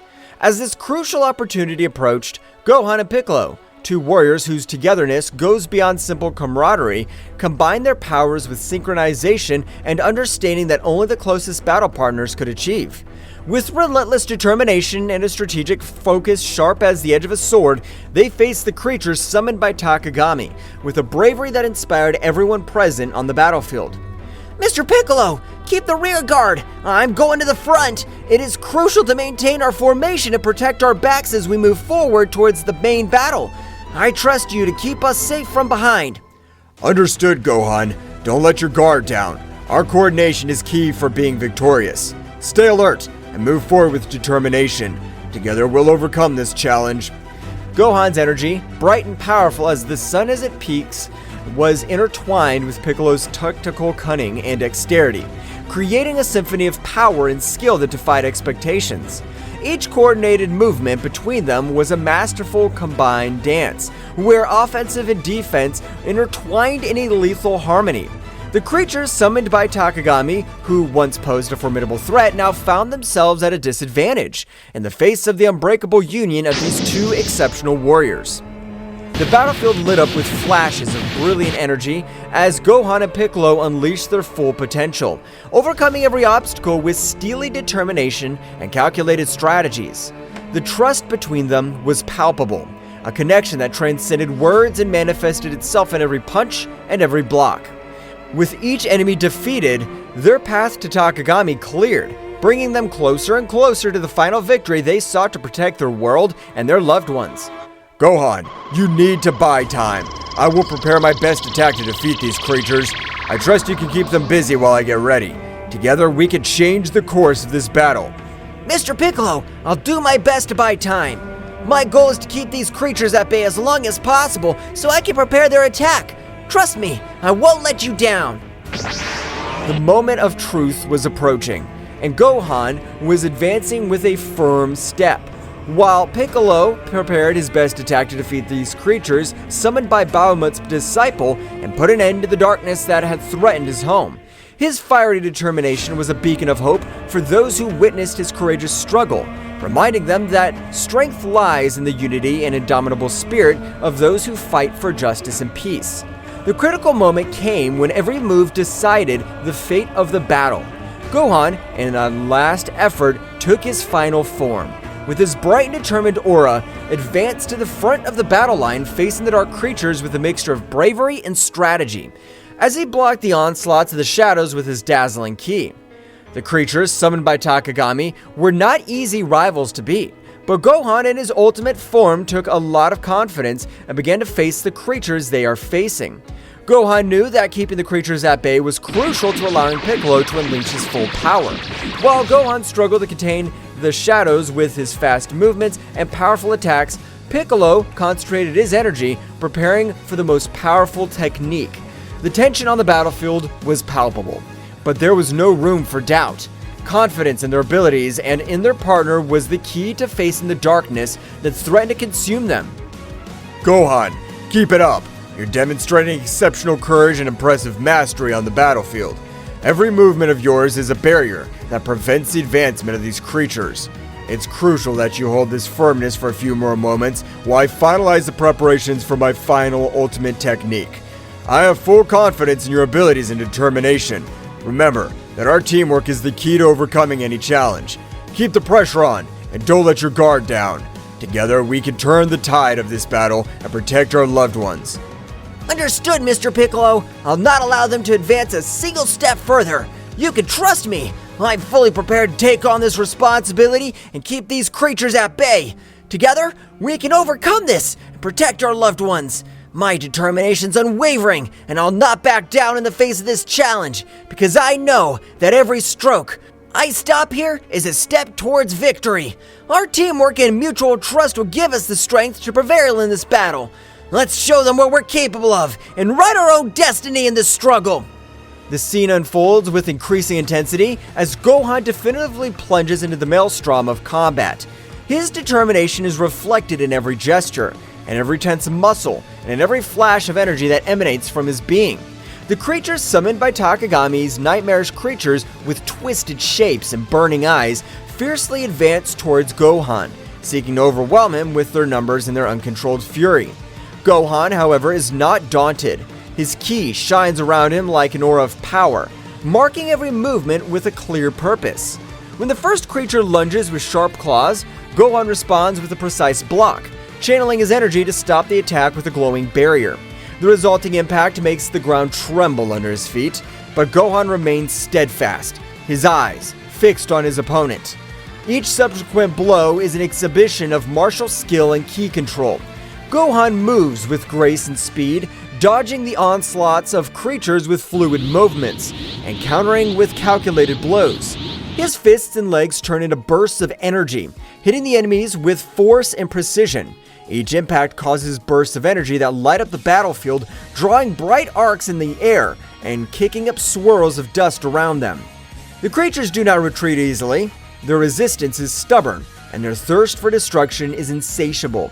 Gohan is forced to deploy more advanced techniques, combining his speed and strength with concentrated energy attacks. Ki waves cut through the air as Gohan releases bursts of controlled energy, seeking to weaken his opponents and open gaps in their defenses. Every block, every dodge, is a dance of anticipation and reaction. Gohan relies on his training and his intellect, reading the movements of the creatures, responding with precise movements. Your connection to your spiritual energy is evident in every movement, every pulse of energy emanating from your being. Meanwhile, Piccolo completes the charge of his definitive technique, his absolute concentration palpable in the air. The sound of his pent-up energy resonates on the battlefield, adding a layer of palpable tension to the charged atmosphere of battle. Gohan feels Piccolo's accumulated power as a beacon of hope and a call to redouble his efforts. This is our chance, Gohan. Keep the pressure on them, and don't give them any respite. Every move of yours is crucial right now, as we are close to changing the course of this battle. I trust in your ability to keep them at bay, while we prepare our counterattack. Keep your determination, and keep going. Together, we can make it happen. Gohan nods with determination as he prepares for the next attack. The combat dance between Gohan and the creatures reach its climax when Gohan, with a graceful twist, unleashes a series of energy blasts that cut through the enemy ranks. The creatures recoil momentarily, their twisted forms showing signs of weakness for the first time. Goten! Trunks! I need you to be alert! Mr. Piccolo is preparing a powerful attack! Move quickly and maintain your defenses! Our coordination is crucial at this critical moment of the battle. We can't afford to make mistakes now. I'm confident in your ability to respond quickly and effectively. Stay focused and keep fighting with determination. Come on, we can still turn the tide of this battle in our favor. The moment came when Gohan, with a precise movement, opened a breach in the creature's defenses, allowing Piccolo to unleash his devastating attack. With a resounding scream, Piccolo releases his ultimate technique, a beam of concentrated energy that cuts through the sky like a fiery comet. Makankasapo! The pure energy swirls frantically around the lightning, forming a spiral of controlled energy that seems to dance in the air with calculated ferocity. The extreme concentration of energy causes a burst that radiates a dazzling radiance, as if the sun itself were transcending on the battlefield. The energy beam, with its incomparable power, transverses the enemy ranks with pinpoint accuracy, neutralizing the creatures with an amazing efficiency that takes the breath away of those who witness its devastating impact. The initial explosion is only the prelude to the destruction that is unleashed. The torrent of concentrated energy envelops the creatures in a lethal embrace, eroding their forms with an overwhelming intensity. Each wave of energy emanating from the ray is like a chisel, carving out space itself, gradually disintegrating the creatures that meet its path with an inexorable inevitability. The show is both majestic and terrifying, with the energy displayed manifesting in vibrant colors that collide and intertwine in a chaotic dance. The controlled destruction leaves in its wake a trail of disintegration that seems to defy the very laws of physics, demonstrating the supreme power that resides in the hands of those who master the arts of combat and energy control. The battlefield gradually quieted down, the dark threat dissipating with each defeated creature. Gohan and Piccolo, breathing heavily, but with a satisfied smile, met in the center of the battlefield, knowing that their teamwork and determination had tipped the scales toward victory. Now, with the road to Takagami clear, they were preparing for the final assault, confident that their union would return their greatest strength. The battlefield gradually quieted down, the echo of controlled destruction echoing through the air as the enemy creatures vanquished before the combined might of Gohan and Piccolo. The glow of the dissipated energy hinted at the near victory, marked by the determination and teamwork of the brave warrior Z, Gohan and Piccolo, breathing heavily but with a smile of satisfaction on their faces, met in the center of the battlefield, exchanging looks of complicity that spoke of a bond forged in battle and camaraderie. Meanwhile, in another part of the battlefield, Goku and Vegeta were facing Takagami in an epic duel that defied the limits of known power. With their faces marked with determination and their eyes shining with a fierce intensity, the two legendary Saiyans demonstrated once again why they were considered the most powerful warriors in the universe. His movements were like a whirlwind of quick attacks and precise defenses, each strike resounding like thunder in the energy-charged air. Vegeta, keep the pressure on! Let's finish this together! Of course, Kakarot. I'm not gonna let this guy beat us. The intensity of their confrontation filled the battlefield, making the ground shake with every energy shock. Takagami, although powerful, was in a challenging position in the face of the unstoppable combination of Goku and Vegeta. I'll not underestimate your power, Saiyans. I recognize their bravery, but their determination will not be enough to stop me. My strength is unshakable. My power is unstoppable. Get ready to face the real darkness. Well guys, this is all for today's chapter. I hope you liked it and it was to your liking. Now don't forget to leave your powerful like Supreme God level, comment and subscribe. Now without further ado, see you in a new video. Until next time. Try good.